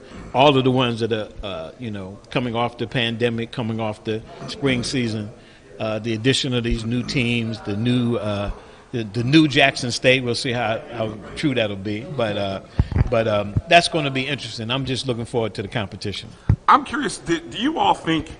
And I didn't get a chance to ask this, and I remember talking with you. We kind of joked about if I got 5 minutes with Coach Prime, what would I ask him? But I'm curious, do you think there was anything that Coach Prime learned from his first semester as a head coach that is going to help him this fall? Jamie, I'll start with you. This is interesting because I was actually thinking about that on the way to media days, and one of those things I think he probably didn't consider, which I don't know why he would, because knowing the showman that he is, I think he underestimated the SWAC petty.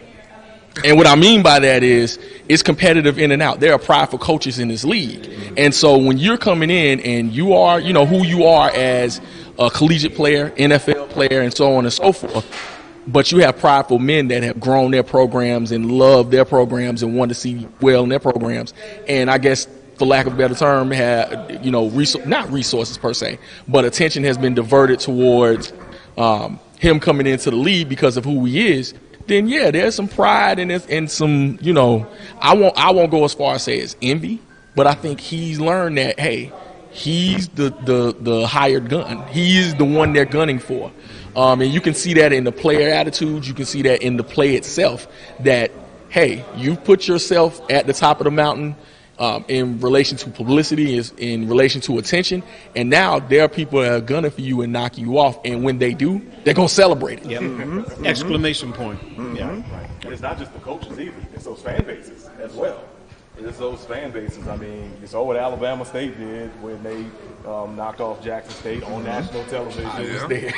Yes, you were there. Yes. So you saw that or whatever. And then, of course, my alma mater, Southern University, when they went to Jackson, I saw all the Facebook posts and everything about Jaguar. Well, the partial Jaguar Nation that made their trip up there. Mm-hmm. Of course, couldn't make it. Everybody couldn't go to do the COVID and whatnot. But no, there are some prideful people, not only among the coaches, but among the fan bases as well. And I think that's definitely one thing he learned. But also, I think he also learned something along the lines of, the SWAC is not only good, it's great on all cylinders. Mm-hmm. When it comes to the talent, when it comes to the camaraderie, when it comes to the pageantry. And I'm not saying he was probably in awe, but I'm sure he was like, man, I'm a part of something good. Now it's time for me to show out what I need to do and get my guys on the field as well.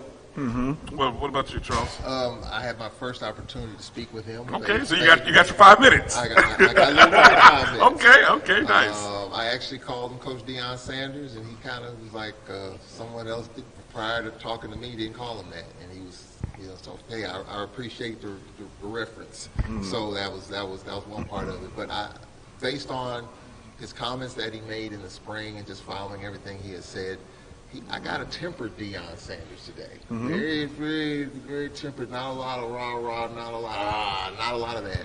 I think he realizes that the time is here. Mm-hmm. You could say what you want about the spring. He had a little bit of success early, beating Edward Waters, beating Grambling for the first time in 8 years, beating Valley. But then the big boys showed up. Alabama State, A&M, and Southern's. And I think that, to me, what I saw today, what I heard today, was very tempered Deion. I think he understands, and I think if you look at the schedule that they have, opening up with Florida A&M, that's a huge game. You got Louisiana Monroe, you got Tennessee State, you got Delta State. So 3 of those 4 games are huge. Yeah. Rival games that are that could tip the scales emotionally as well as in the standings. So he knows what time it is, and I think he knows that he's got to make all these transfers work too. A lot of people have come out the door, a lot of people have come in. How you make it work in such a short period of time? But I thought he was very respectful today, very professional, and I kind of like what he heard. We'll see what happens on the field. And let me tell you one thing I'm looking forward to. The SWAC has always been in the FCS and what used to be the 1AA. They've always been the attendance leader. Yes. I want to see what kind of bump Deion Sanders has given bumps to a lot of people in this conference. Absolutely. In terms of coverage, in terms of exposure. I talked earlier about national TV, that kind of thing. I want to see what kind of crowds come but because now you got almost another reason to come. If you don't have your alma mater, it's not homecoming, it's not a classic game. Now you got a chance to see your team whoop up on Deion Sanders, and I think that's going to. I would be interested to see, but I think it's going to be a bump, and I think it will be great for the SWAC, competition-wise, just to have more people come because you got a celebrity. Not just in the stands now, you got him on the sideline. Well, somebody, and I had a conversation with someone about this last night at dinner. I compared the Deion Sanders effect to the Steve McNair effect. When Steve McNair was at Alcorn, we set records at Sanford Stadium and a number of stadiums because Steve McNair was the drawing card. So now you see where Jackson's going to Miami, playing at Hard Rock, in Memphis, some home games. They're playing Valley at Valley. So it'll be interesting to see if that type of following occurs. But I make that comparison to Steve McNair. I was there, I lived it, I was part of it. Some people disagree with me on that. Maybe it's because it was a coach versus the player on the field. I don't know, but that's the kind of comparison that I would make. It was Steve McNair. That's what he said. It was Steve McNair. Yeah, absolutely, Yeah, no, that's an interesting thought. It'll be interesting to see if a coach with his he's a coach, but then we all know he's more than just a coach because of his playing fame, his celebrity status, and all of that. Well, when was the last time somebody came to the media day with lining with SWAC lining? Who did that, right? Yeah. I've never seen that at the SWAC. I've seen that at a few other conference media days. I remember Derek Mason, when he was at Vanderbilt, he used to do that every year. But no, never seen it at the SWAC. Never ever seen it at the SWAC. Custom made. But that's who he is, though. True. And I think that's another issue as well, is that he doesn't have to get adjusted to us. We, as fans, are struggling to get adjusted to who he is. This is who he's been. It is true. So we have to accept him for who he is as he walks through the door. And if he wins, that's icing on the cake. But he is going to be who he's going to be. And I've made that argument that he had to win, but actually losing is not going to hurt either. The fact that people beat him, like if FAMU beats him, we got him. So everybody wants to be in line to get him, especially with all this hype about all these new players he's bringing in. Right. So that's just going to make it even more interesting. When we get into thinking about the predictions and the predicted order of finish, of course, in the East, we had help me out here in the East. We had Alabama A&M followed by Florida A&M and then Jackson State. And then over the West, I believe it was Alcorn and then Southern. Who was third? Pine Bluff was third? That's second. I can't remember. No. I know it was Alcorn and Southern, 1-2. I'm just struggling to remember who was 3-4. But here we go. Alcorn first, Southern second, Grambling third. Prairie fourth, Arkansas Pine Bluff fifth, and Texas Southern rounds out. So in terms of don't put our predicted order up there, Iron. Ours is. I mean, even though I'll stand by mine. I mean, I'll stand by what I went with. But let's just talk about what do we think the voters. Now, hold on. Let me ask this question, and you can be honest. Are any of you voters of the SWAC? No, I think it's coaches and SIDs. Okay, so there's no media has been taken. I remember you said you used to be a voter. It used to be a media poll. All right. Yeah. The coaches decided to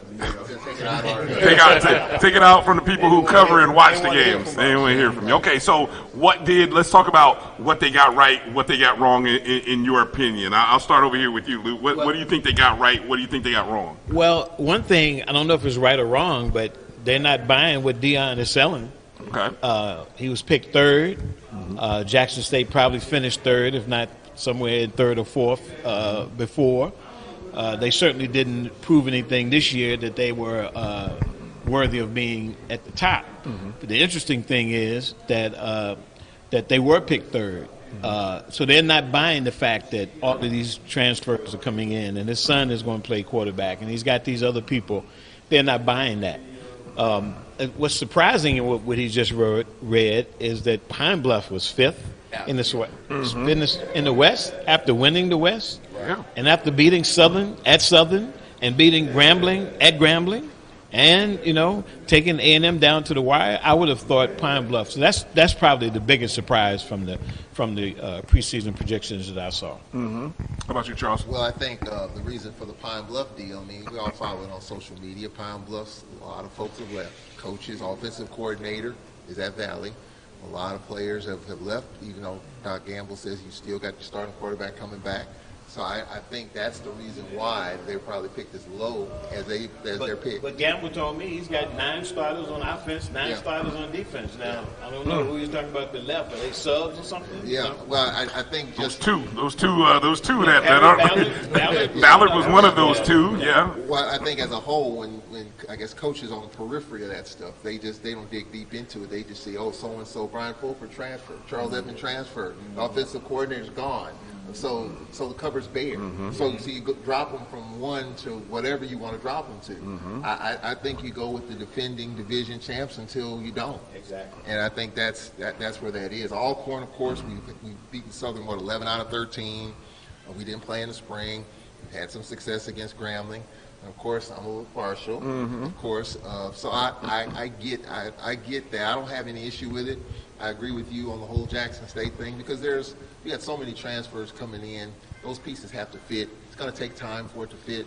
And everyone, Jacksonians, think it's going to happen this year. I'm a little more temperate. I think it's going to take time. But when you have a lot of hype, and this is just my opinion when it comes to the hype machine, it works 2 ways. Eddie George at Tennessee State came in low, flying underneath the radar. No one's expecting them. They might win at a high level, but you don't think about it because it wasn't hyped up. But we know what happened at Jackson State. So when you hype it up like that, the honeymoon period goes away. Right. It gets wiped out because you got to get it done right now because that's what you're kind of saying. But it didn't happen. So now Jackson fans I've talked to say, hey, man, you got to get it done this year. Mm-hmm. There is no honeymoon period. Yeah. And as I talked to Deion, I said, he's been on the post 7 months. Mm-hmm. He officially started December 5th. His coaches started around the same time. How can you expect anything in 7 months? So I'm a little more temperate. I know fans expect a lot more, but that's just the nature of it when you hype it up like that. Mm-hmm. What about you, Mo? All right, so of course I'll be a little partial due to I cover the defending SWAC champs. Mm-hmm. The thing I found most interesting, well, first of all, let me say this. The rest of the list I think was decent because at the end of the day it was the coaches and the SIDs who actually voted on this or whatever. So, they know a little bit more than some of us do to a certain extent. The thing I always have a big question mark about, and this is not just in the SWAC, this is going to be like across NCAA football. For those teams that have not played in a very, very long time, how can you really predict what they're going to do outcome-wise for the upcoming season? And of course, in this situation, you got Alcorn being listed as a favorite in the West. They have not played since the 2019 season. That means they didn't have spring 2020, they didn't have a fall 2020, and then they didn't play in the spring in the SWAC. And of course, they had spring football and whatever, but of course, I know that was limited. Same situation with Florida A&M. They have not played since the Florida Classic in 2019. Didn't have spring football 2020, no fall, and then they had a little spring football practice. So how can you gauge that? Or whatever, especially when you have a team that's basically being picked in the West and a team that's being picked as a runner-up in the East. That's my big question mark on that. Now, also look at it like this. We all saw it during the spring. Look how rusty every SWAC football team looked in their first or second game. Mm-hmm. Like, the rust factor literally was there. We're talking about playing after almost a year or whatever. So that rust factor is going to be there for these other teams as well. And it's probably going to be even further. Coach Maynor talked about this all the coaches talk about this all the time. You could have all the practice speed in the world, but that game speed is completely different. So that's why I kind of have a big question mark on that. But I kind of also have hey, you're just going to have to prove me wrong or whatever coming up. So I'm interested to see how quickly FAMU will get things going. I'm interested to see how quickly Alcorn's going to get things going. And then from there, we'll be able to gauge it further in the season. Who knows? They may not even get their footing until maybe 2-3 games into it. It's a big unknown just in general from a game speed side. You can practice all you want, but the game speed is just completely different. Right.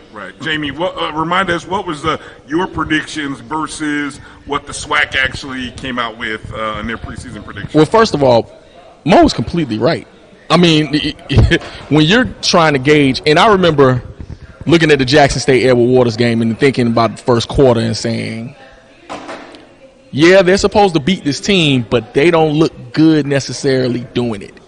And so as much as we thought that game should have been dominant by Jackson State, it does take a while to get back in game shape. So excellent point. But the Grambling being third in that division, I just don't see it. Although that is a great perennial program, and I'm not exactly sure. They're like Jackson State as far as the unknown, because you're bringing in a bunch of different parts as well. What offense are you going to run? What defense are you going to run? I mean, you've had a great defense throughout, for at least the last 10 years. But, you're having so many switches of personnel, so many coaches, switching positions, who's going to be your signal caller? What are you going to do? So for them to be third is iffy. It vary. And so Southern, I think, along with Pine Bluff, is being disrespected because, again, I think you can go with the cliche that if you have more than one quarterback, you really don't have any. Southern has made it work. So they improved. Let's say the season extended, I think they would have been the number one squad coming out of that division. So I think they're not getting enough credit for what they can do, and I think that's my dark horse pick to win that side. I got one other thing that I noted. I'm glad you mentioned Grambling because it's like everybody's almost forgotten about them. Winless last year. Broderick Forbes didn't allow me to ask any questions about 2020. Really? And okay. I picked that up. I picked that up when he was talking to a previous guy. Right. He said, "Don't even ask me about 2020." He said that in another interview. So I said, "Does that apply to me?" He said, "That applies to everybody." Okay. So you did. He let you ask me a question. I actually got in one at the end. The other one is that I live in North Carolina, so I'm used to seeing Bethune-Cookman. Right. Yeah. And for Bethune-Cookman to be picked fifth, that's kind of disrespectful to them, because in the MEAC, in terms of the hierarchy in the MEAC, the last few years A&T has dominated, but Bethune-Cookman has been at that second level. FAM, Bethune-Cookman, Central for a minute, for a couple of years. But for them to be picked fifth is they're coming into the SWAC being disrespected. That's not. Let me tell you, when Bill Hayes was coaching at North Carolina A&T, everybody should think that their biggest rivals were North Carolina Central or Howard. And Bill Hayes used to say, no. For me, the biggest rival is Bethune-Cookman, because when we play them, they beat us up. Yes. Because them Florida guys are athletic, they can run, they can hit. So that's a dark horse. I don't think they are going to win the East, but I think they're going to be a lot closer to the top than the bottom. I agree with you on that. Speaking of Bethune-Cookman, the last three, obviously they didn't play in 2019, but the three previous years, all 7-win seasons, but within conference, only 2 losses. Yeah. In those 2 to 3 years, where Coach Sims, I believe this is his 4th or maybe 5th year, isn't it? Mm-hmm. Yeah, so for every year, he's only lost like 2 games in conference. Exactly. And they haven't been FAMU, I'll admit. It has not been FAMU. So it's probably been A&T. I hate to say it, it has not been FAMU. 8 straight? All right. 9. But we're not. But who's counting? Who's counting? You're right. But they have FAM rated above. Right, exactly. And every time, they are rated middle of the pack, they surprise, and they've always have an impact on the. I mean, look, every year they somehow they ruin FAMU's chances of winning the conference. They'll mess up South Carolina State's. They mess up. Well, they didn't mess up A&T's, but they pretty much came close. Yes. So yeah, they're one of those teams that they will, and because no one knows what's been going on the past year, it's just been quiet. You haven't heard anything come out of there. But I saw those 2 young men. I don't know. You guys saw when you just kind of eye up players who come in. I was like, oh, Felix Harper, he's not as tall as I thought he was. I hate to say that. And you see a Quill Glass, and you say, oh, he's pretty big. But no, when I saw them 2 brothers from Bethune-Cookman, I was like, my goodness. One's Ontario Johnson and Teron Mallard. My gosh. But that's what, like you said, they beat you up. So I'm telling you, that will be, and there's going to be, I think there's a lot going on at Bethune that I think they will rally around that football. That football program is more than just about winning. I think that football program is going to be lifting spirits this year. Because I get what you're saying, man. You know, that external stuff really matters, and so there's going to be a lot poured into that team. And like you said, Coach Simmons comes in here, is like, okay, 5. It's a lot going on in Bethune-Cookman. Yes, right, exactly. Yes. Look, the spirit of Bethune-Cookman. Oh, yes. His name was Lynn Thompson. Yes. Y'all not familiar with him Yeah. as an athletic director? Yes. Across the board for the last 30 years, he was excellent. Yes. And now, I'm sure you all have heard by now that there's a big shakeup that nobody's talking about. Nobody's talking about it. Terry Sims wouldn't talk about it. He said, he pointed me in the chest. I didn't give him instructions to say nothing. Yeah. I was like, okay. Well, and that's why I said so. And then what I tell you, my shirt was going to be for Gremlin. What you help me with it. What I trust in Forbes. Yeah. I'm telling you, because I had Gremlin ranked 3rd, and people were looking at me like, "Huh, Gremlin?" I said, "Why?" And I have them beating. I say it, Mo. I got them beating Southern in the Bayou. I trust in Forbes. You know. That's a big turnaround. I'm telling you, but I think I'm gonna trust in the coaching. I'm gonna trust in the coaching, and you say, okay, you want to see it. Look, don't put my predicted order of finish up there. Yeah, exactly. Well, let me say this about Grambling. As a Grambling-ite, and I had a long talk with Forbes today, and we did talk about we talked about last season. I mean, that was a shocker when Jackson State walked in there. The Grambling could very well won the game, fumbled the ball to 1 yard line. I mean, if Grambling punches that one in, we might not be talking about an overhaul at Grambling. But it didn't happen. The Pine Bluff game was definitely disgusting. To say the least. And Bob knew then, and he admitted he had to blow it up. He did. Quarterback coach, offensive coordinator, offensive line coach, wide receiver coach, director of operations, the whole offensive side, he wiped it out, rebuilt it. And I was on a Zoom call a few months ago with other Gremlinites. They're saying it's time for Forbes to go. I'm like, what are you talking about? How quickly we forget. When Forbes walked in the door, you had the protest, you had the muscle milk incident. They're the only team to win the Celebration Bowl. Okay? He tears it down. Give him a chance to build it back up again. Exactly. Some people feel like it's time, but of course, when you lose 2 Bayou Classics and you lose 49-7 or whatever it is, you have a winless season. You have a winless season. Of course, people are going to want you out the door. But financially, contractually, that's one thing. But give Forbes a chance to fix it. I think he will. Third, I can go along with that. With all the pieces, you don't know who your quarterback's going to be. You got a kid Bott, the #1 quarterback in the city of New York. That's kind of my guy to be the quarterback. I don't know, but Miles mentioned another name that's stepping up. Give him a chance to build it up. Now, it's not going to be easy. No. With Alcorn going in there, it's not going to be easy. But give him a chance to fix it. I think he will. Let's sort of bring a bow on this, and let's think about this is a great schedule. I mean, there are a couple of weeks in there. We talked about Jamie Wright, where there's no buys. Right. I mean, it's just 6 SWAC games, which will be, tune in TV, I'm sure, wherever they'll be broadcast. Let's think about games of the year. If you can, 1 or 2 games that you're looking forward to seeing this year, whether they be interconference or maybe even a SWAC team versus somebody out of conference. I'll start over with you, Mo. All right, for me, I'll give you a few. So, of course, everybody's talking about the whole Orange Blossom Classic with Jackson State and Florida A&M, but they're talking about the hype of it.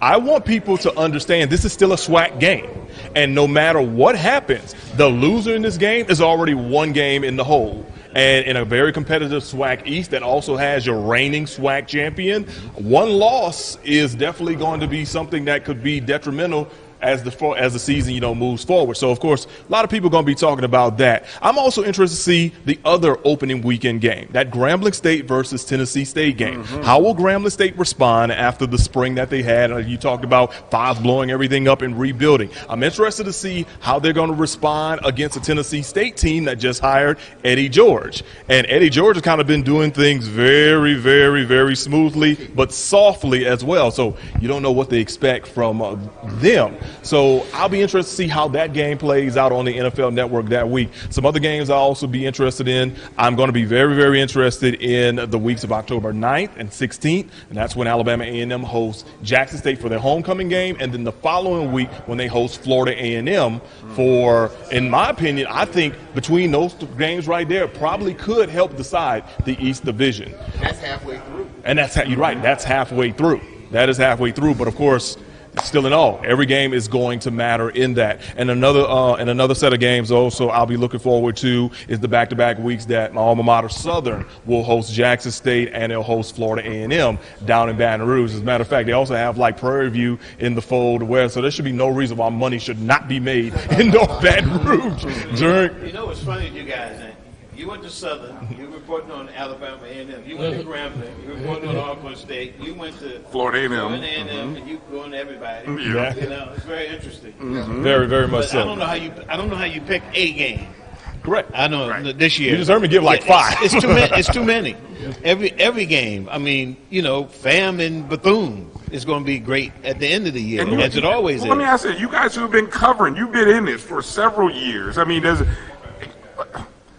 have previous years not felt like that? I mean, have you looked in, when you think back to previous years, you were like, that's going to be a win. You can almost win. No. This is different, man. This is very different. This is different. I mean, there is more parity across the board in the SWAC this upcoming year. And I really, really think that each and every week it's going to be a dogfight, no matter if you were picked to finish first or you were picked to finish last. People are going to give each other a dogfight each and every week on that. Well, think about it. The last few years prior to the spring, it was Alcorn, it was Southern, it was Grambling.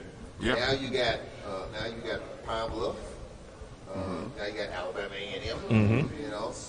FAM. I mean, so you got half the conference. So it kind of went from maybe a 3-team power struggle to now it opens up where you can say there's a 6-7 team power. You can realistically see 6 or 7 teams being. You can run 6 or 7 different teams in that championship game. Agreed.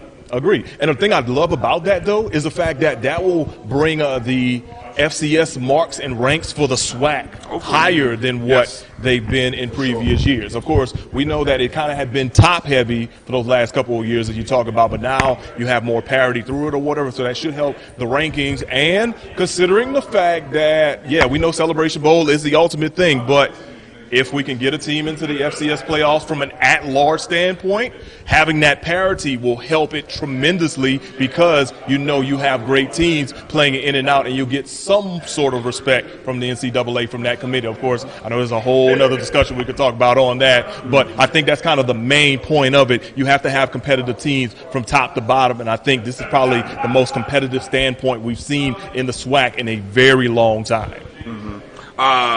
Jamie, you already talked about. Yeah, I said earlier. Okay. Yeah, Magic City.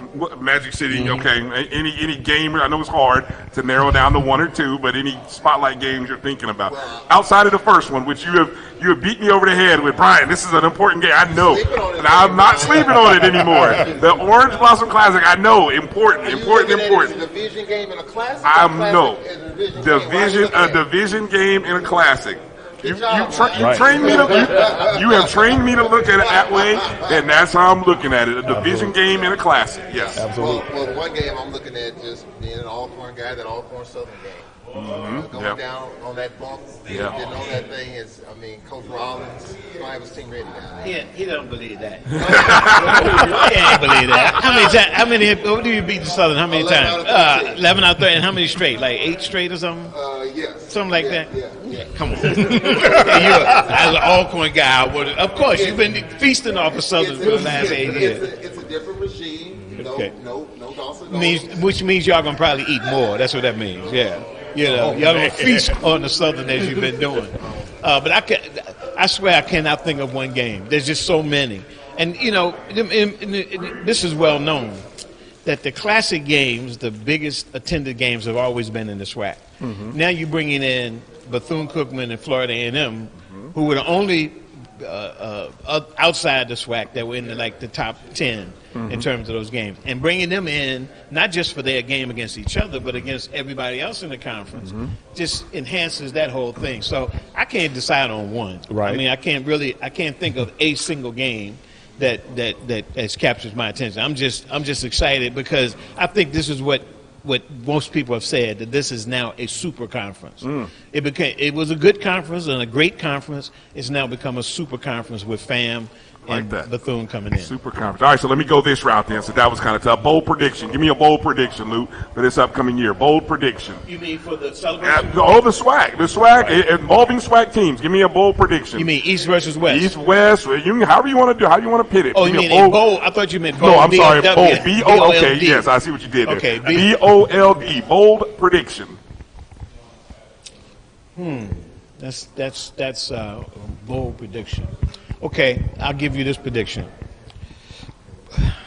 No, I don't want to go there. Not that bold, If FAMU had their quarterback back, I might tell you that would be the surprise. But they got to break in a new kid that hadn't played since 2019. I'm not feeling that bold prediction. How about that Alcorn State is still going to come out on top? Okay.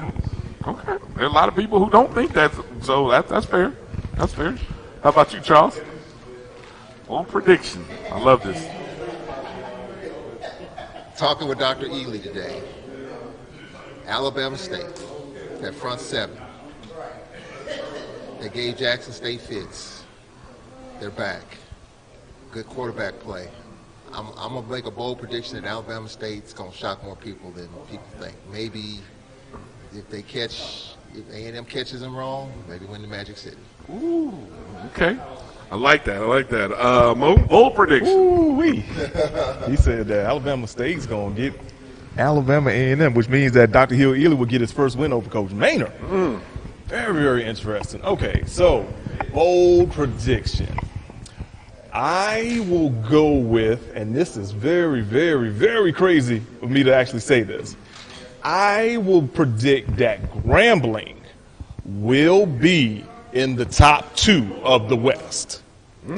And I say that because there is a whole lot of unknowns, which means that you're going to get almost midway through the season before people really can scout Grambling the way they want to. So I think the way the schedule is set up, I think they can be in the top 2. Now, who's going to be that other team? We got to toss that one in. But I really do think that Coach Fobbs can kind of right the ship or whatever, especially since he's got the support of his president and President Rick Gallo. And, of course, and then there's some GSU folks who still believe in Fobbs as well. So I really think that Coach Fobbs can right the ship and basically get his team in a competitive standpoint to be competing for the West Division title. All right, Jamie, bold prediction. Bold prediction time. That is pretty bold. Especially if you know where I'm coming from. Yes. Well, you'll like this then.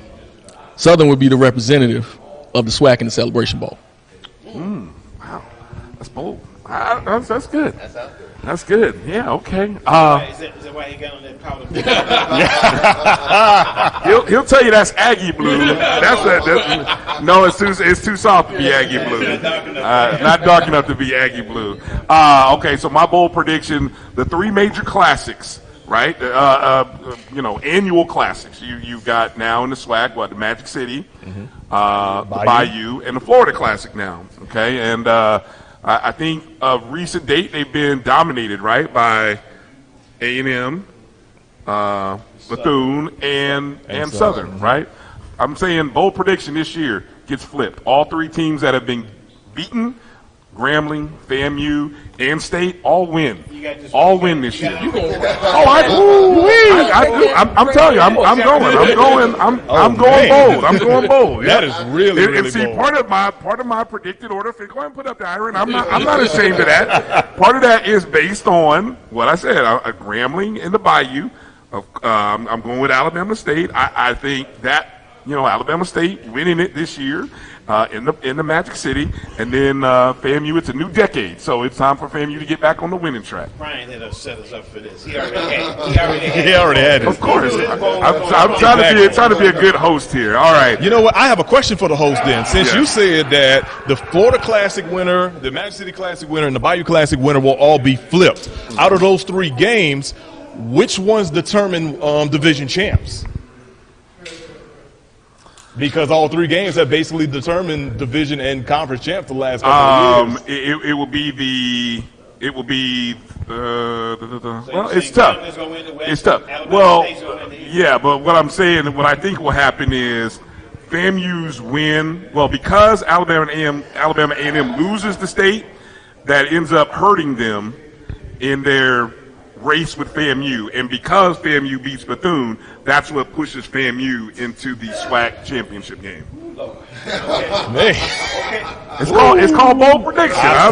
Bold prediction. I'm trying to be bold. Yeah, trying to be bold. All right.